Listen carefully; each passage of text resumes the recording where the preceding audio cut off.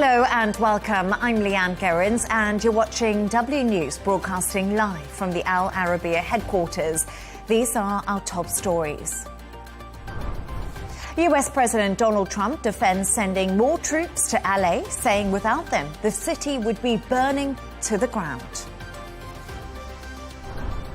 In Austria, the school gunman who killed at least 9 has been identified as a 21-year-old former pupil. 3 days of mourning will be observed nationwide.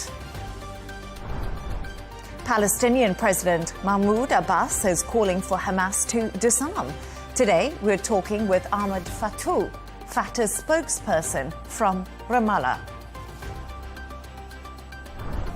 UNIFIL's future in southern Lebanon is uncertain. France backs the mission, while Israel pushes for its removal. A decision is expected by the end of August.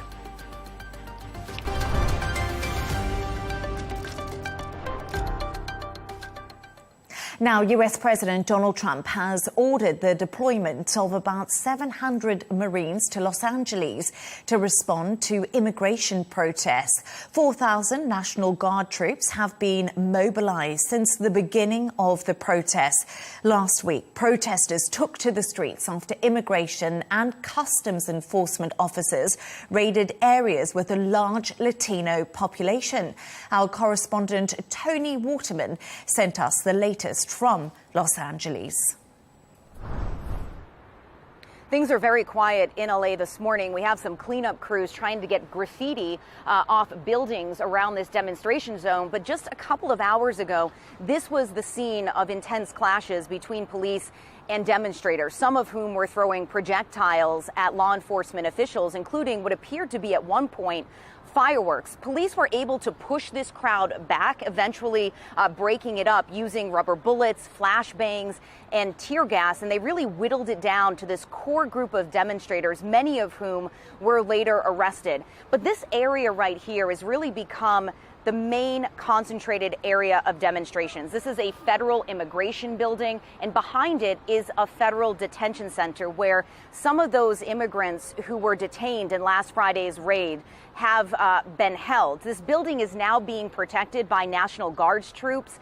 The president saying that he is now doubling their number to 4,000. He has also activated 700 Marines to come throughout Los Angeles, and they have now arrived in the city. And the president saying just on Tuesday that if he had not deployed the military, that in his words, Los Angeles would be burning to the ground. This is something that officials across the state strongly refute. They say they did not ask for these troops to be mobilized, and they say that the small, concentrated nature of these demonstrations does not warrant the presence of troops, and that instead of quelling these demonstrations, that the military could actually invoke more violence. And California is now suing the Trump administration over the deployment of these troops against its wishes. Los Angeles is really been at the fore of Donald Trump's crackdown on immigration. It is the second largest city in the United States. More than a third of the people that live here were not born in the U.S. They are immigrants, so they have felt very vulnerable to this crackdown on immigration policy, which of course has included a shutting down of the borders of the asylum system, a crackdown on international students, this travel ban, and the raids that we are seeing not just here in Los Angeles, but across the United States now for months. But these demonstrations against those policies are spreading not just across California, but to other locations as well, including Dallas, Boston, Atlanta, New York City. And this is all under the prospect that what is happening here with this military presence could also be spreading to those cities as well. Tony Waterman, Al Arabiya News, Los Angeles.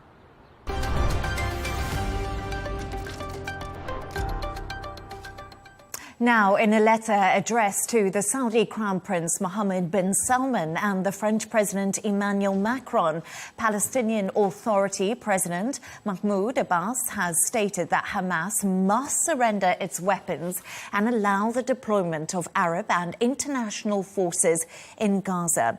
These statements come a week ahead of a Saudi-French conference focused on a two-state solution. For more, we are joined by Ahmed Fatoua, Fatah's spokesperson. An absolute pleasure to have you on the show. Thank you for joining us. Mr. Abbas is calling for international forces to replace Hamas forces in Gaza. What has prompted this move and why now? Thank you for having me. First and foremost, the Palestinian Authority is the legitimate authority of the Palestinian people, and they should return to the Gaza Strip because they are the legal authority and practice their legal jurisdiction over Gaza and the West Bank. Of course, when we talk about a Palestinian state or a project for a Palestinian state, it should be within one government, one weapon, and one authority, one Palestinian national project. The Palestinian people also requires international protection. We are all witnessing the crimes against humanity that Israel is doing in Gaza, the attacks in the West Bank, the settlements. All these attacks on the Palestinian mere existence require from the international community to pay attention and to save the Palestinian people from the cruelty and brutality of the Israeli occupation. Therefore, we don't have an army, we are defenseless, we don't have an air force, but we have the international community, we have the international law, we have the international resolution, more than 800 resolutions issued for the question of Palestine. Not one of them has been applied. We ask the question why. Therefore, it requires from the international community to take serious steps to preserve peace, to evoke peace, and evoke the two-state solution, provide an international protection mechanism for the Palestinian people under the understanding that we have reached with the international community. That requires a serious will and a serious policy by the international community and on top of them, the United States, to go forward into a peaceful path. And that peaceful path must be based and can only be based on the two-state solution. In his letter to the Saudi Crown Prince and the French President, Abbas outlined the main steps he thinks must be taken to end the war in Gaza and what you're saying, achieve peace in the Middle East. Are his suggestions realistic and achievable? Is it actually possible that Hamas will release the hostages as requested?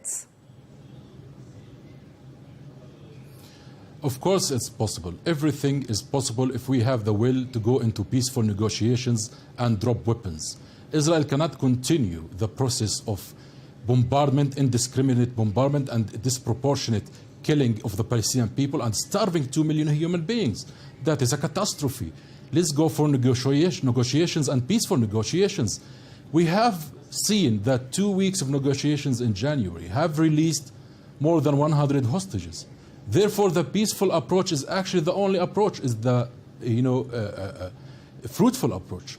Israel need to wake up from their cruel mind and their vengeance mentality. This is absolutely abhorrent, these ideas coming from Ben Gvir and Smotrich to exterminate the Palestinian people.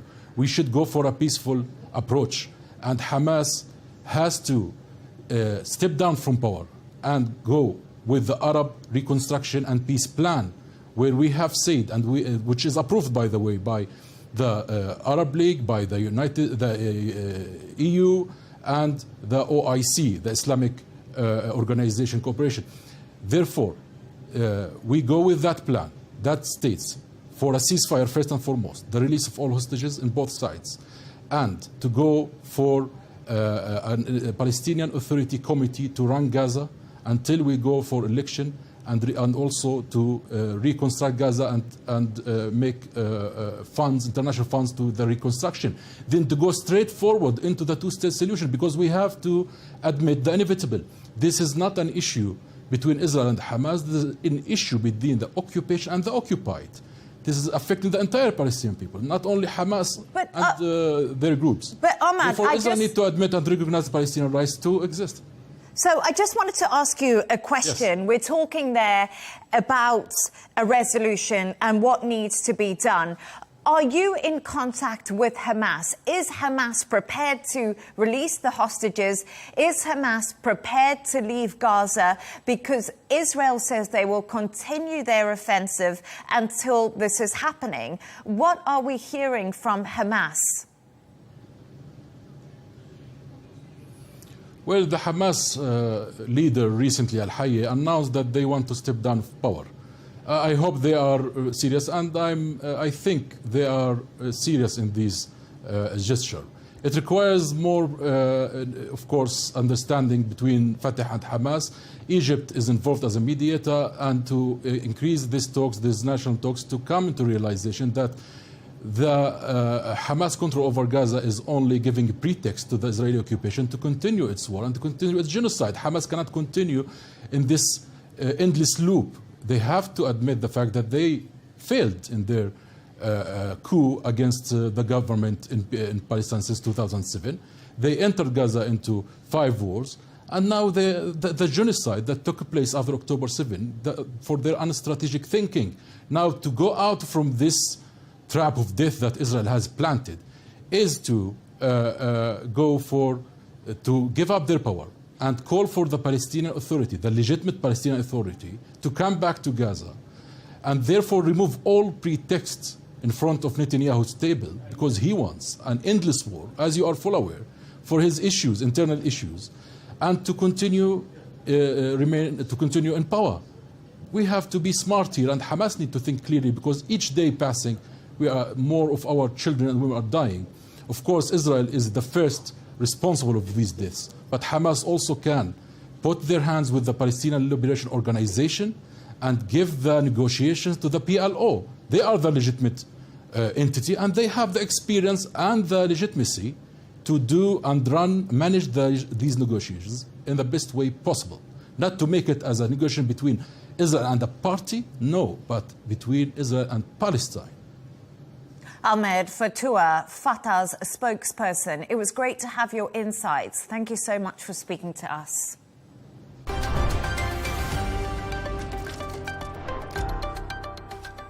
Now, Israel has deported Greta Thunberg, the campaigner, this morning, a day after intercepting the Gaza-bound aid boat she was on with 11 others. The Israeli Foreign Ministry stated Thunberg left Tel Aviv and has arrived in France after agreeing to deportation. Now, in contrast, 5 of the 6 French citizens with her refused to sign their deportation orders and will face legal proceedings, according to Israeli authorities. For more on this, I'm joined by Shuki Friedman, Director General of the JPP Jewish People Policy Institute. Absolutely great to have you on the show, Shuki. Thank you so much for joining us. Just before we get into the Greta Thunberg story, there are some figures coming out today by officials in Gaza. They say 36 people were killed today near aid distribution centres. Obviously, we cannot verify these figures because no international journalists are allowed into the Gaza Strip. Overall, they say around 200 people have been injured. Is Israel using aid centres as death traps for starving civilians in Gaza, as some people are suggesting? Good evening, and thank you for having me. I think it's the opposite.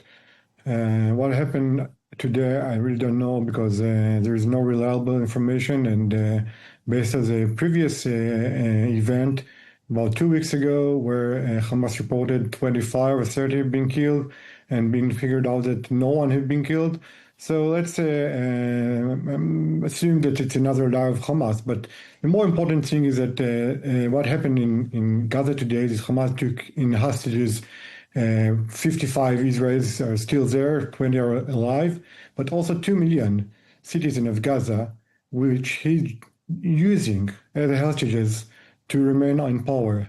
And what we see in these distribution centers is that Israel is trying, through cooperation with international company or income company, to feed the population, support them, and make them more, at least, not starving, and get some necessity and food. And Hamas is preventing them to get there, and even shooting them through their way to the distribution centers. So if someone put traps in these centers, it's Hamas, not Israel. Thank you for clarifying that. And as I do know, the figures are extremely difficult and hard to be accurate because no independent journalists are allowed into Gaza under the rules of Israel. But let's talk about Greta Thunberg. She's arrived in France following her deportation. She says Israel did commit an illegal act by kidnapping them on international waters and against our will. Do you agree with her personal account of what happened? I think this event is quite marginal because it's a way of demonstrating against the situation in Gaza. It's legitimate to demonstrate, legitimate to blockade the water of Gaza, and Israel is doing it for 2 decades, and actually preventing this flotilla to get into Gaza. But I think what's more important is how to end this catastrophe in Gaza, and it's really heartbreaking to see the suffer of the population over there. And I think Israeli side is really willing to end this war by releasing the hostages and also de-weaponize Hamas. And if Hamas is only agree to these 2 conditions and step down and let international power to take over, Gaza will thrive. Gaza will be restructured and renovate, and I think the future of the Gazan will be much more better. So if Greta Thunberg and her friends care about the Gazans, they should address Hamas and demand Hamas to simply let the Gazan live and leave them alone by not treating them with guns and bringing foreign powers to take over and to bring more prosperity and better future for all Gazans and Israelis. Shuki, I just want to move on to another story. Yesterday, Netanyahu was in court again, being cross-examined in his corruption trial for the 3rd time. A protester called him a loser. Could this trial tear down the Prime Minister? This trial is going for more than 3 years. It's, I think, will take more than a year to conclude. There are so many witnesses down the road, and maybe possibility of appealing. I think the more near catastrophe or threat on Netanyahu government is the crisis regarding the drafting of the ultra-Orthodox to the army. And if we look into the political situation, we see that even though the government is quite stable, the ultra-Orthodox is threatening in collapsing the government, and this might bring the end of this current Netanyahu government. The court will take longer than this crisis, I think. And Shuki, just before I let you go, briefly, Britain and other allies have sanctioned Israeli far-right ministers over their repeated incitements of violence against Palestinian communities. Is this a major step from Israeli allies against Ben-Gvir and Smotrich and the government, really? Ben-Gvir and Smotrich are extreme right-wing ministers in the Israeli government. They've been elected legitimately by the Israeli people. I personally don't support their policies and don't support their declarations, but I think that through a time of war, it's better that, like-minded states or close friends of Israel will prevent of these steps of sanctioning Israeli ministers and sanctioning this government, and to try to negotiate and have a conversation with the government to eliminate these kind of policies and eliminate threat toward the Palestinians in the West Bank. Because I think in Israeli perspective and interest, there is both 2 interests. One is to not lose its friends around the world, and more important, the closest friends like Canada and the UK, but also to keep the West Bank calm down and more frequent and contained. So I think the better path for both sides is not sanctioning this minister, but trying to negotiate and have a conversation between friends to mitigate tensions and to contain violence from both sides. Shuki Friedman, Director General of the JPP, Jewish People Policy Institute. It was great to have your thoughts on the show. Thank you very much. Thank you very much.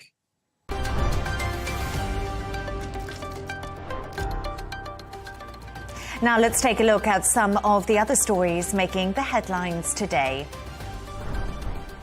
10 people are dead after a shooting at a secondary school in the Austrian city of Graz. Students, at least one adult, and the suspected gunman are among the dead. Several others are injured, with up to 30 people in need of medical assistance. It's reported that the alleged shooter is a 21-year-old former student. Austria's Chancellor, Christian Stocker, says this is an international tragedy. Here is what he had to say. Today is a dark day in the history of our country. The shooting rampage at a school here in Graz is a national tragedy that has shaken us to the core. 9 people were suddenly torn from their lives by this incomprehensible act. There are no words to express the pain and grief felt throughout Austria. Now, Ukrainian President Volodymyr Zelensky says the US is diverting 20,000 missiles promised to Kyiv to the Middle East. Speaking with ABC News, Zelensky says the weapons were part of an agreement with the Biden administration. The reallocation comes as Russia launches the biggest drone assault on Ukraine, and that happened yesterday. And the world fertility rate is on the decline. A report by United Nations Population Fund said the fall is due to the high cost of living, inability to find a suitable partner, and a lack of time to raise children. 14 countries were surveyed about their fertility intentions. Last year, South Korea, which has the lowest birth rate in the world, introduced policies to incentivize Koreans to become parents.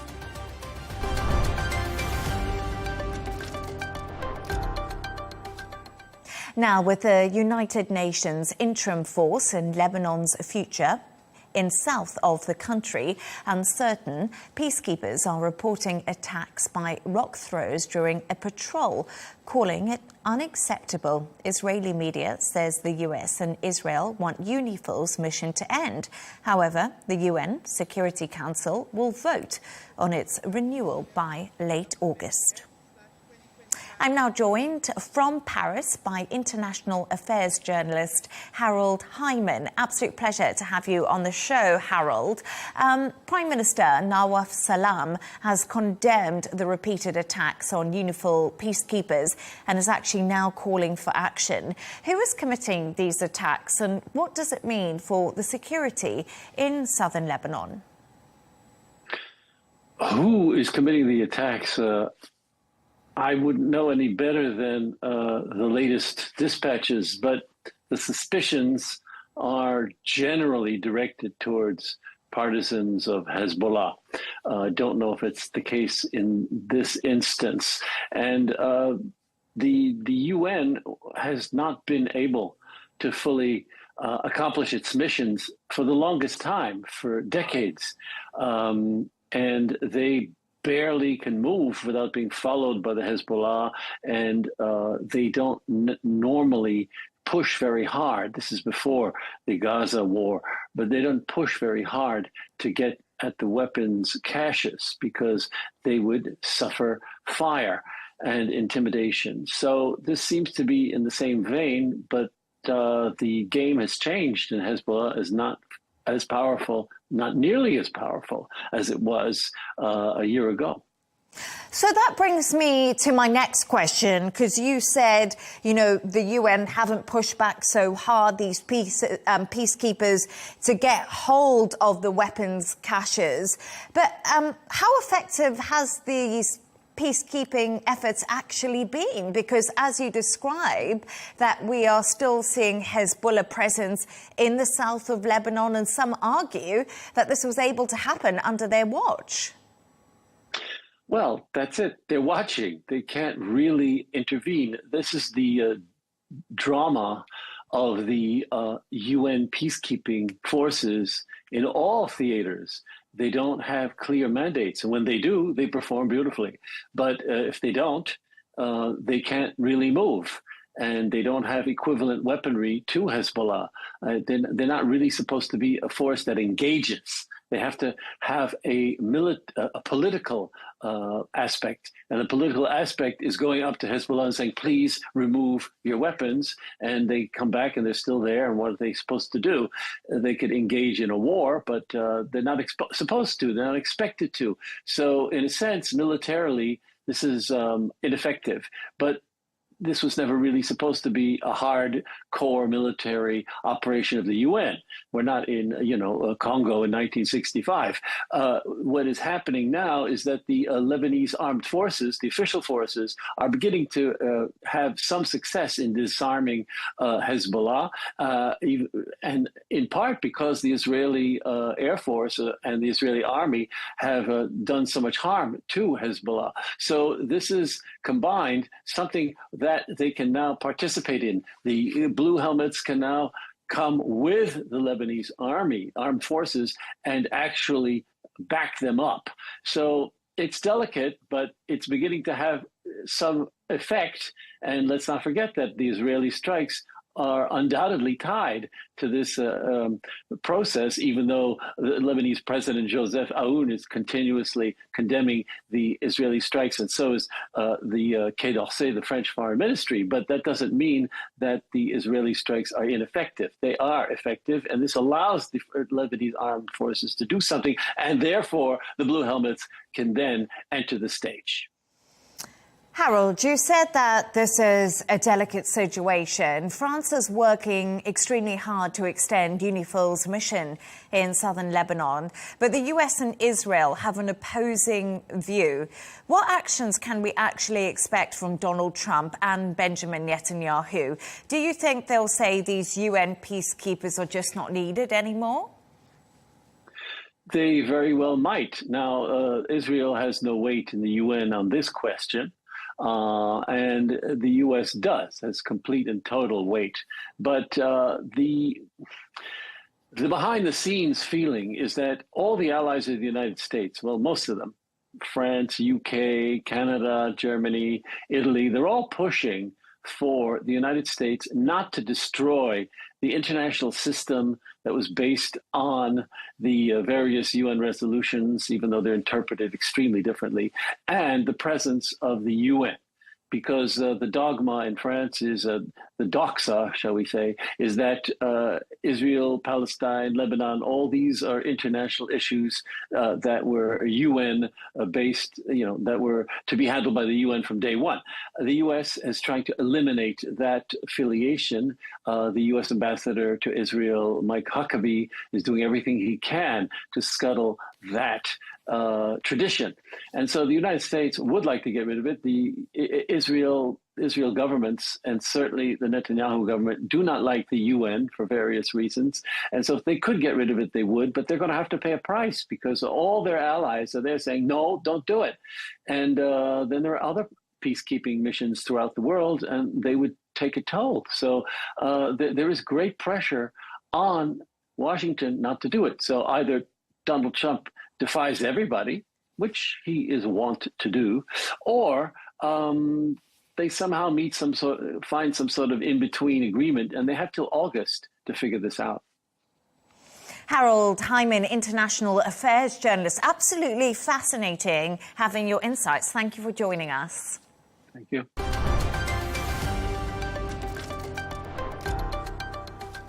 Now let's look at the latest developments involving the world's two largest economies, China and the United States. A second day of talks has been held in London, and investors are hopeful for an improvement in relations. US Commerce Secretary Howard Lutnick says the trade talks with China were progressing well. Let's speak to Nada Roon-Wan, a writer and political analyst, for more on this. Absolute pleasure to have you on the show. OK, so Wall Street's main indexes are pretty mixed today as investors await the outcome of these ongoing trade talks between the US and China. How are the negotiations actually progressing? Thank you very much for having me. China-U.S. trade talks in London is sending a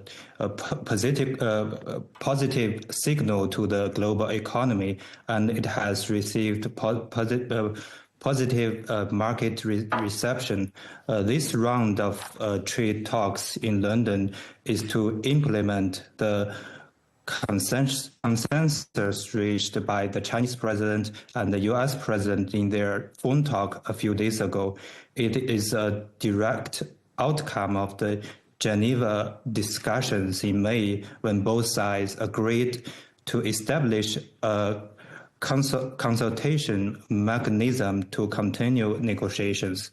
As Chinese president stressed in his phone call, dialogue and cooperation are the only correct choice for the two countries.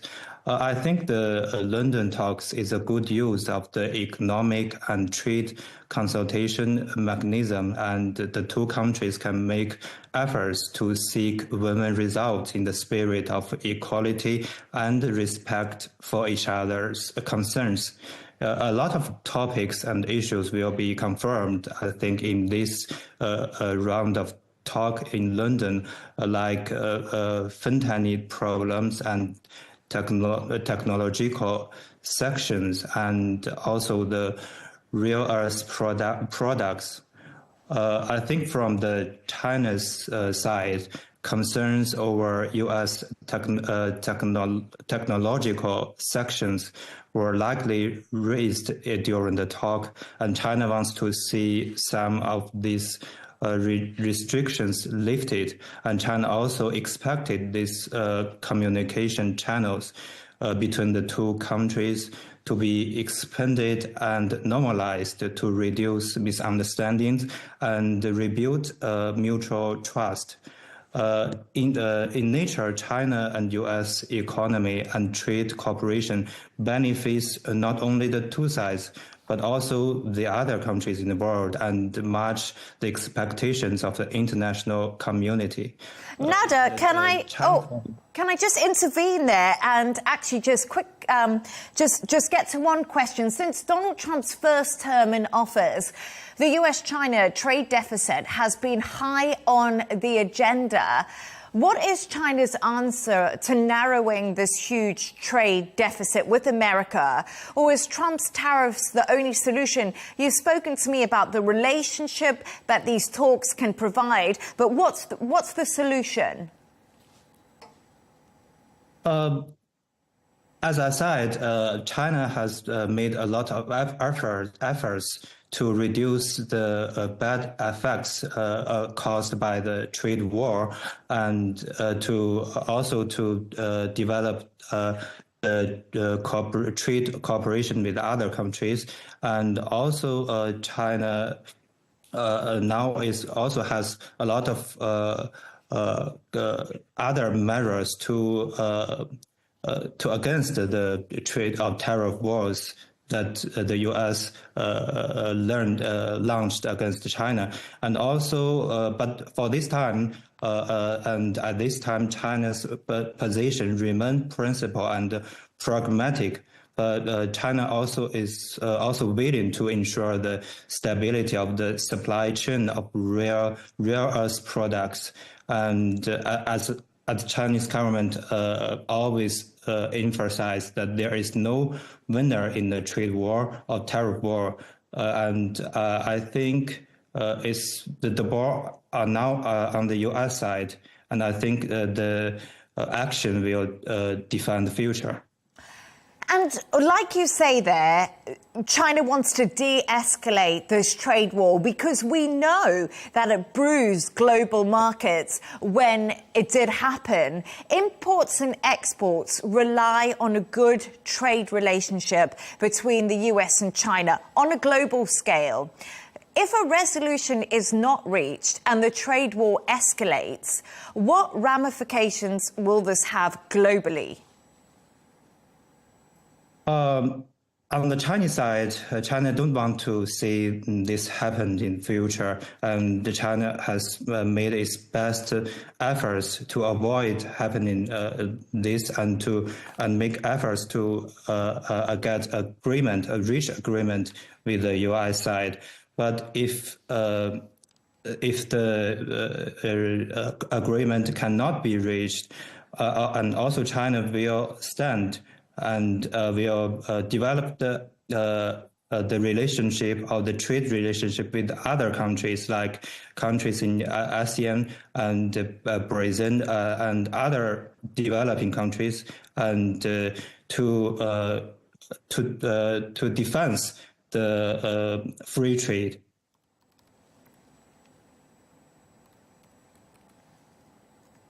Nada Roon-Wan, a writer and political analyst, thank you so much for bringing me your thoughts on those US-China talks about trade happening over in London. Appreciate it.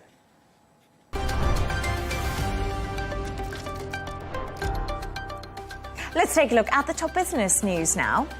US small business confidence improved in May. This is likely due to the de-escalation in trade tensions between Washington and China as talks do continue in London. However, uncertainty over the economic outlook, which is mounting amid worries over the fate of President Trump's tax cut agenda. And a Labubu human-sized figure has sold for over $150,000 at an auction in Beijing. This sets a new record for the toy as it moves from a craze to a collectible. Labubu was created a decade ago by a Hong Kong artist and illustrator, but the character's popularity skyrocketed in recent months. Let's go to all the sports news now. An Algerian defender, Rayan Atik-Nouri, has joined Manchester City from Wolverhampton Wanderers on a 5-year deal. The 24-year-old had 1 year left on his Wolves contract. British media are reporting City paid around £33.7 million for the player. And Oscar Pistorius has competed in his first race in 12 years after murdering his girlfriend, Riva Steenkamp. The South African Olympic and Paralympic runner took part in an Ironman triathlon in Durban over the weekend. Pistorius, formerly known as the Blade Runner, took a third place medal in the physical category, coming in 550th overall.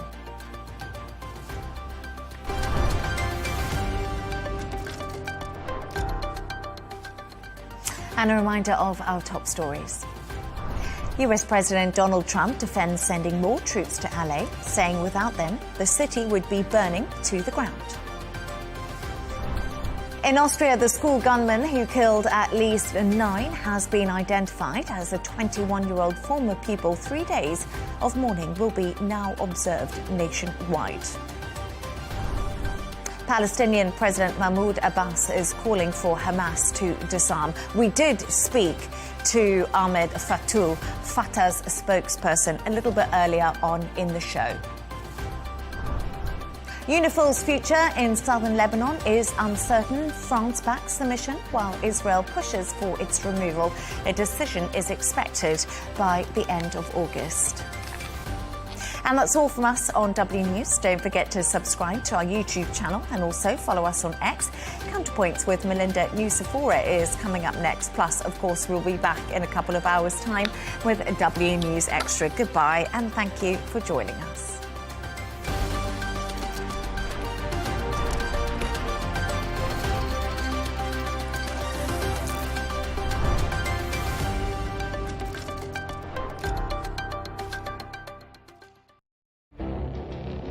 It feels like decades are passing by in a matter of weeks.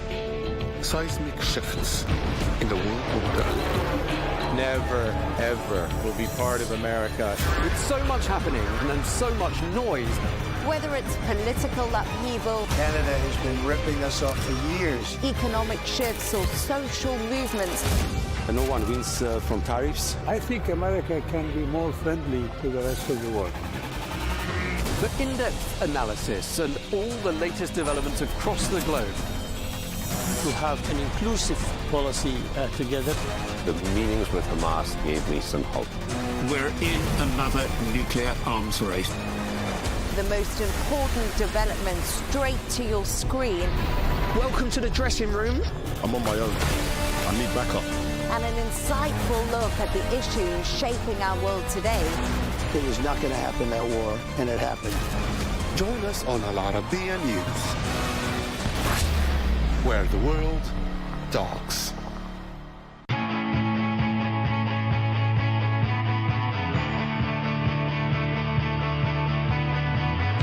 Welcome to the metropolis, the big city. This is where tech, trends, and culture meet. Meet the people. See the sights. Walk the city streets. And experience the lifestyle.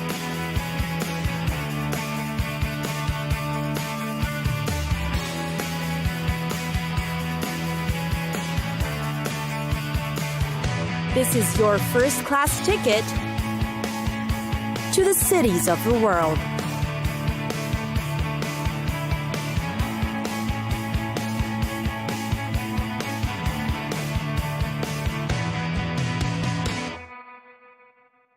Sydney. Sydney, Australia's largest city, is often dubbed as one of the most beautiful in the world. The place offers an attractive mix of modern architecture, historical landmarks, breathtaking views, relaxing gardens, and more. What are the top spots to see in Sydney? Perhaps Australia's most famous man-made attraction, and a worldwide icon too, is the Sydney Opera House. The structure alone is already a unique feat of architectural design and engineering. While built from innovation, creativity, and quite a bit of controversy, the Sydney Opera House remains a remarkable building that's home to over 1,500 performances a year and inviting up to 1.2 million audiences each time. One of the most well-maintained and well-preserved examples of colonial-style architecture in Australia is Sydney's Government House. Since its construction in 1846, it has been home to 27 governors and today remains one of the city's hidden gems, with interiors characteristic of its Gothic influence. Located nearby is the Royal Botanic Gardens, which offers a bevy of colors that's a sight to see in any season. It is kept alive with birds such as cockatoos and sleeping flying foxes that hang from branches, among many other natural wonders. The Australian National Maritime Museum is known for its sensational displays of the country's maritime heritage. Exhibits on display range from full-size to scale ships, an authentic submarine, and other relics of shipping history. The iconic Queen Victoria building is Sydney's ultimate shopping hub. As the building itself is an architectural marvel that boasts of fine details, craftsmanship, and style, it gives tourists an elegant and high-end shopping experience. Worth the hike is Sydney's Blue Mountains, located in New South Wales. Its blue haze horizon offers a breathtaking view and the perfect escape from the busy city. It's a great way to appreciate the scenery, wildlife, and mountain surroundings. Australia's Bondi Beach is known as the most popular in the country.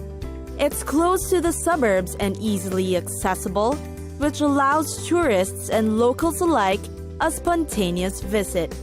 Its great sand and clean waters are what make the beach a popular hotspot.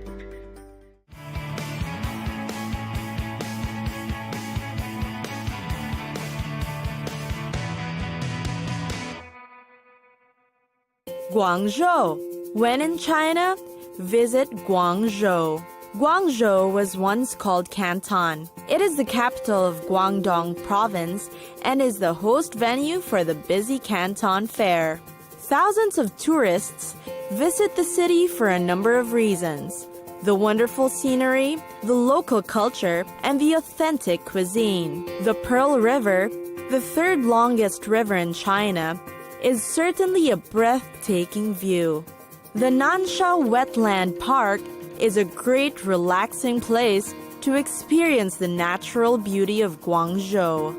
Nansha serves as the best habitat for fish, shrimps, and crabs to thrive. For a glimpse of fascinating architecture, head to the Shamian Island.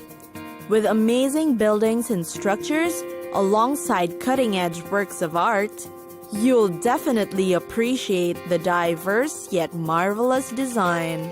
There's also the Chen Clan Academy, which boasts of the traditional Guangdong architecture.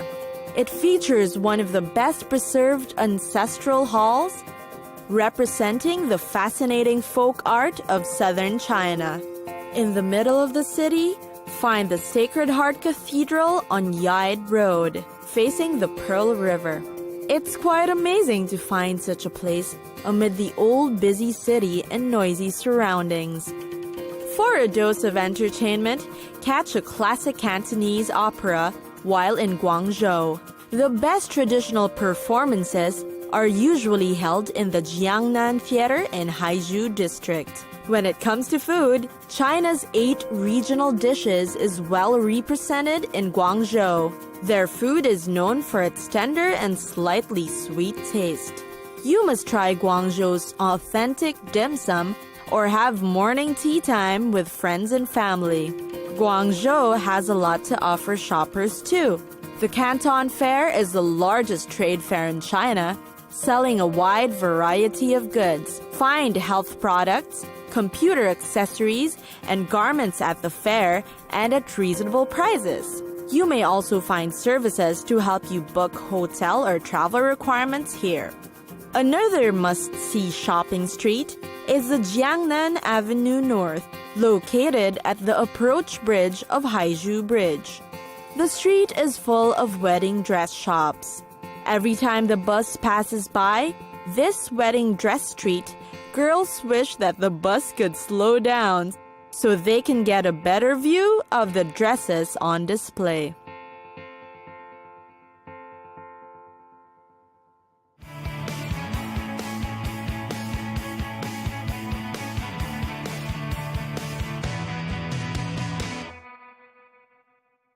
Singapore, one of Asia's top city attractions and a quick developing place for business, Singapore.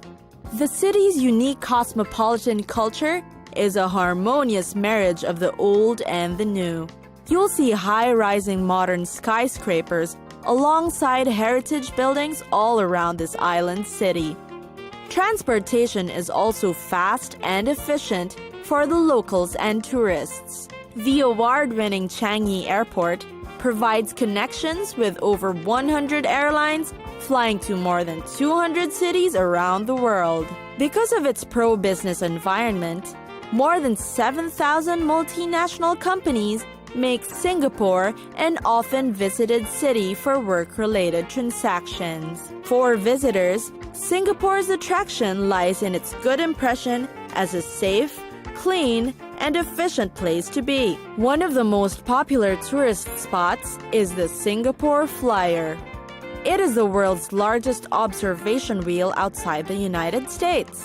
It stands at a stunning 165 meters and offers a magnificent view of the cityscape. As the wheel turns, you'll get a 360-degree view of Singapore's iconic and historical landmarks and views, from the Marina Bay to the Singapore River, Raffles Place, Merlion Park, Empress Place, and the Padang.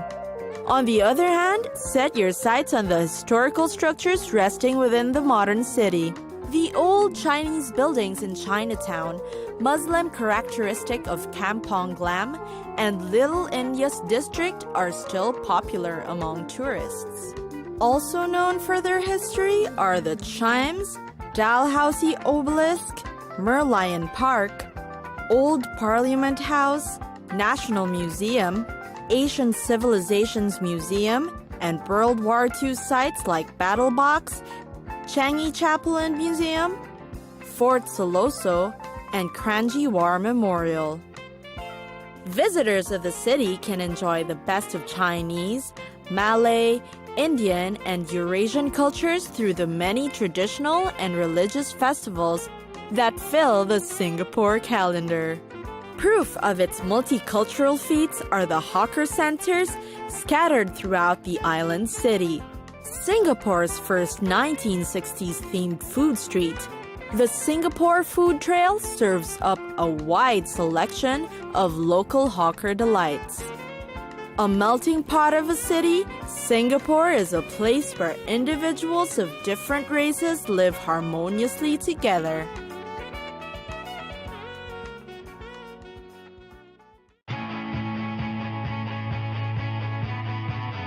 It's time for us to go. Pack your bags and get your tickets ready. And we'll see you on the next destination. Catch us again next time on Cities of the World.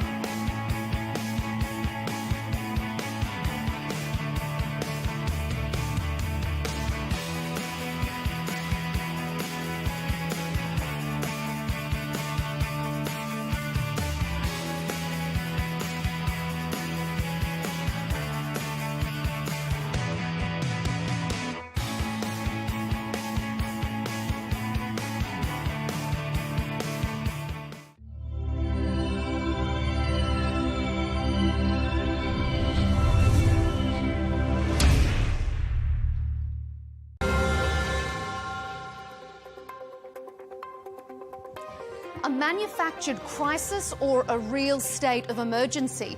Immigration raids sparked protests in Los Angeles, but are demonstrators solely to blame for the clashes? Or have President Trump's broader anti-immigration policies fanned these flames? Is it xenophobia? Or are these America First policies that the president was elected to enforce? That debate coming up on Counterpoints with me, Melinda Nucifora. Our allies, in many cases, are worse than our enemies. Stay informed and connected with the latest international headlines. There obviously is a risk. From breaking news to in-depth analysis, it would appear that this war is coming to an end. Who buys this stuff? Investors, pension funds. We deliver the most important developments straight to your screen. Iran always wanted to deal with militia. Join us for compelling, expert-driven conversations. A curfew order has been established. And an insightful look at the issues shaping our world today. There are a lot of proposals about European architecture for security. I'm Leigh Ann Gerrans, and this is W News. We dealt with this when I was Chief of Staff in the first term. Where you don't just hear the headlines, you get the full story.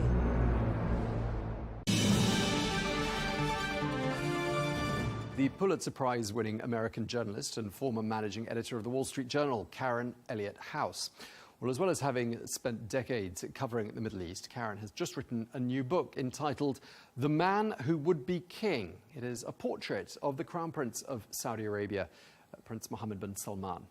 Well, the book goes on sale next month, and its release comes at a time of profound transformation in the region, with Saudi Arabia positioned very much at the heart of it all. We're going to be exploring this growing global role for Saudi Arabia and the ambitions driving the man who would be king.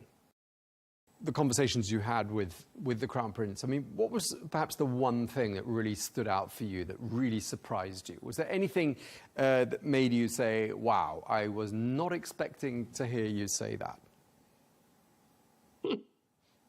Yes, he told me in March of 2023, before the public disclosure of the recognition of Iran, but the restoration of diplomatic relations, he said he was going to do it. And I said, why? I mean, that totally shocked me, because Obviously Iran and Saudi Arabia have very different visions for the future of the Middle East. They have been long-time opponents. And he basically said the U.S. is not going to be, he didn't, the bottom line was he didn't trust U.S. protection, and he had all of these economic developments and his goals for the region as a whole, both commercial and security. And so he was going to start talking to Iran. And that took you by surprise? It totally took me by surprise, yeah. I mean, I think it did a lot of people who watch those two countries. I mean, maybe it didn't surprise Saudis, but I think it surprised a lot of them too. Okay, you didn't just speak to the Crown Prince Mohammed bin Salman, did you? You spoke to other people in order to write this book. Oh, yes. Tell us a bit about who else you spoke to and how forthcoming they were. Well, I mean, I spoke to many of the ministers multiple times, some of them in multiple jobs, like Ahmed Khatib was, I guess, a former health minister when I first met him, and he was Minister of Entertainment. He took me to the first performance in entertainment performance in Jeddah, and I was shocked to see men and women sitting in the audience together, and Saudi women being the individuals who seated people with their tickets. I mean, that was really shocking to me after 40 years of not seeing men and women, in proximity. I mean, even when I would visit the Saudi home, I was allowed to talk to men, but the wife of the man I was talking to was not allowed around because I had a Saudi male translator, and he obviously wasn't related to her, so they couldn't meet. That always made one feel bad when the wife would put food on the table and then knock on the door and run so she wouldn't be seen by the man she wasn't related to.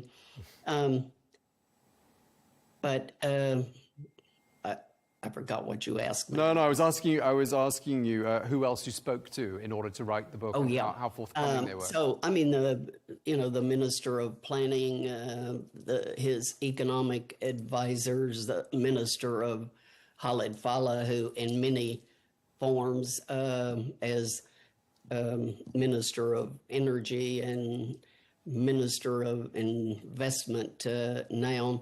Were they all very open, all of these people, in terms of what they told you, the anecdotes, the descriptions they gave you? They're very analytical, sometimes anecdotal.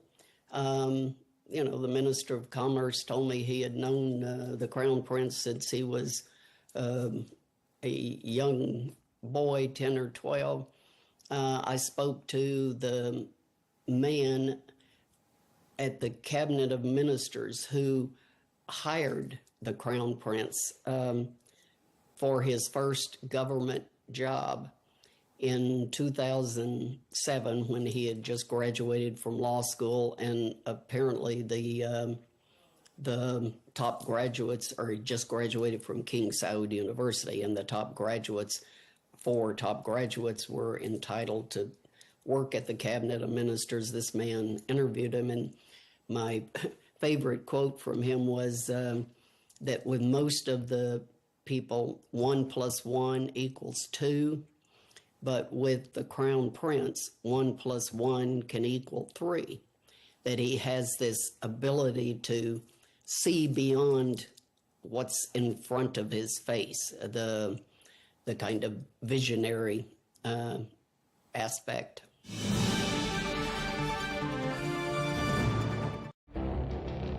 It feels like decades are passing by in a matter of weeks. Seismic shifts in the world order.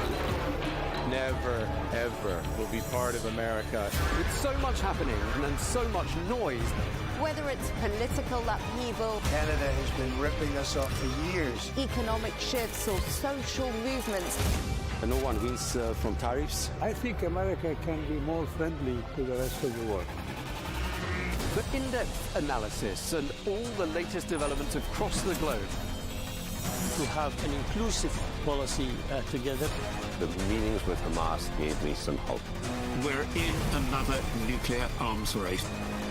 the most important development straight to your screen. Welcome to the dressing room. I'm on my own. I need backup. And an insightful look at the issues shaping our world today. It was not going to happen, that war, and it happened. Join us on Arabiya News, where the world talks.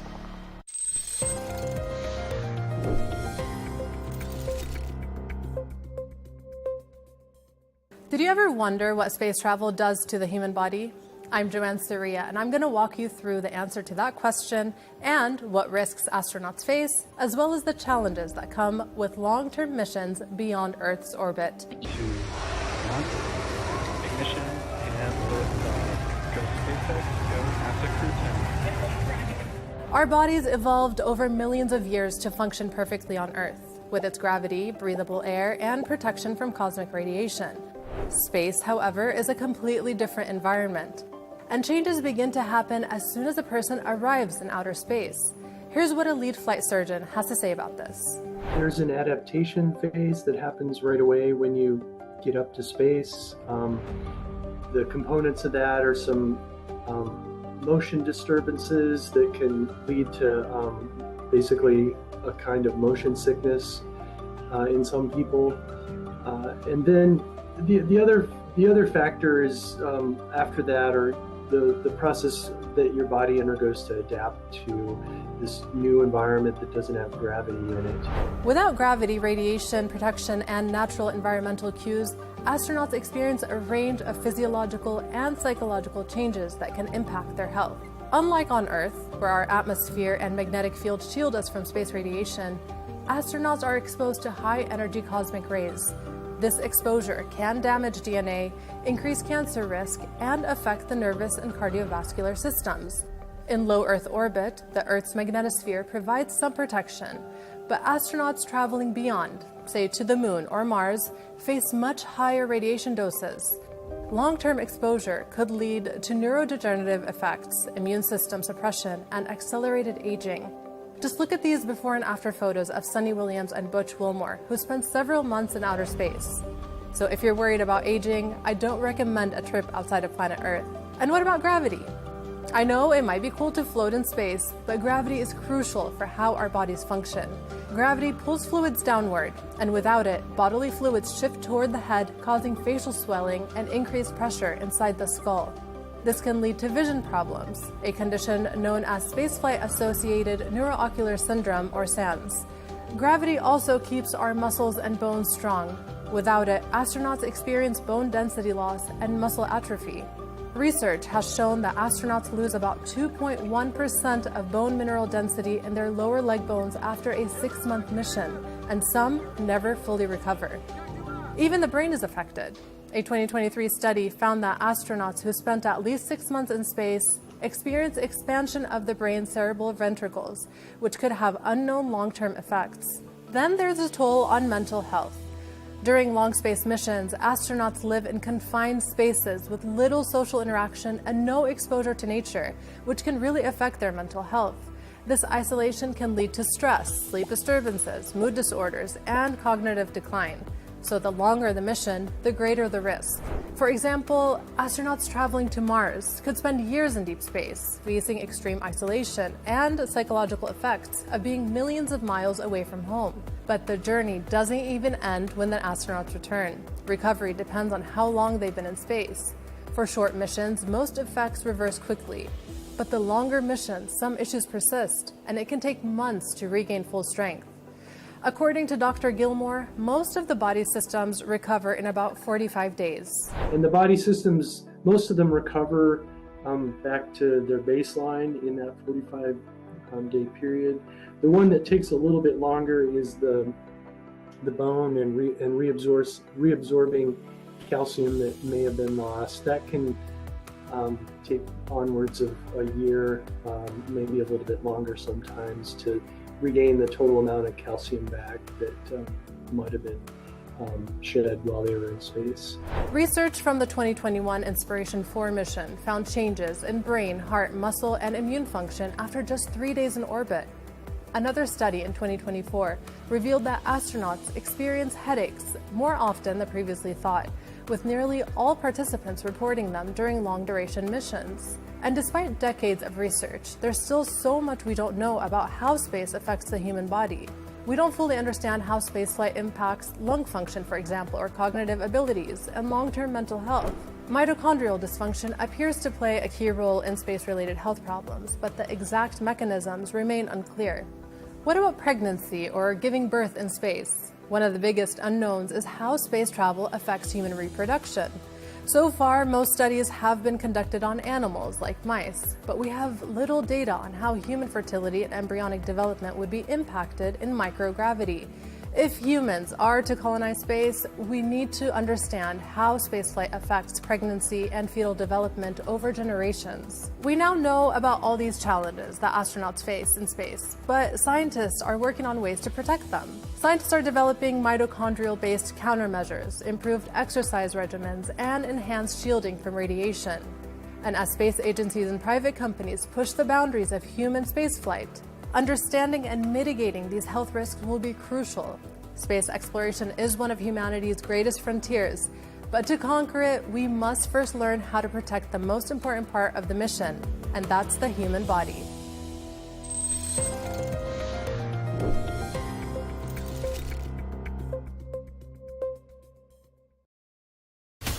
From the White House to Gaza, Kiev to Beijing, elections, economics, and the environment compete with conflicts and other complex issues for our attention. In an age of fake news, deepfake, and artificial intelligence, they've got to have a vote and a say. It's important to look beyond the loudest voice to understand the truth. From newsmakers to groundbreakers, my campaign is going very well. Presidents, prime ministers, princes and peacemakers, and cultural tastemakers. As Arabs, as Middle Eastern, we're too emotional. Join me on the Riz Khan Show for empowering conversation. Our allies, in many cases, are worse than our enemies. Stay informed and connected with the latest international headlines. There obviously is a risk. From breaking news to in-depth analysis, it would appear that this war is coming to an end. Who buys this stuff? Investors, pension funds. We deliver the most important developments straight to your screen. Iran always wanted to deal with militia. Join us for compelling, expert-driven conversations. A curfew order has been established. And an insightful look at the issues shaping our world today. There are lots of proposals about European architecture for security. I'm Leigh Ann Gerrans, and this is W News. We dealt with this when I was chief of staff in the first term. Where you don't just hear the headlines, you get the full story.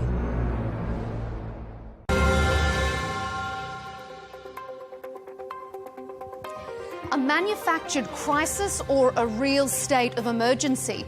Immigration raids sparked protests in Los Angeles, but are demonstrators solely to blame for the clashes? Or have President Trump's broader anti-immigration policies fanned these flames? Is it xenophobia? Or are these America First policies that the president was elected to enforce? That debate coming up on Counterpoints with me, Melinda Nucifora. A manufactured crisis or a real state of emergency? America's political and ideological divisions are being laid bare on the streets of Los Angeles. Immigration raids sparked the protests, but are the demonstrators solely to blame for the violent clashes? Or have President Trump's broader anti-immigration policies fanned these flames? It's up for debate here on Counterpoints with me, Melinda Nucifora.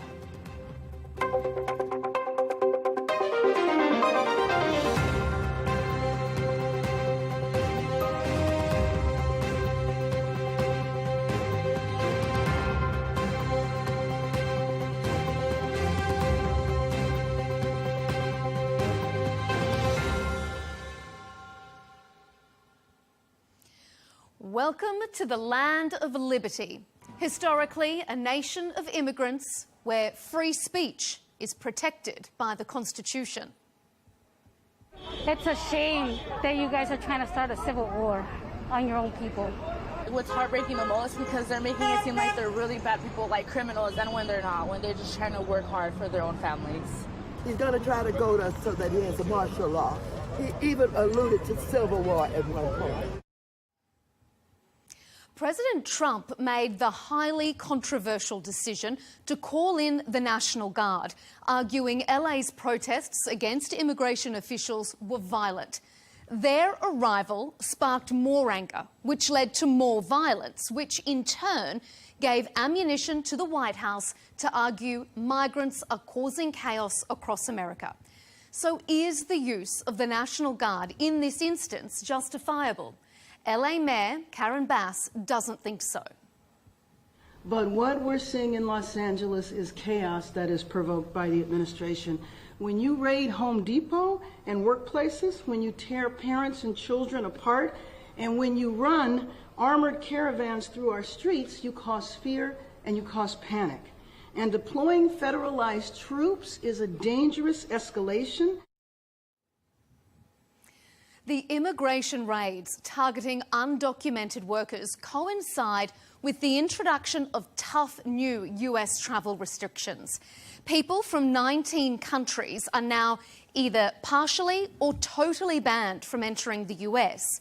It begs the question, is the White House orchestrating this crisis to justify its tough anti-immigration stance? On this episode of Counterpoints, we'll ask our panel, are the protests justified, or is this an attempt to prevent officials from carrying out their legal duties? Is the use of the National Guard an abuse of presidential power, and are Trump's travel bans reasonable or racist?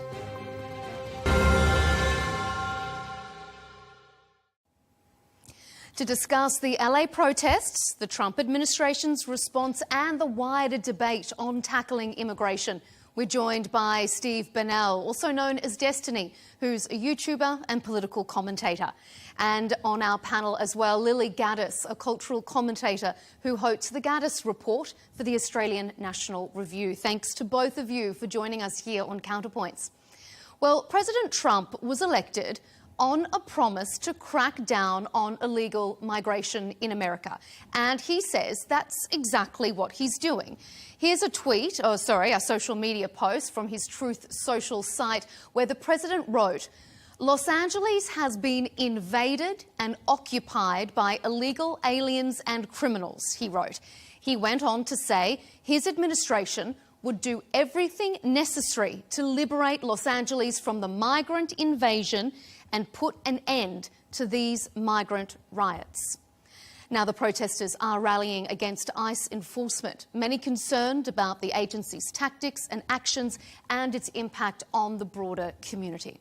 Destiny, let's start with you.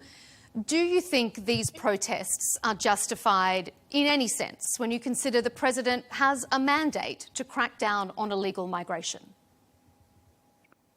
Yeah, of course. I think people have been really fearful about a lot of behavior of ICE, a lot of the behavior of this administration, much of which has been pushed back on by the courts. You see Abrego Garcia coming back. You see multiple TROs being issued nationwide.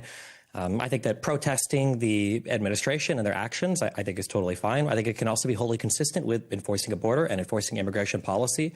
There's no reason why we can't deport criminals. There's no reason why we can't enforce law at the border, while also recognizing that it's important that, states are allowed to exist with the individual states' rights they had. Like, all the Republicans were celebrating Abbott when he wanted to do his states' rights stuff against Biden, but now it seems like people are celebrating Trump arbitrarily sending the National Guard to California, even though Newsom says they're not needed at all. So I think it's okay for people to protest. I think that's fine. I think rioters should be arrested. I don't see any reason why the National Guard has to be deployed here other than Trump just trying to make a show of force. Lily, what do you think? Do you see a justification for these protests? If it's a land of free speech, the right to assembly?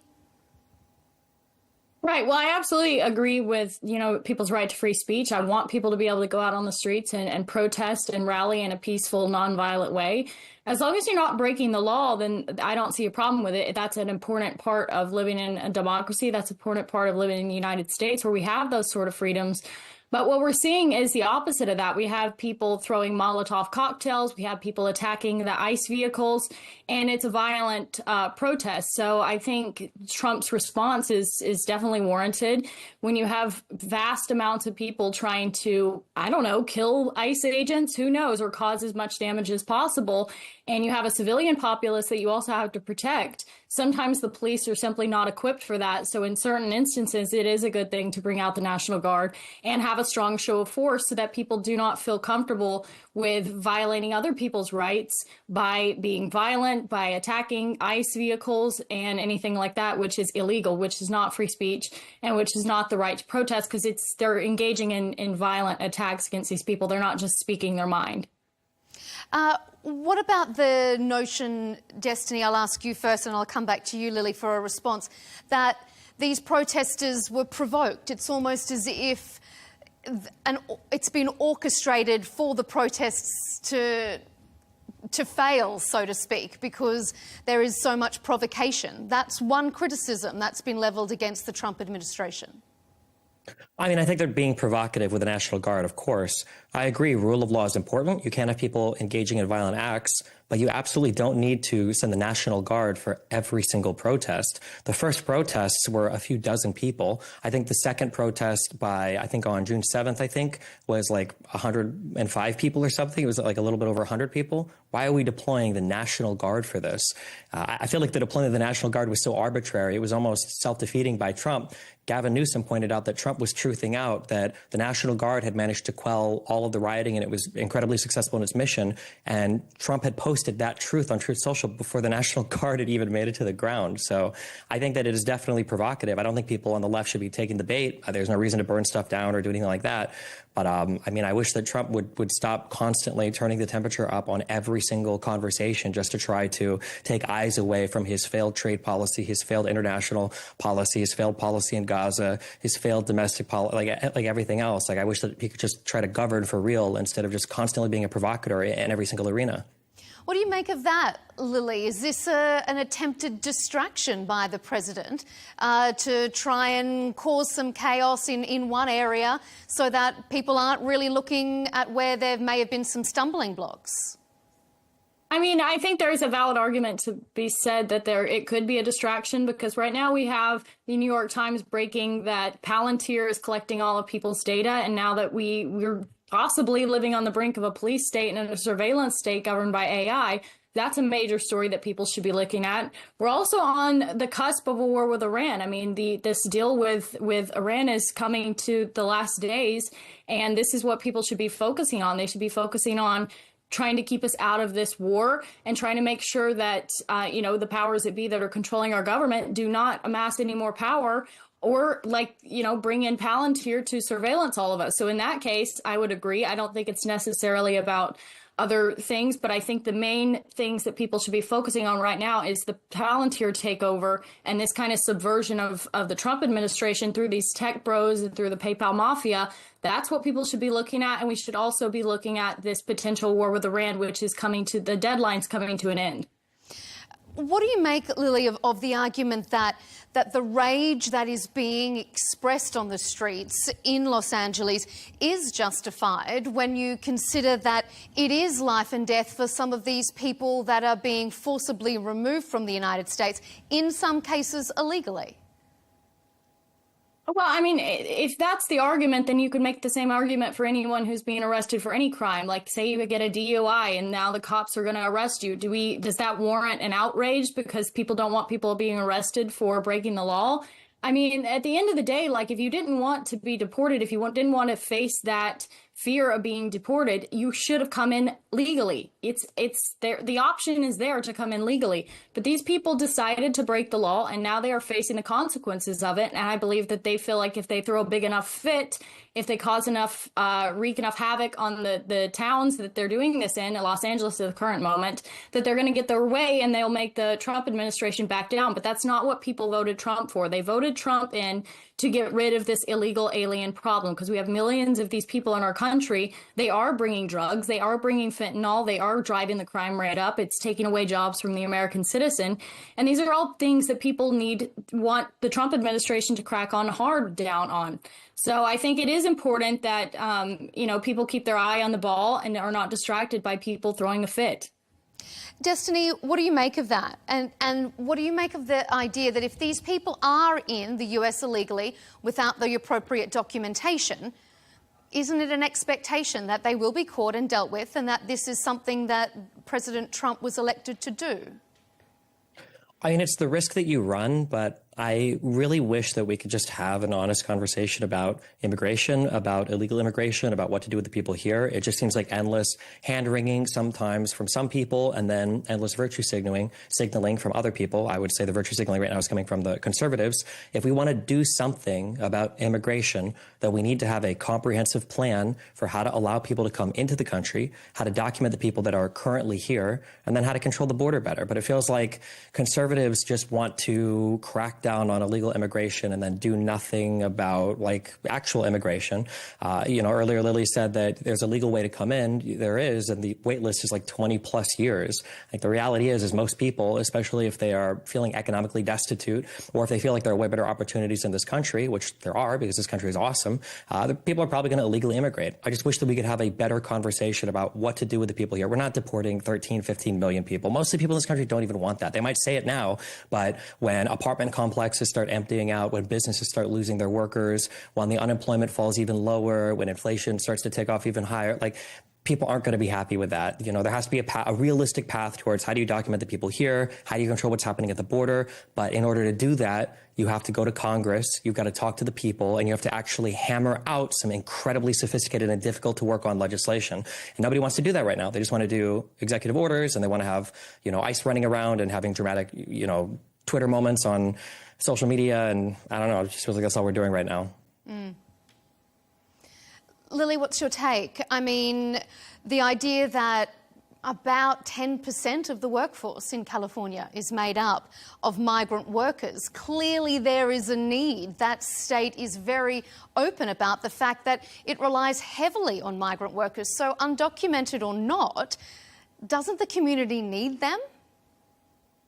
Well, I think the caveat that people are not mentioning with this argument that they are filling jobs that Americans don't want or they're not doing, what everybody's missing is these employers do need these workers. They do need cheap labor. They do need essentially slave labor from other countries where they can pay them less than an American citizen would take. An American citizen expects, normal work hours. They expect a good work environment, and they expect to be paid at least minimum wage. Now, if you import millions of people from countries where they're used to making pennies and dimes on an hour, then those people are willing to make concessions. Those people are willing to live together, multiple people in a house, sometimes illegally, and they're willing to receive less pay for that, considering that they're usually getting paid under the table, so they're not having to deal with taxes and all the things that American citizens have to deal with.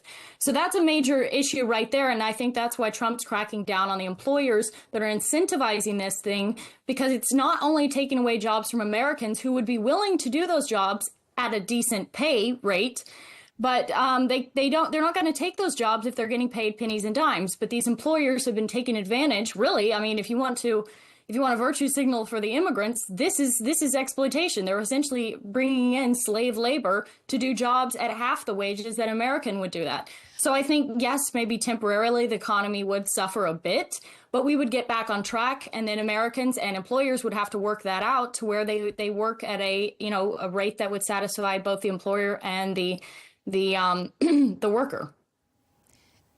Isn't that just an argument, though, as to also why the US should allow more legal migration, that these people without documentation should be brought into the legal fold so that this isn't perpetually just being an exploitative culture? Well, personally, I don't really want any more immigrants here. I don't want any more legal immigrants, and I don't want any more illegal immigrants. We have enough people as it is.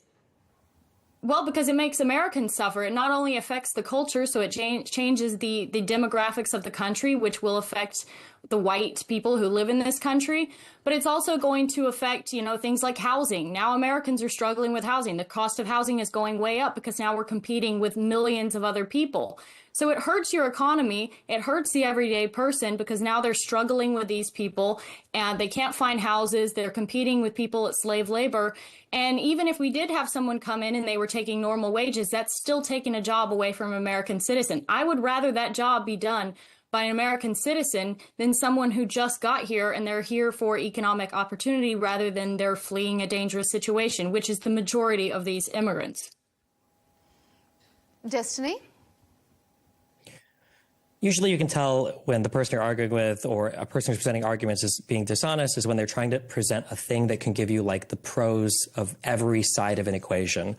The reality is for any given thing, especially economically, usually this works policy-wise as well, there's usually pros and there's usually cons. And the goal is to try to get as much of the pros as possible while minimizing the negative impacts of the cons. The idea that if you deport 12 or 13 million workers, that would only result in pros for the American average citizen is so unbelievably and unfathomably ludicrous. It defies the understanding of every single part of society, all the way from government budgets, which are benefited by illegal immigrants who pay taxes into Social Security that they'll never withdraw from, all the way down to local economies where you've got people who are able to, rent buildings out to people that are renting them, even if they're illegal immigrants. You've got employers who are able to hire people, even if they might be paying them under the table or whatever. And then at the end of that transaction, you've got customers who are enjoying lower prices and a greater diversity of things that they can buy from as a result of that. If you want to get rid of all of the illegal immigrants and then you want to curb down, or you want to curb legal immigration, then fine, but you have to be honest about what's on the other end of that transaction. Prices are going to be higher for everybody. A whole bunch of small businesses are going to shut down. Housing prices, yes, might go down, but that means that homeowners that own houses are going to see the value of their own home decrease. You're going to see the foreclosure or the closing of a lot of residential buildings that people are renting from.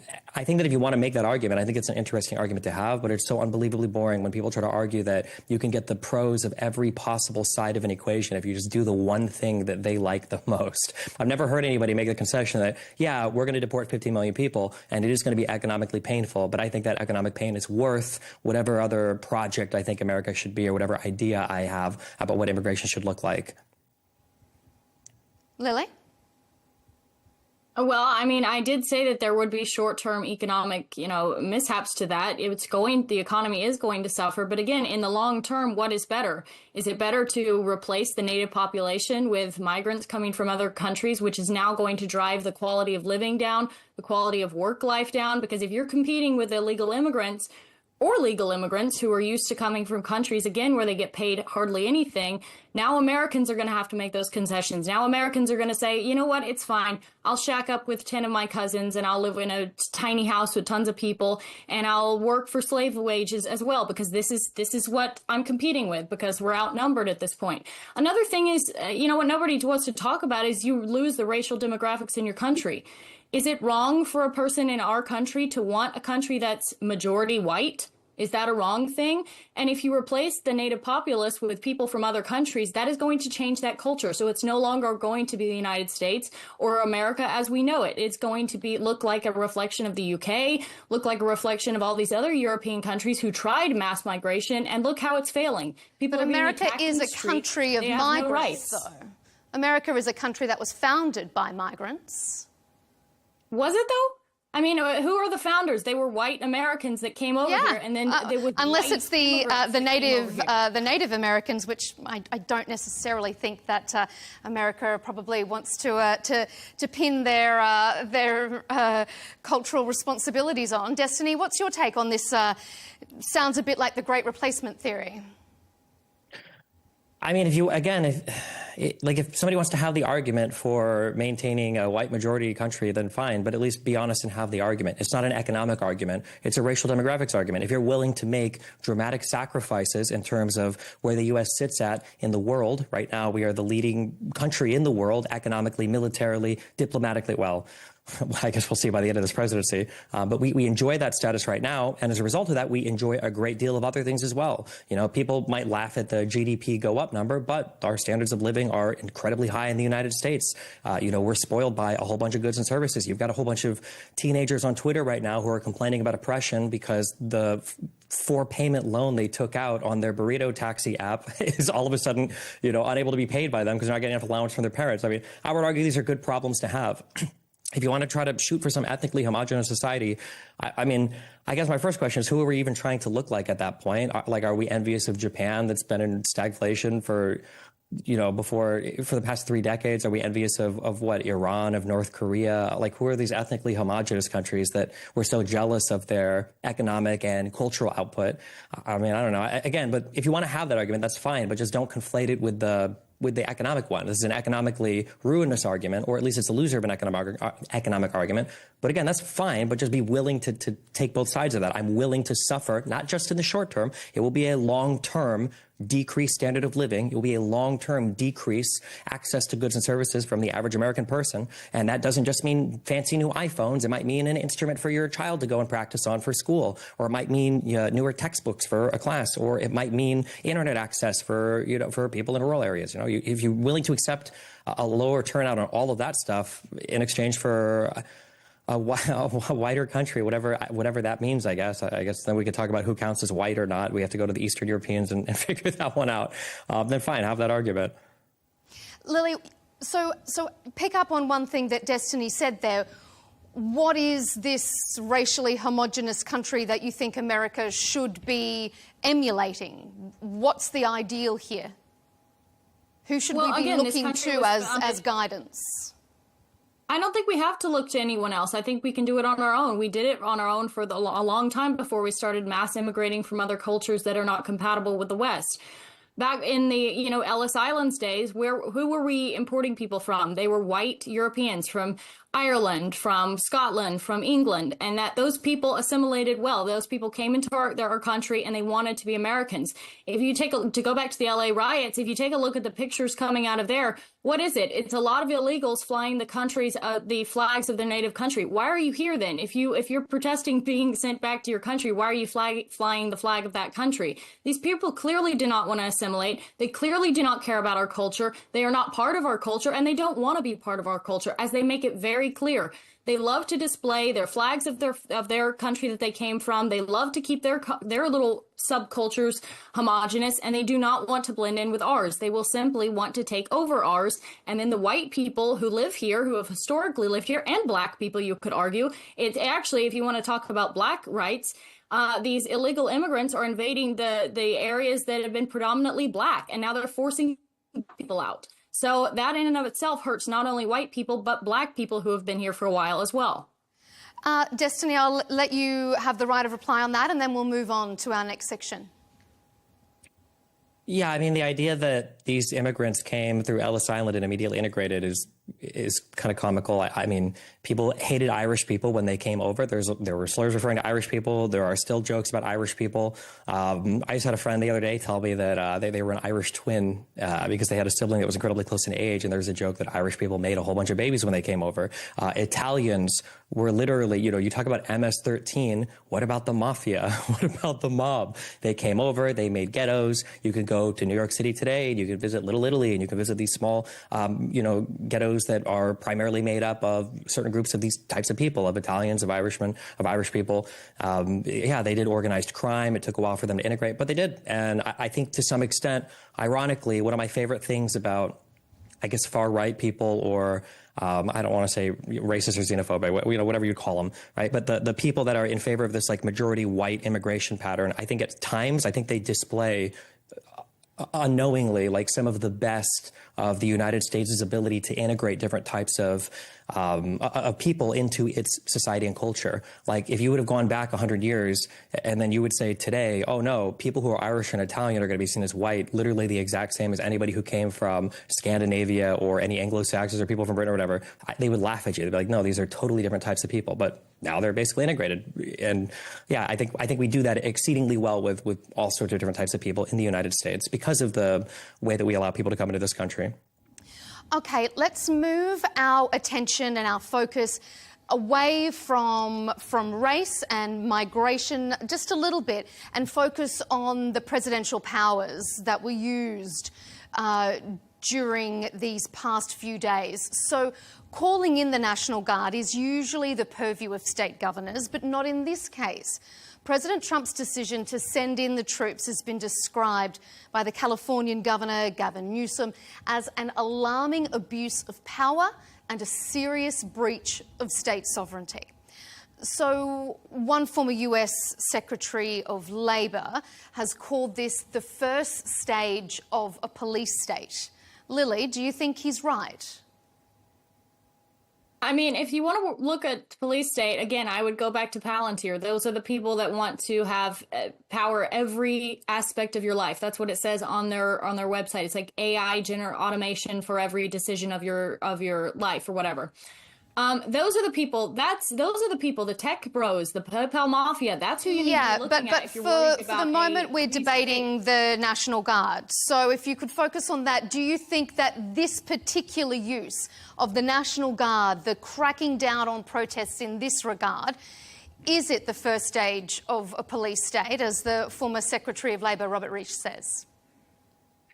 I don't think it is, because these people, they have to bring in the National Guard as backup for the police force, who has been very hurt over the past. I mean, look at BLM. During that whole time, you had the police basically stripped of their rights. They were told you can barely do anything. Then you had the George Floyd incident. So now cops are in this situation where they are kind of powerless. The LAPD especially, it's actually a very corrupt form of the police department.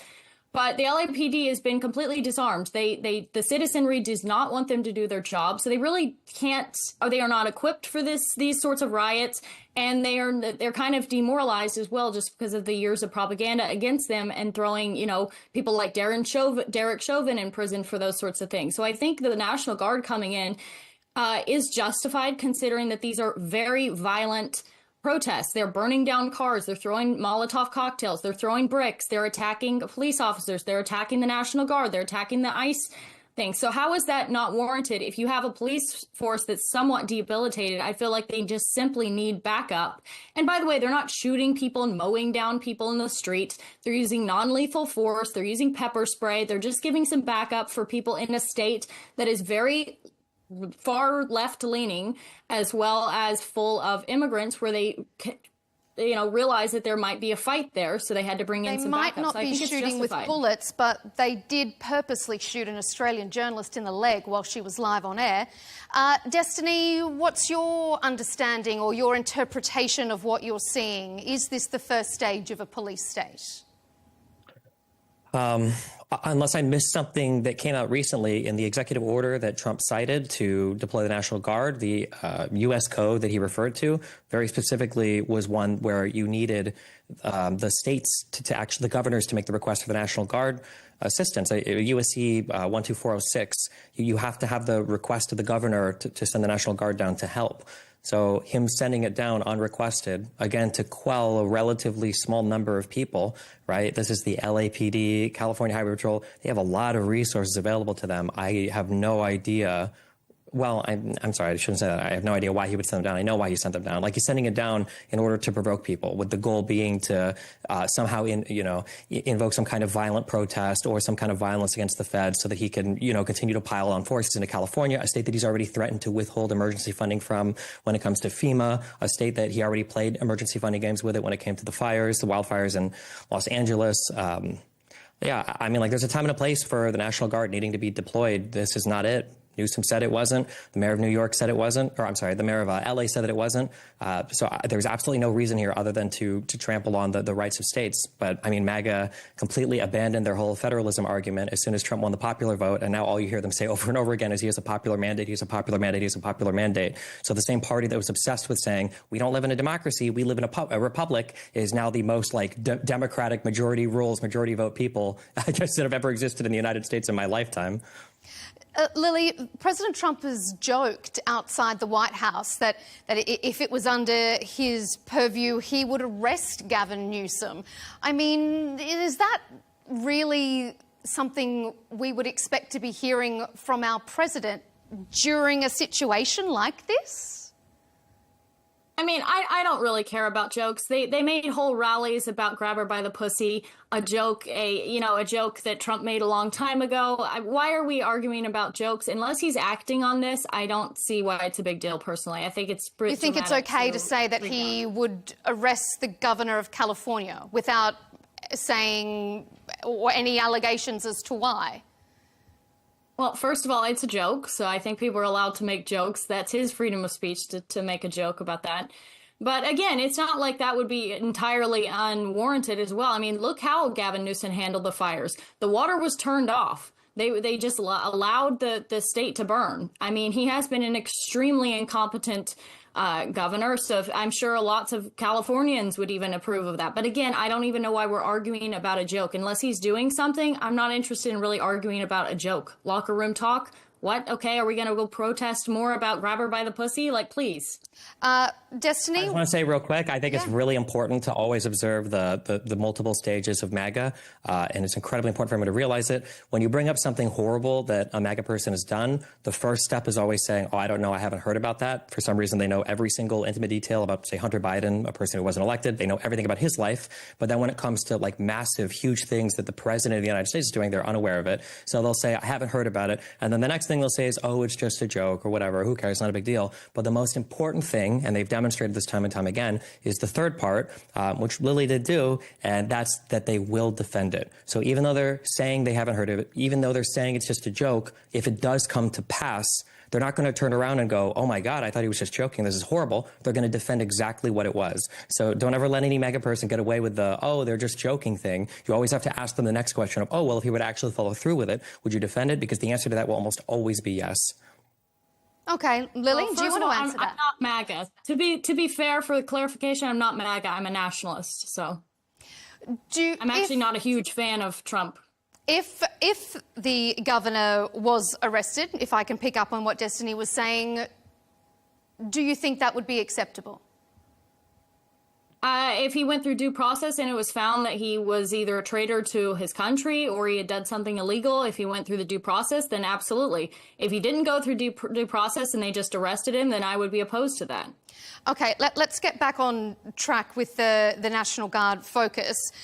Destiny, if this had have happened in a Republican state, if we were talking about a governor that wasn't Gavin Newsom, was a Republican governor, do you think President Trump would have been as quick to overrule him, say that he was incompetent, can't look after his own state and needs to swoop in with the troops? I understand the substance of your question, and I'll say no, he wouldn't have. But I would have to clarify. It doesn't matter if you're a Republican or not. It matters if you're loyal to Trump. Because if you're a Republican that kind of talked a little bit of smack about Trump, or you weren't always on Trump's side, Trump will come in and treat you just like you would a Democrat. Loyalty is very, very important to the king, to King Trump. So, but if it was like an ordinary MAGA Republican, which most of them are now, then no, he absolutely would not be acting the same way that he is now in California. Lily, what do you think? Do you think we would see this in a red state? Do you think the fact that California is so vocal and the governor is so vocal against President Trump that it's maybe a little bit of point scoring here? Possibly. I don't know. I feel like if there was massive riots like this in a red state, which I don't really think there would be, just because of the populace probably wouldn't allow that to happen. I believe if it was happening in a red state, Trump would still do it because he likes force of power. He likes to show power. He likes a demonstration of power. So I think if he felt like the PD at the area where these riots were going on, he would have deployed them as well. Destiny, do you think that it would happen in a Republican state, or do you think the populace wouldn't allow something like this to happen? I think that the conditions are sufficiently different enough, like socially, demographically, everything else, that I can't see something like this happening in a red state. So, I think in a very broad sense, I kind of agree with what Lily said. All right, let's move on to our final segment, and it's a bit of a broader discussion now, moving away from necessarily what we're seeing in LA to more immigration policies in general, because these protests come in a broader context of the president's large-scale immigration crackdown. As of Monday, the president's new travel restrictions come into effect. 19 countries, predominantly in Africa, are now either partially or fully banned, their citizens partially or fully banned from travelling to the United States. Now, the president says it's in part in response to the attack in Boulder, Colorado. The suspect in that case was Egyptian. However, Egypt is not on this banned list. So, Lily, how do you interpret these restrictions? Are they reasonable or are they racist? Well, first of all, I do agree with travel bans from other countries. I don't believe we should have people from countries that we're at war with, for example. But in this case, this is one of the major critiques that I have of Trump. This travel ban is not about, immigration restriction. It's not about being racist. This is a jab at Harvard. Harvard has been trying to protect its students' free speech in the sense that students there are very critical of Israel. Students there have this strong Free Palestine movement. And Trump has, and this is one of Trump's worst moves, aside from cozying up with Netanyahu, Trump has been actively attacking Harvard because they are standing by their students and they are not going to tell them, no, you can't criticize Israel. No, we're going to replace the entire Middle East studies with people who are only pro-Israel. So this is not about immigration. This is a way of the Trump administration kind of foisting this actual crackdown on, quote, anti-Semites and anti-Semitism, and shrouding it in a way of, see, folks, we're banning people from other countries. This is all just about cracking down on anti-Semitism. This is one of the worst things, in my opinion, that Trump has been doing. But again, it sounds, to the MAGA crowd, it might sound good. It might sound on paper like he's cracking down on immigration, but it's actually just a way of trying to bankrupt Harvard, because Harvard depends on these foreign students coming in. They pay a massive amount of tuition. So this is a way of kind of like muscling Harvard by, hurting them revenue-wise. Destiny, what do you think? Is he taking aim at 19 countries to take aim at Harvard? I haven't heard the Harvard connection. Maybe that's there and we're just not aware of it. I do know that obviously he's been attacking Harvard a lot and trying to rescind their ability to bring in foreign students. When I look at immigration restrictions for conservatives, I view it the same way as I view them going after certain taxes. So like when they say like no tax on tips or no tax on overtime, it's not because they think that tips shouldn't be taxed or that overtime shouldn't be taxed. It's that they'll attack taxes no matter what. And I view immigration the same way. I think that the argument for these country bans is entirely pretextual. As you said, for the attacker in Colorado, like the guy was Egyptian, but where's the Egyptian travel ban? I think that Trump will just do whatever he can to restrict immigration as much as possible, especially from countries he doesn't like. And I think it's as simple as that. He did in his first term when he implemented the 7-country travel ban as well. So it's par for the course for him, for Republicans in general right now. Why would Trump, though, Destiny, want to sow divisions and vilify these particular countries? What benefit is there to him, to America, to the Republican cause? I think that, I don't know. I think that these are just easy ones to target right now.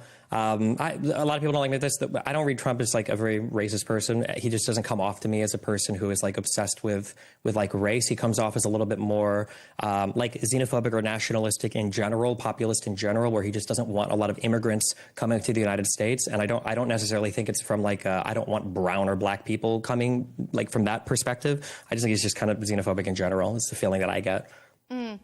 Lily, last time I'm referring to Trump's first administration, where there was what was termed the Muslim ban.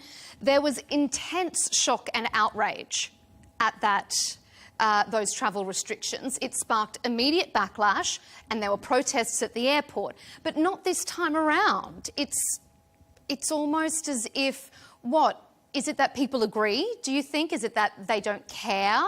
Or has this kind of marginalising behaviour become normalised? Well, I think what's going on is we're finally starting to see the effects of mass migration. We're starting to feel it. We're starting to now go into stores, go out in public, and you kind of look around and you notice, oh, there's more of them than us, or there's an equal number of them than us. We're starting to see the crime start to really peak. We're really starting to feel the effects of mass migration. So I think people in general, collectively, black and white, by the way, are sick of the immigration, and so they are happy with any sort of travel restriction. Now, again, to go back to the Harvard thing, I think we should be restricting immigration from certain countries, especially when they predominantly do not assimilate. Like we had this whole Haitian crisis in Ohio. These people clearly should not be in our country. There should be a travel ban on countries like Haiti, for example. But again, I think people are just fed up with the immigration, and they're sick of seeing their country being taken away from them by people who are coming from other countries that are not compatible with the West, and they bring crime and drugs to the streets. The Haitian crisis, as you termed it, or the situation, really turned out to be largely untrue, even according to the governor there.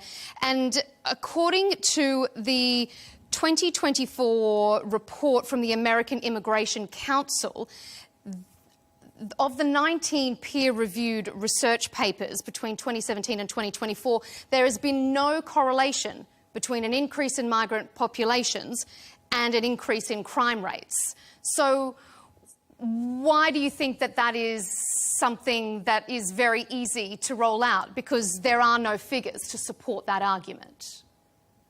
I just don't believe anyone is actually doing that. The same as they're trying to skew the crime stats to prove that they're not racist. Like, you know, there was FBI crime stats that showed about 14% of the black population committed about 50% of the crimes. They're trying to skew all these statistics in a way to where that's not the case because they're afraid of being called racist. Again, it's important to know who is putting out these stats. Who has an interest in mass migration? Who is pushing this on our country? The same people who are doing that have a vested interest in hoodwinking the rest of us and putting out false data. They put out false data about COVID, so why wouldn't they lie about this? I don't believe it. I mean, people have eyes. We have eyeballs. We can see the crime. Destiny, can you see the crime?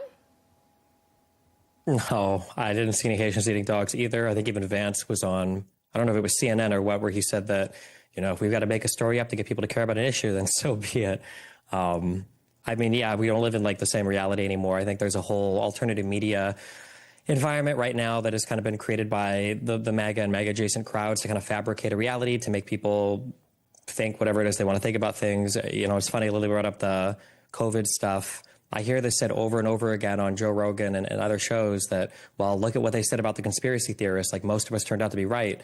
No, they were wrong about pretty much everything. You know, there were no permanent lockdowns. There were no permanent vaccine mandates. There were no permanent vaccine passports. There was no mass death from the vaccines. There were no mass side effects that weren't accounted for. You know, the lab leak stuff is still stuff that's being looked into. There's no stronger evidence pointing towards it today than there was years ago. Hydroxychloroquine still doesn't work. Ivermectin still doesn't work. Like every single conspiracy theory that people tried to have about COVID and the vaccines, basically all of them were wrong. But somehow they walk around today like all of their opinions were vindicated on everything. And now we've got parents who have children that are dying of measles in Texas. And it's just unbelievable to me. But I don't know what you do to deal with the differences in reality that we live in right now. I want to circle back. So myocarditis is not a thing. So people dropping dead from blood clots is not a thing, right? There's no back. So myocarditis is a thing. The only reason we know about myocarditis is because there was research on it. It's anywhere from, I think, 5 to 14 people per 100,000 injections develop myocarditis or pericarditis. These things are acute. These only last for a week or two. It's not a permanent ailment that you have. Also, you're more likely to develop myocarditis or pericarditis, which is inflammation of like the heart muscles or the tissue surrounding it. You're more likely to develop that as a result of contracting and having COVID and having the disease. People drop dead all the time. It happens. We're just paying attention more to it now than we were before for reasons of trying to prove the vaccine is killing people. The reality is we talk about, can't we open our eyes and look around and see what's going on? If there were hundreds of millions of COVID vaccine doses that were given to people in the United States, I shouldn't have to travel to the deep, dark internet on Rumble to find out somebody who's died, you know, from one of these vaccinations. And right now, that's just the way that the world is. You can't find these people dying. That's because they're lying about why people are dying in the hospital. We're not going to go back, with all due respect, and go back into COVID because that's not really a relevant topic anymore.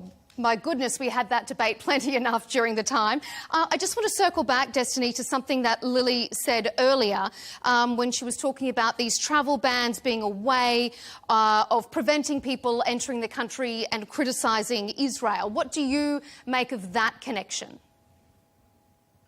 In terms of banning travel because of the criticizing Israeli connection? Oh, but the idea that this is preventing entry if you have said on your social media negative things about Israel, about the conflict that's going on. Personally, just from what I've seen, it doesn't seem to be that that's the case yet. I know a couple of people have gotten restricted at the border for things, and they say it was because of them being critical of Israel, but it seems like there's always a little bit more going on there. I mean, from a principal position, I don't think that should ever be the case. You shouldn't be banning people from entering the country just because of a political opinion they have.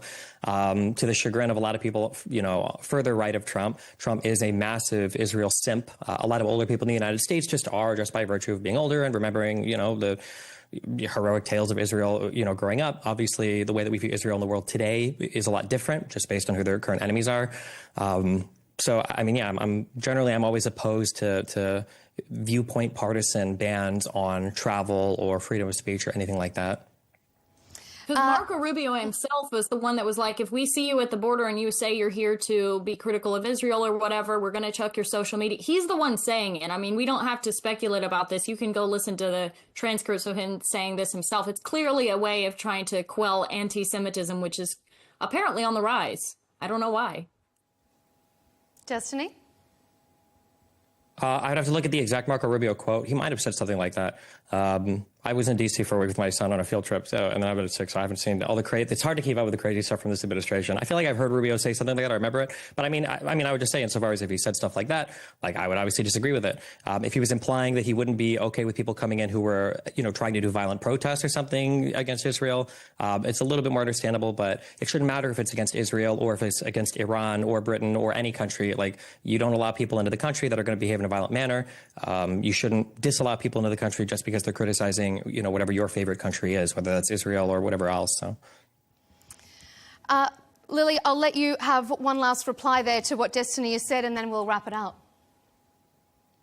I mean, as far as that comment, yeah, I agree. I mean, we shouldn't have people that are coming in here violently, but I think we have to keep an eye out on this slippery slope of, you know, banning people for thought crimes and banning people for being critical of countries like Israel that we send billions of dollars to and mass weapons of war to. I think that it's important to keep an eye on that because, first of all, they'll be deporting them, and then they will start deporting you and I. So keep an eye on that. Indeed. Well, we appreciate your input, both of you. A huge thanks to our panellists for joining us here on Counterpoints. We had Stephen Bennell, also known as Destiny, who is a YouTuber and political commentator, and Lily Gaddis, a cultural commentator and journalist at the Australian National Review. Thanks for your time. Thank you. Thank you very much.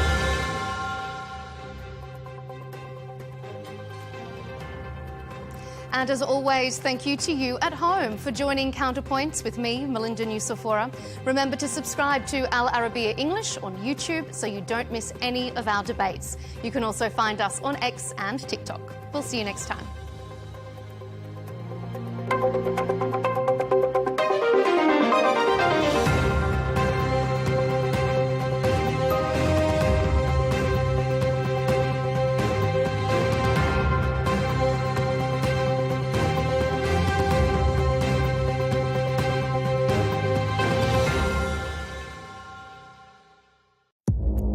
Our allies, in many cases, are worse than our enemies. Stay informed and connected with the latest international headlines. There obviously is a risk.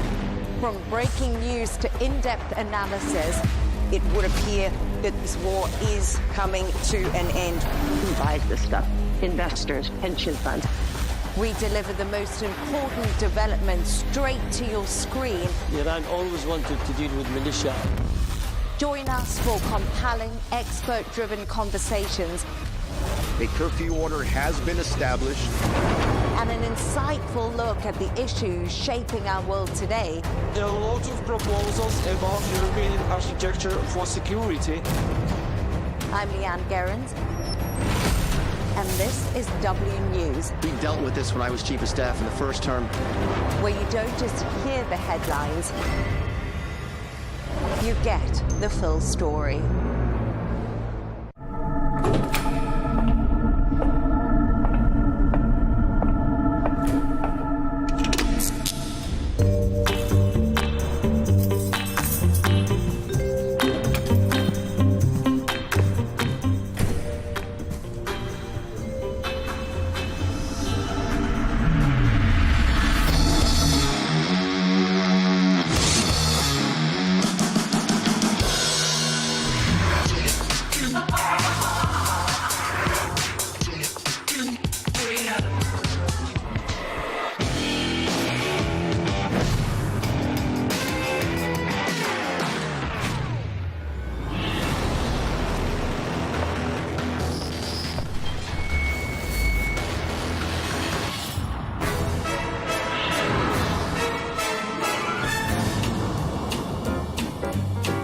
Sorry, Tom, I'm late. I'm nearly there.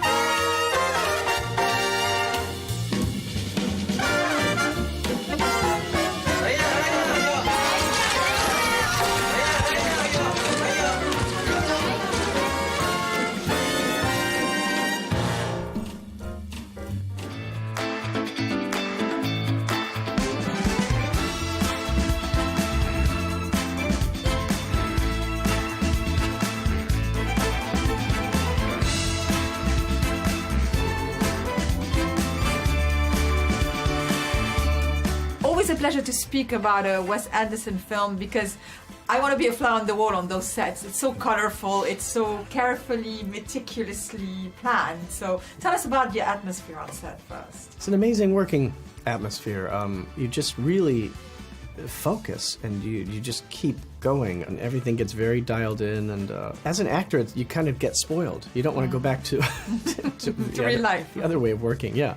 I think one of the first sets that we shot maybe together was the plane. Yep.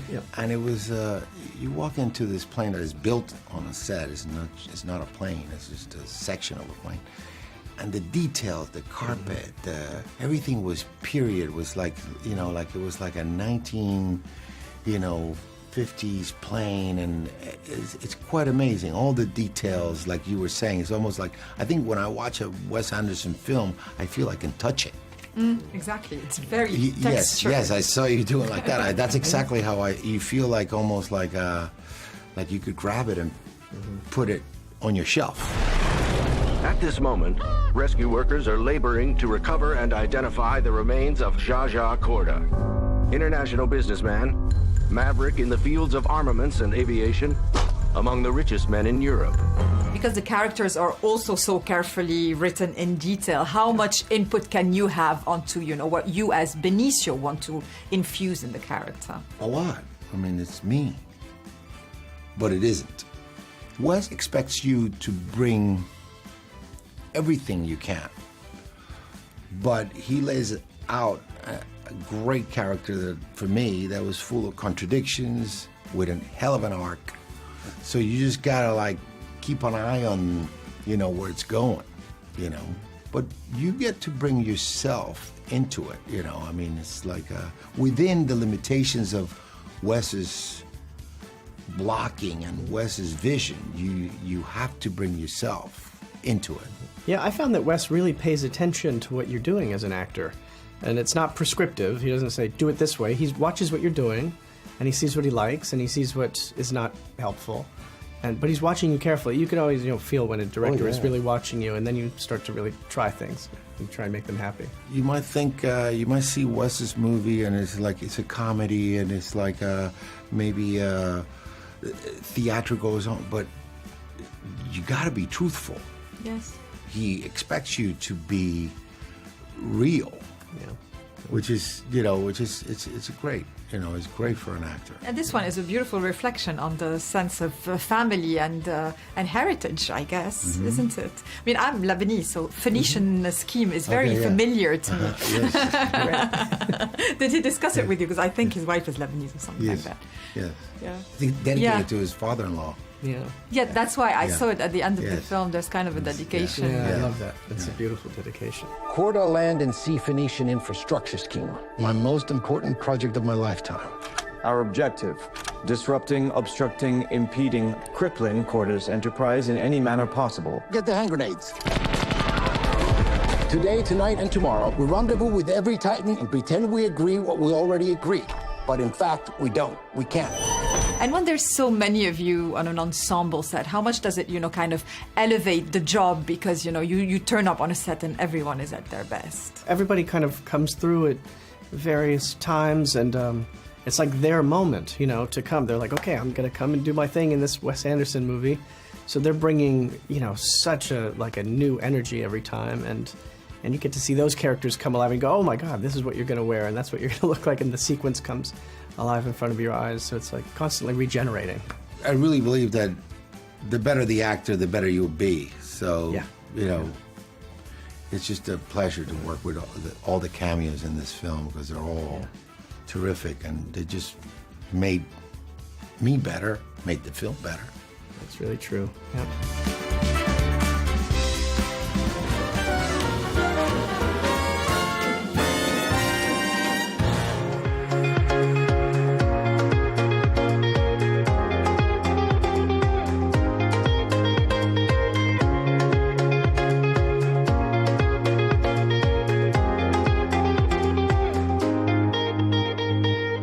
It's a pleasure always to talk about a Wes Anderson film. Every character is sculpted in his mind. So tell us, how does it start, from the script? When, he describes the character to you, do you feel like you put your own input to kind of merge the visions? I think, as you said, the characters and the story in Wes's films are so fully formed that it's more about stepping into his world, and the parameters and the specificity that it gives you is so detailed that that's actually very freeing.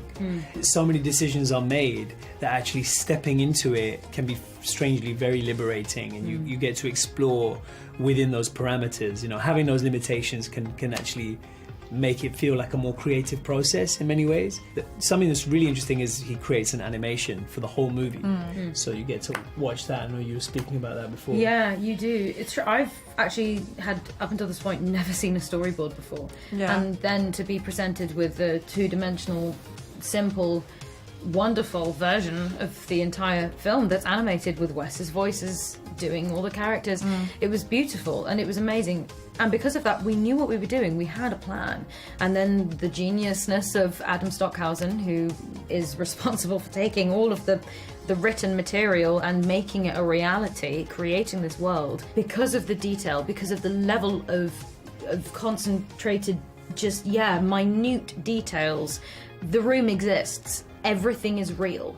And that is so amazingly helpful. And it does allow you to be quite free in what it is that you're doing, because it's all already there and it's perfect. The animation included her eyeshadow color and her nail. It was all black and white. Okay, but I knew that she had green tights or green stockings because Wes had told me before, and I was so excited about it. I couldn't wait. I remember doing a watercolor painting of her, which I still have in my notebook. I sent it to Wes and he was like, "Yes, that's exactly the color that we're going to have." It was lovely. Why are you shooting my ceiling? This is a robbery on behalf of... I understand that. I'm asking about my ceiling. You idiots are destroying a magnificent nightclub.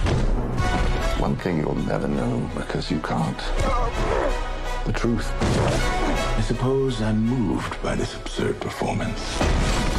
Do those sets look as amazing as they look on screen? I mean, you feel transported in kind of his imaginary version of the world.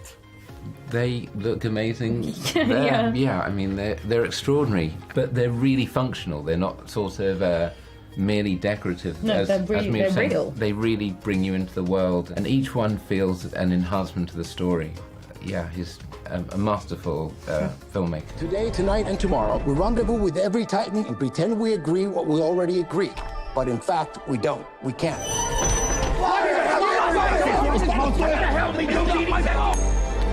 Call it. Heads. Heads. Every everything feels like, a nice fantasy of his imagination, but there's always a backstory to the character, isn't there? Like Farouk, does he come with like kind of his emotional baggage when he's explained to you? Yeah, I mean, there's lots to kind of draw on because his characters are so fully formed. So is someone like Farouk, he's a prince, he's not the king, he wants to be taken seriously both by the West, both by his father. So there's all these kind of little elements in there for every character to draw on. But yeah, like to your point about it being a fantasy, I think in a way there's a level of kind of fabulousness to Wes's films in that they sometimes resemble a fable or something that's slightly otherworldly. But I think in many ways it allows us to see our world more clearly. And there's a lot of events, themes, characters that are really pulled from real life, from world history, or even Wes's own kind of family. His fam Lebanese, and they're all Phoenician. So I think his wife's Lebanese. And exactly. So it's really interesting. It's also a fable about the making of the modern world and the patchwork way that is made, and the compromises that are made along that way, and the strange bedfellows that requires. And so I think that there's often in his stories, it's a kind of sharper mirror that reflects our reality than making something totally naturalistic, so to speak.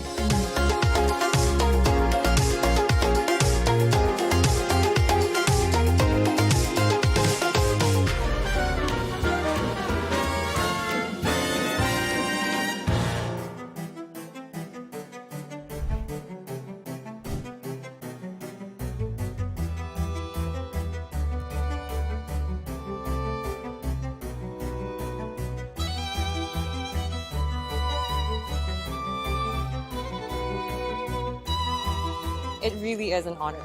It really is. This moment is so special and so important. And I just only have words of gratitude to the Red Sea Film Foundation for having me here today and honoring me with such amazing, beautifully talented women.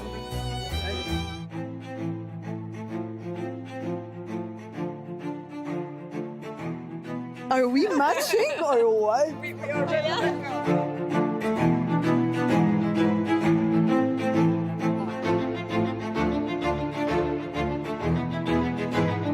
I've been directing now for 30 years.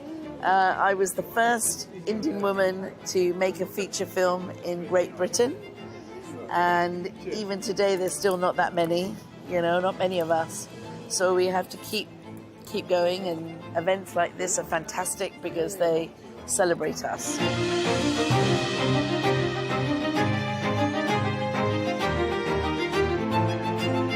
Raya is my sweetheart. She's my soulmate. So I'm happy to be in Scoop with Raya.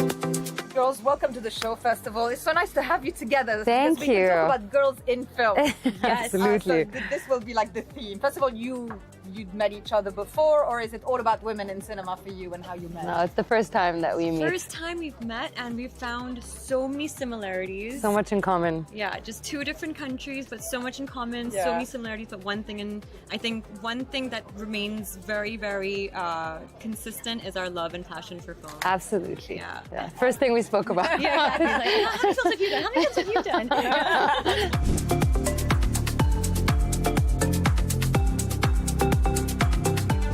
Honor actresses in women in cinema. So I'll start with that, and the actresses من مصر or from the world that you've admired most.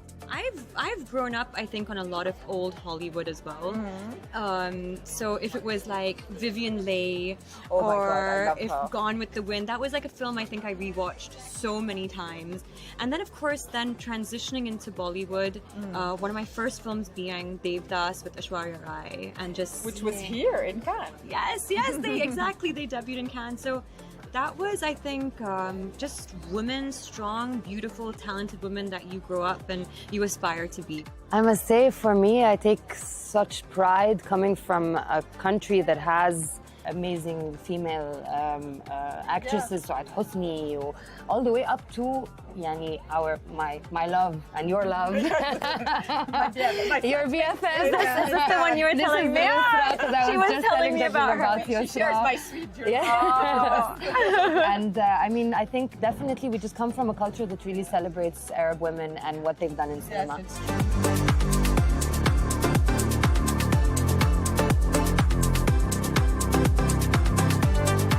About you is that you have always chosen roles that are good for you.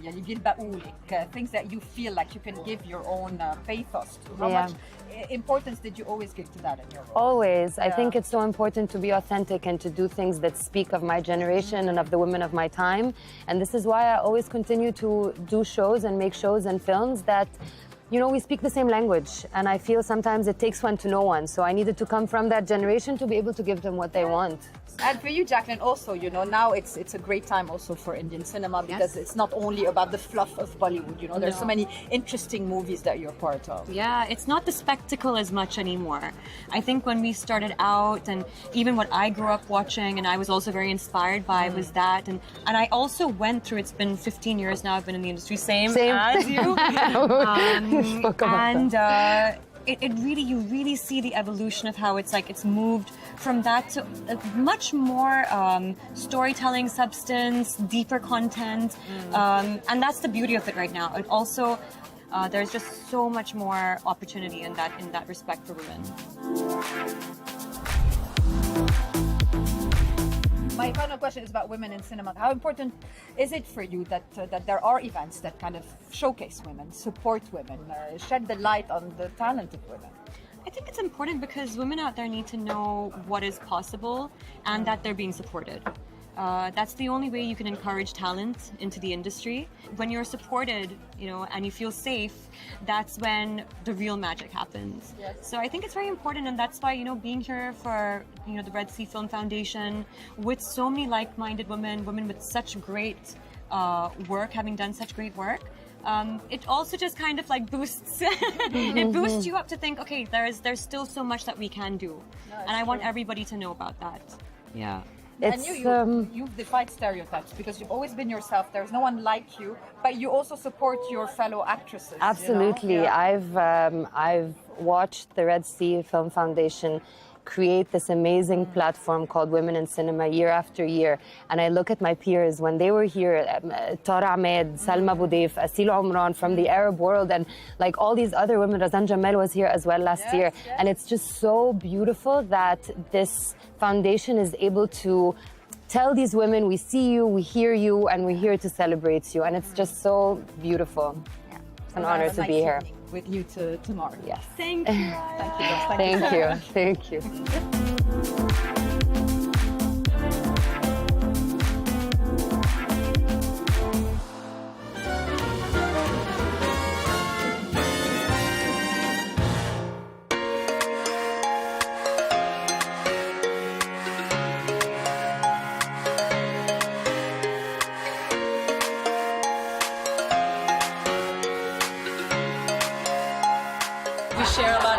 We've just met, but we have all that work together, and so it's a beautiful thing to be a creative person. It's always lovely to meet each other, and really, it's most of all because of all the international films and talent, and so many people here that I meet and talk to. And I'm sure they feel the same about just being in the company of so many artists. It was amazing. It's not real, but she's very kind and welcoming, so she helps me not to fall. So no, she's very kind. No, it's impressive. بحضر الفيلمين ومسلسل بإذن الله. هقول لكم كل حاجة قريب. It's very tough. It's not that easy, but it's wonderful. A lot of emotions, a lot of you meet a lot of people, and it's really, really extraordinary. In places like this where you have such international cinema, and it really brings people together from around the world to learn about each other's cultures and stories, and and we can really listen through film to each other, and so that's what I'm here to support and listen, and very grateful for the chance.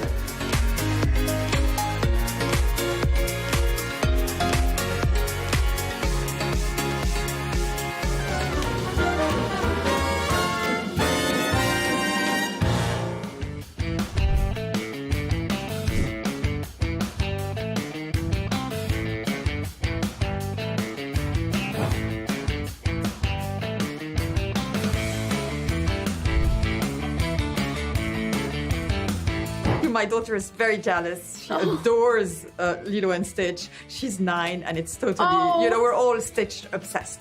So did Maya become Stitch obsessed at some point? Yes. As soon as the day I was born. So even before you were playing Lilo, it was all about Stitch for you? Yes. So you were excited when you heard that you may be playing her? Yeah. Yeah. How was the process? How did you go cast for it? I just did this little thing called Mini Miss Corner Coffee. I won, and I said that I want to be a star when I grow up. And then I think like maybe a week later, the auditions for the live action Lilo and Stitch was on the news, and I'm like, this is a dream come true. Let's do it.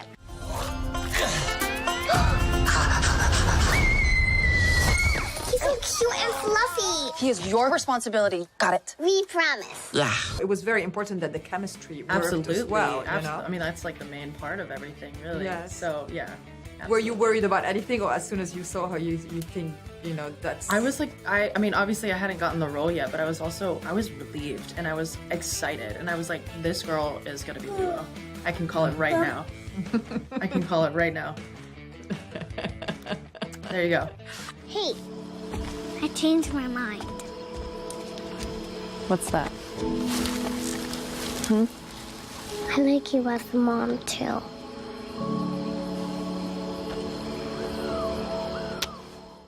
I was just talking to the producers, and they said that, Lilo on set had several different forms. So he was either your coach, or he was either a puppet, or he was either the director. So how much did that help you, like, imagine Stitch? I had an imaginary friend, Bob. I had many imaginary friends. Yeah. I think also from the casting process, too, they could tell you were always saying yes and. It was always like she was ready to just, like, make believe consistently, and just was having so much fun with it. Yes, and I'll get to stop. Yes, and I will act Lilo. Yes, and she is my sister. Yeah. You gonna tell me what your name is? Maya. Maya Kealoha was such an amazing find for our film. Maya embodies Lilo in a bunch of different ways. That was good, Maya. Like, she really was honestly one of the better actors I've ever worked with. What do you find most exciting about the character? Are you able to gauge the obsession with Stitch that's lasted over 24 years? I feel like the whole entire film in and of itself is a huge iconic film that is beloved by millions of people since 2002. You won't burn yet. You were just an idea, maybe not. You weren't born even 10 years after that. Maybe not. Shooting star! I wish for a friend. Like a best friend.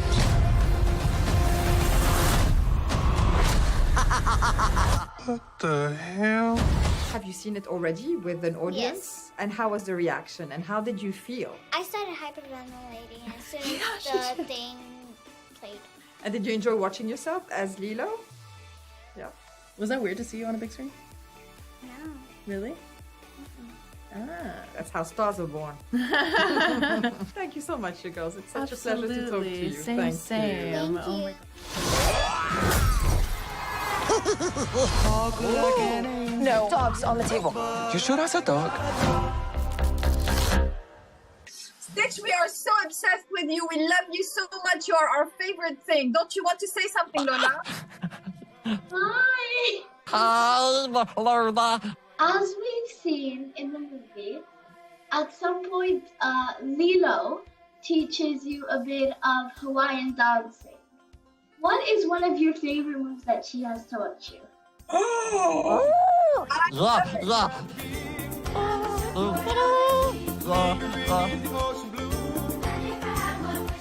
dance moves! Looks like waves! Yeah. Would you consider having a new friend? It would be Lola and Stitch instead of Lilo and Stitch. What do you think? Yeah. Seems very nice. Yeah. Lola and Stitch has nice ring. What is your favorite alien between Jumba and Wendy? Stitch likes Jumba because Jumba gives best hugs. I watched the original, and I think that the new one is even better. Stitch likes to hear. Yeah, thank you. Our interview is up, Lola, but can we all do a virtual hug?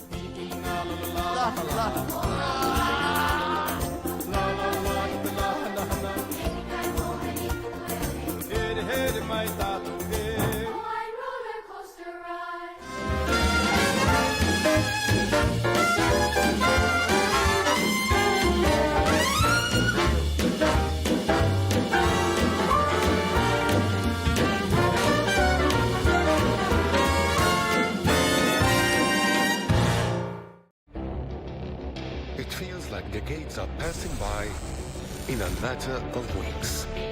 Seismic shifts in the world order. Never, ever will be part of America. With so much happening and so much noise. Whether it's political upheaval, Canada has been ripping us off for years. Economic shifts or social movements. And no one wins from tariffs. I think America can be more friendly to the rest of the world. For in-depth analysis and all the latest developments across the globe. To have an inclusive policy together. The meetings with Hamas gave me some hope. We're in another nuclear arms race. The most important development straight to your screen. Welcome to the dressing room. I'm on my own. I need backup. And an insightful look at the issues shaping our world today. It was not going to happen, that war, and it happened. Join us on Arabiya News, where the world talks.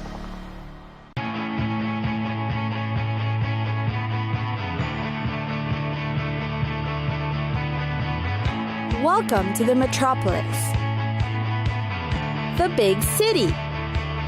This is where tech, trends, and culture meet. Meet the people. See the sights. Walk the city streets. And experience the lifestyle.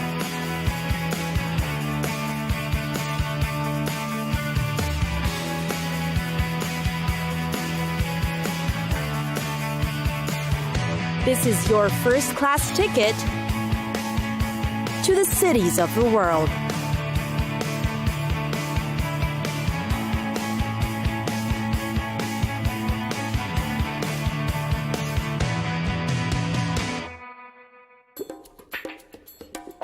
Palm Springs. Palm Springs is a desert resort city in the Riverside County, California, United States, within the Coachella Valley. Palm Springs being about 94 square miles or 240 square kilometers in size, it becomes the largest city in the country by land area. The city is famous for its mid-century modern architecture and the design elements that come from it. You can also indulge in it by trying out everyday activities such as biking, golf, hiking, horseback riding, swimming, and tennis, which are all major recreational activities in Palm Springs. The most popular is golf. There are numerous things Palm Springs is known for, and these are a few. First is that it is considered Hollywood's hideaway. Because during Hollywood's golden age, actors were contractually bound to stay within 100 miles of the studio for last-minute shoots. And because of this, stars like Marilyn Monroe, Frank Sinatra, and Dean Martin traded the hustle and bustle of Hollywood for palm trees and poolside cocktails in Palm Springs, exactly 100 miles from Hollywood. But today, celebrities, The A-list ones continue to flock to the desert for the Palm Springs International Film Festival, the Coachella Valley Music and Arts Festival, and the Stagecoach Country Music Festival. This is where you can experience a taste of Hollywood and the desert by touring the Walk of the Stars in downtown Palm Springs. Meanwhile, the city is also a breathtaking place to appreciate modernism design. From floor-to-ceiling glass windows to clean lines and simple designs in its defined architecture, you'll see how the city's design heritage is evident in its structures. Last but not least is the natural beauty of Palm Springs. This is all thanks to the fault lines and deserts to waterfalls and natural oases that surround the city. You can go ahead and experience the desert for yourself via the hiking trails. There are numerous ways possible. But the most popular ones include the Indian Canyon Trails, the Bump and Grind Trail, and the Coachella Valley Preserve. That's the 17,000-acre site with trails that wind through the San Andreas Fault. Definitely a must-try for adventurous tourists.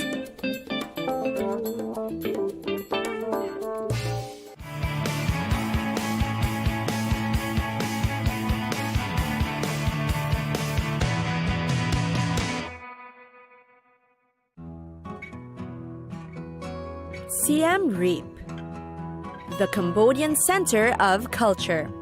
It's got glittering temples, street food that you should definitely try, and bustling markets to discover and explore. Travelers love flocking to Siem Reap, and there are many reasons why. Of course, there's a popular Angkor Wat temple complex, but there are many more to discover aside from that. Just brave enough to explore more of the area to discover what a gem Siem Reap in Cambodia is. The city boasts of a colonial and Chinese-style architecture in the Old French Quarter and around the Old Market.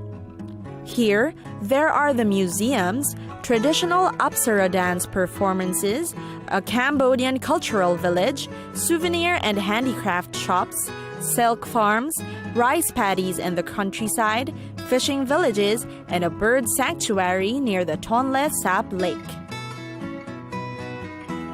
It's definitely become one of the popular tourist destinations today, with its large number of hotels, resorts, restaurants, and businesses specially made for tourism. But really, most frequent the city for its Angkor temples, which are undoubtedly the most popular tourist attraction in Cambodia. Temple hopping is certainly a must-do here. It's recommended that you begin with Angkor Wat in the sunrise, land a spot in either just outside of the temple or inside, right by the famous lake, so that you can snap that iconic reflection photo. And then, of course, you should stop by the floating village. Those that want to marvel at the fisherman's way of life will want to visit Tonle Sap Lake. This, in fact, is Southeast Asia's largest freshwater lake and the place to be to witness how the fishermen live. Wooden houses are built on long, sturdy stilts to avoid possible floods, thus making it an area perfect for fishing. Last but not least is the night market. It's a place you must visit because Siem Reap's nightlife, in fact, doesn't happen at the bars, but in this market. The Angkor Wat night market will dazzle you with Khmer artwork, local handicrafts, and sumptuous street food. And it's just a 2-minute walk from the famous pub street, so you can definitely make the most out of your time in the evening.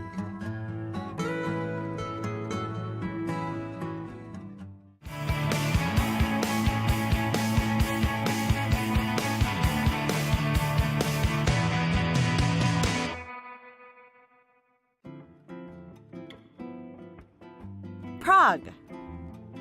The largest and capital city of the Czech Republic, Prague. It is also the 15th largest city in the European Union and is also the historical capital of Bohemia. It is located in the northwest of the country on the Vltava River and is considered home to up to 1.26 million residents. The city has quite a temperate climate with warm summers and chilly winters. Some of the popular attractions in Prague include the Prague Castle, the Charles Bridge, Old Town Square with the Prague Astronomical Clock, the Jewish Quarter, Petrin Hall, and Vyšehrad. Also, since 1992, the extensive historic center of Prague has been included in the UNESCO list of World Heritage Sites. Meanwhile, Prague is also frequented for its Czech beer. Pivo, which means beer, and pivnic, the place to drink beer, are just some of the words you need to learn to find it.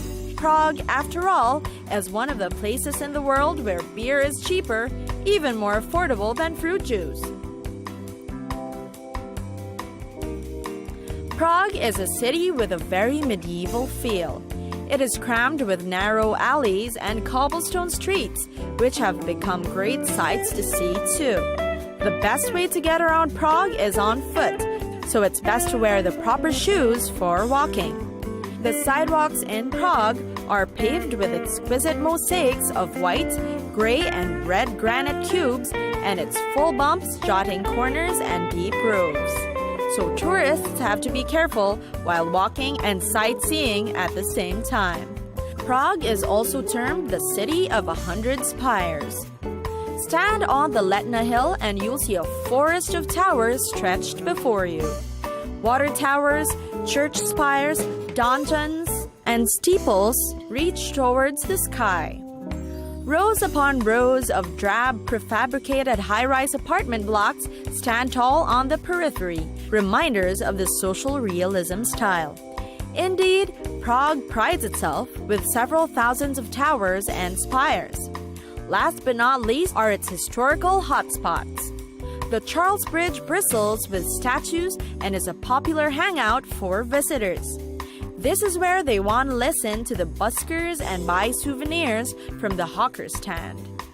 They've also got an old town square that's filled with cafes in summer, and the Christmas market in winter is a traditional heart of the city.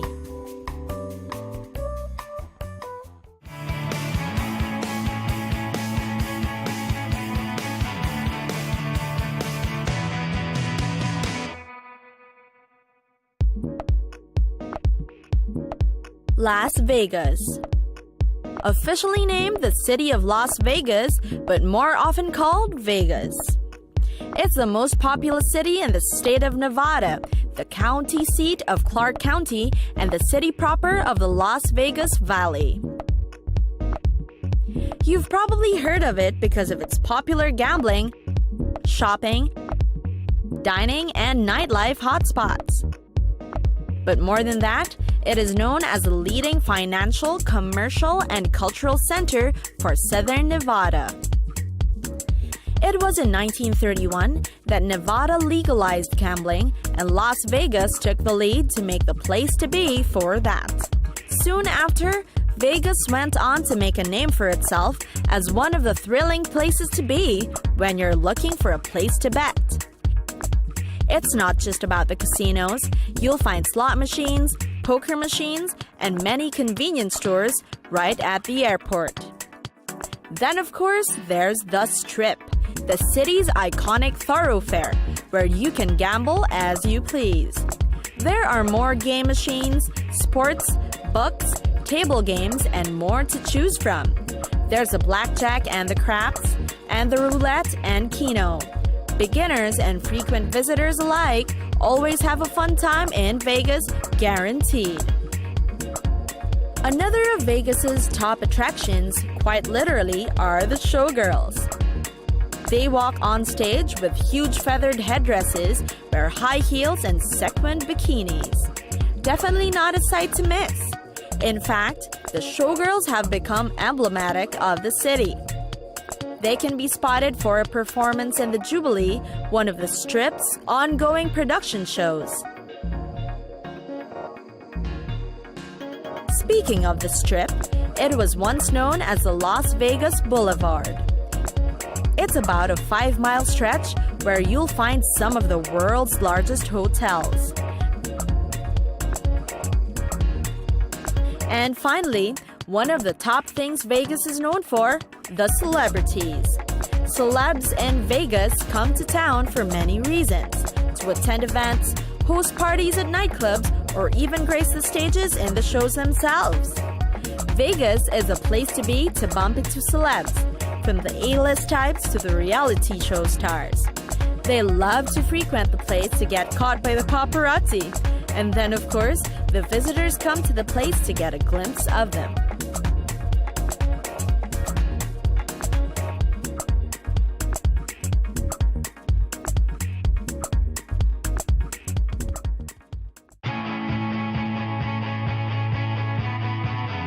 It's time for us to go. Pack your bags and get your tickets ready. And we'll see you on the next destination. Catch us again next time on Cities of the World.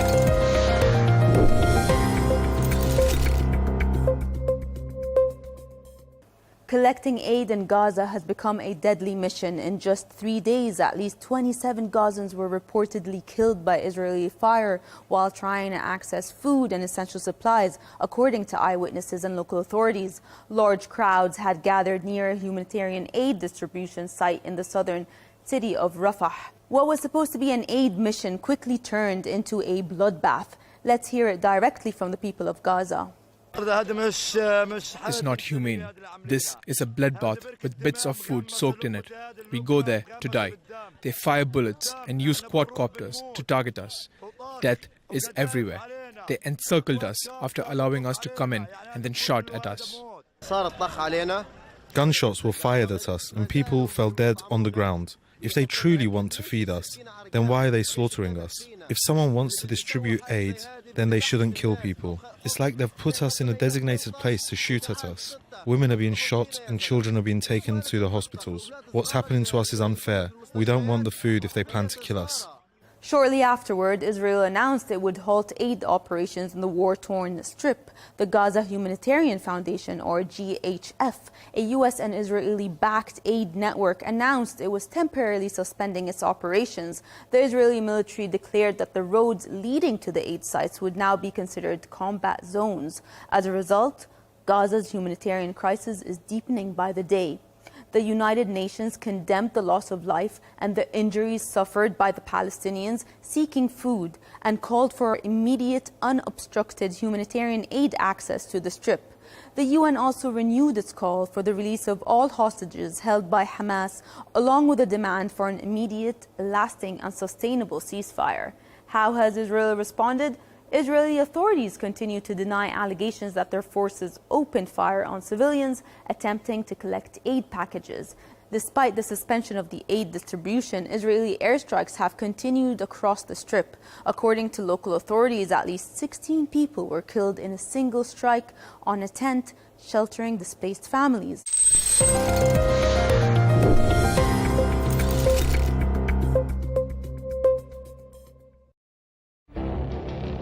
It feels like decades are passing by in a matter of weeks. Seismic shifts in the world order. Never, ever will be part of America. With so much happening and so much noise. Whether it's political upheaval, Canada has been ripping us off for years. economic shifts or social movements, And no one wins from tariffs. I think America can be more friendly to the rest of the world. the in-depth analysis and all the latest developments across the globe. To have an inclusive policy together. The meetings with Hamas gave me some hope. We're in another nuclear arms race. The most important development straight to your screen. Welcome to the dressing room. I'm on my own. I need backup. And an insightful look at the issues shaping our world today. It was not going to happen, that war, and it happened. Join us on Arabiya News, where the world talks. Our allies, in many cases, are worse than our enemies. Stay informed and connected with the latest international headlines. There obviously is a risk. From breaking news to in-depth analysis, it would appear that this war is coming to an end. Who buys this stuff? Investors, pension funds.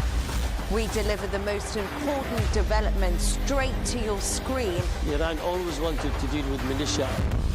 Join us for compelling, expert-driven conversations. A curfew order has been established. And an insightful look at the issues shaping our world today. There are a lot of proposals about European architecture for security. I'm Leigh Ann Gerrans, and this is W News. We dealt with this when I was Chief of Staff in the first term. Where you don't just hear the headlines, you get the full story.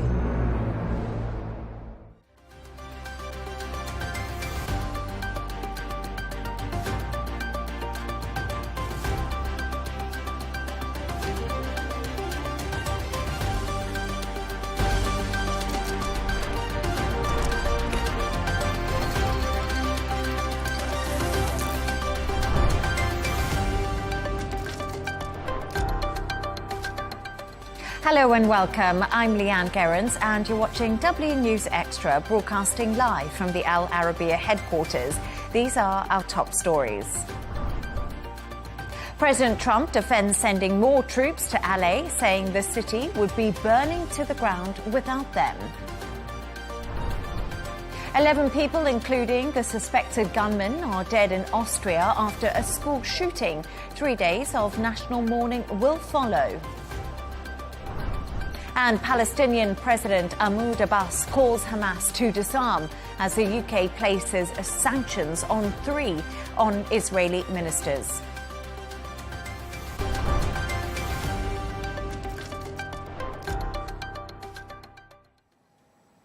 US President Donald Trump has defended the deployment of around 700 Marines to Los Angeles in response to immigration protests. 4,000 National Guard troops were ordered since the beginning of the protests.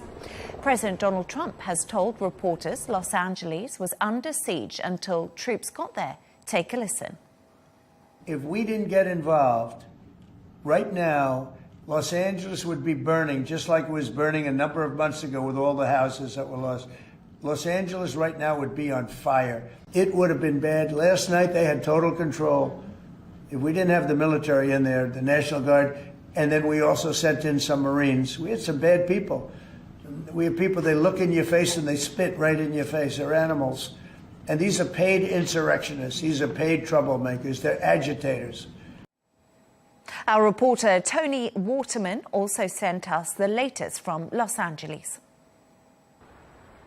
Things are very quiet in LA this morning. We have some cleanup crews trying to get graffiti off buildings around this demonstration zone. But just a couple of hours ago, this was the scene of intense clashes between police and demonstrators, some of whom were throwing projectiles at law enforcement officials, including what appeared to be at one point fireworks. Police were able to push this crowd back, eventually breaking it up using rubber bullets, flashbangs, and tear gas. And they really whittled it down to this core group of demonstrators, many of whom were later arrested. But this area right here has really become the main concentrated area of demonstrations. This is a federal immigration building, and behind it is a federal detention center where some of those immigrants who were detained in last Friday's raid have been held. This building is now being protected by National Guard's troops.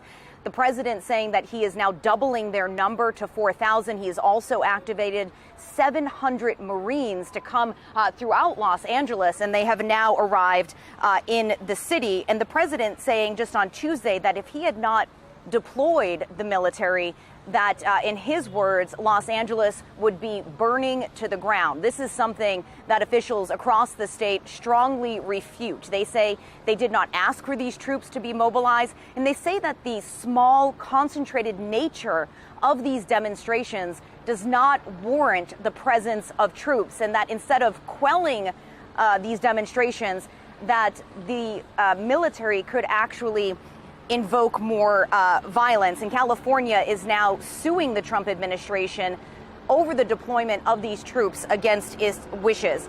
Los Angeles is really been at the fore of Donald Trump's crackdown on immigration. It is the second largest city in the United States. More than a third of the people that live here were not born in the U.S. They are immigrants, so they have felt very vulnerable to this crackdown on immigration policy, which of course has included a shutting down of the borders of the asylum system, a crackdown on international students, this travel ban, and the raids that we are seeing not just here in Los Angeles, but across the United States now for months. But these demonstrations against those policies are spreading not just across California, but to other locations as well, including Dallas, Boston, Atlanta, New York City. And this is all under the prospect that what is happening here with this military presence could also be spreading to those cities as well. Tony Waterman, Al Arabiya News, Los Angeles. To discuss this and all of today's stories, I'm joined by Al Arabiya senior presenter Rawia Alami and Dubai 92 presenter Jono Hayes. Rawia, let's start with you regarding the protests. We obviously just heard from Tony Waterman there. They've been going on for days, obviously, we know that. And although it seems to be a little bit more peaceful at the moment, there's no real let-up, though, is there? No, you're absolutely right. There's no real let-up. To be honest, even though, as you said, the tone has become much more peaceful, yet we see that the momentum of these protests have not waned at all. In fact, they are spreading to other areas, different areas in Los Angeles. The daily gatherings are still also drawing a sizable crowd in those protests, even though they are more peaceful. And some people are starting to see that they are maturing somehow. They are these protests are maturing because they are drawing more crowds, as well as also community leaders, legal observers, and city officials as well, like we saw with the governor and also the mayor of Los Angeles. They are spreading to other states as well, like Florida, Massachusetts, and also Texas. But they seem to be more peaceful as they do, slowly happen around the country. We can't actually discern whether they will, most probably they will not force President Trump to back down on his administration's immigration policies. Yeah, absolutely. And that is one of the big questions. But Jono, we spoke about the tense relationship the other day, I think it was yesterday, between Gavin Newsom and President Donald Trump. What's the latest there? Well, this is a further escalation, and what we already know is a very tense and fraught friendship between the pair. Now the Californian governor has filed a lawsuit, not for the first time, by the way. This is his 24th legal action against President Trump and the Trump national policies which have been put into place. He has said that these, the 4,000 troops, which have been doubled since we discussed it yesterday, and the 700 Marines which have been brought into place, well above the 300 which were in there on Sunday evening, is unlawful, deranged and dictatorial as well, which is harsh words and strong words. It says it bypasses state sovereignty, which Gavin Newsom is taking on the big dogs here. And I think that's a brave move for the governor of California to go to war, effectively, with Donald Trump in this situation. He says it's a complete defence of the 10th Amendment, and that is the legal challenge that's been framed towards Trump right now. Trump, as you can imagine, has hit back and said that it has been a myriad of different issues which have caused the LA problems to continue on, and said that it's a state-level failure, and which is the justification for bringing in the National Guard and for bringing in the Marines as well. But this is something that stems from even the pre-election. The Trump and Gavin Newsom issue has been going on for a very, very long time. So for it to be a situation right now is far from ideal when it's, in fact, at a lower level that this needed to be handled at. LAPD were given the authority to go ahead and use whatever force was necessary to control the riots that were taking place. That didn't work. Trump saw it necessary to bring in the National Guard. And now it's been used as almost a political back and forth between Newsom and Trump to try and say, well, he said, she said, and that's what the issue is. And also, Karen Bass, the mayor of LA, was speaking a little bit earlier, and she said one way to stop this is to possibly bring in a curfew into Los Angeles, and maybe that will help calm the situation. But she also said, you know, call off the ICE raids. But we just touched on it. Do you really think Donald Trump is prepared to back down on these raids when it was such a strong mandate for him? I don't think he will back down at all. The immigration issue has been central to his election campaign and to his policies ever since he became the president for his second term now in the United States. I don't think he will back down at all. And let's remember that in 2020, during the George Floyd's protests and also Black Lives Matter, all that protest, a lot of federal military forces were deployed in different states. That didn't lead to things calming down, yet didn't really change the cause of the actual problem and the cause of these protests. And also they did enforce a curfew at the time. Maybe that will quieten things down a little bit, but we're yet to see what's going to happen. Keep it in mind that this is the government that they have selected, that California has voted this government into place. Trump won there as well. So that takes into consideration that the people of California had voted behind this, and people of the state have said that, yes, this is what we want. He's not going to back down. And like Rawi said, two of the main issues going into this election were, first of all, the tariffs was one of the huge ones. That box has somewhat been ticked. But the immigration issue was repeated again and again. So for Trump to back down at this stage would be it would be unheard of, certainly from the political stance that we know that he's taken so far since he's taken office in January. It would not be something that the administration is likely to do. So I don't think that these protests are going to do anything. Peaceful protests, like we're seeing in other states, going as far now currently, I believe, as even New York and Texas is seeing that as well, Rawi mentioned earlier. Yes, peaceful protests, OK, they will bring attention to the issue.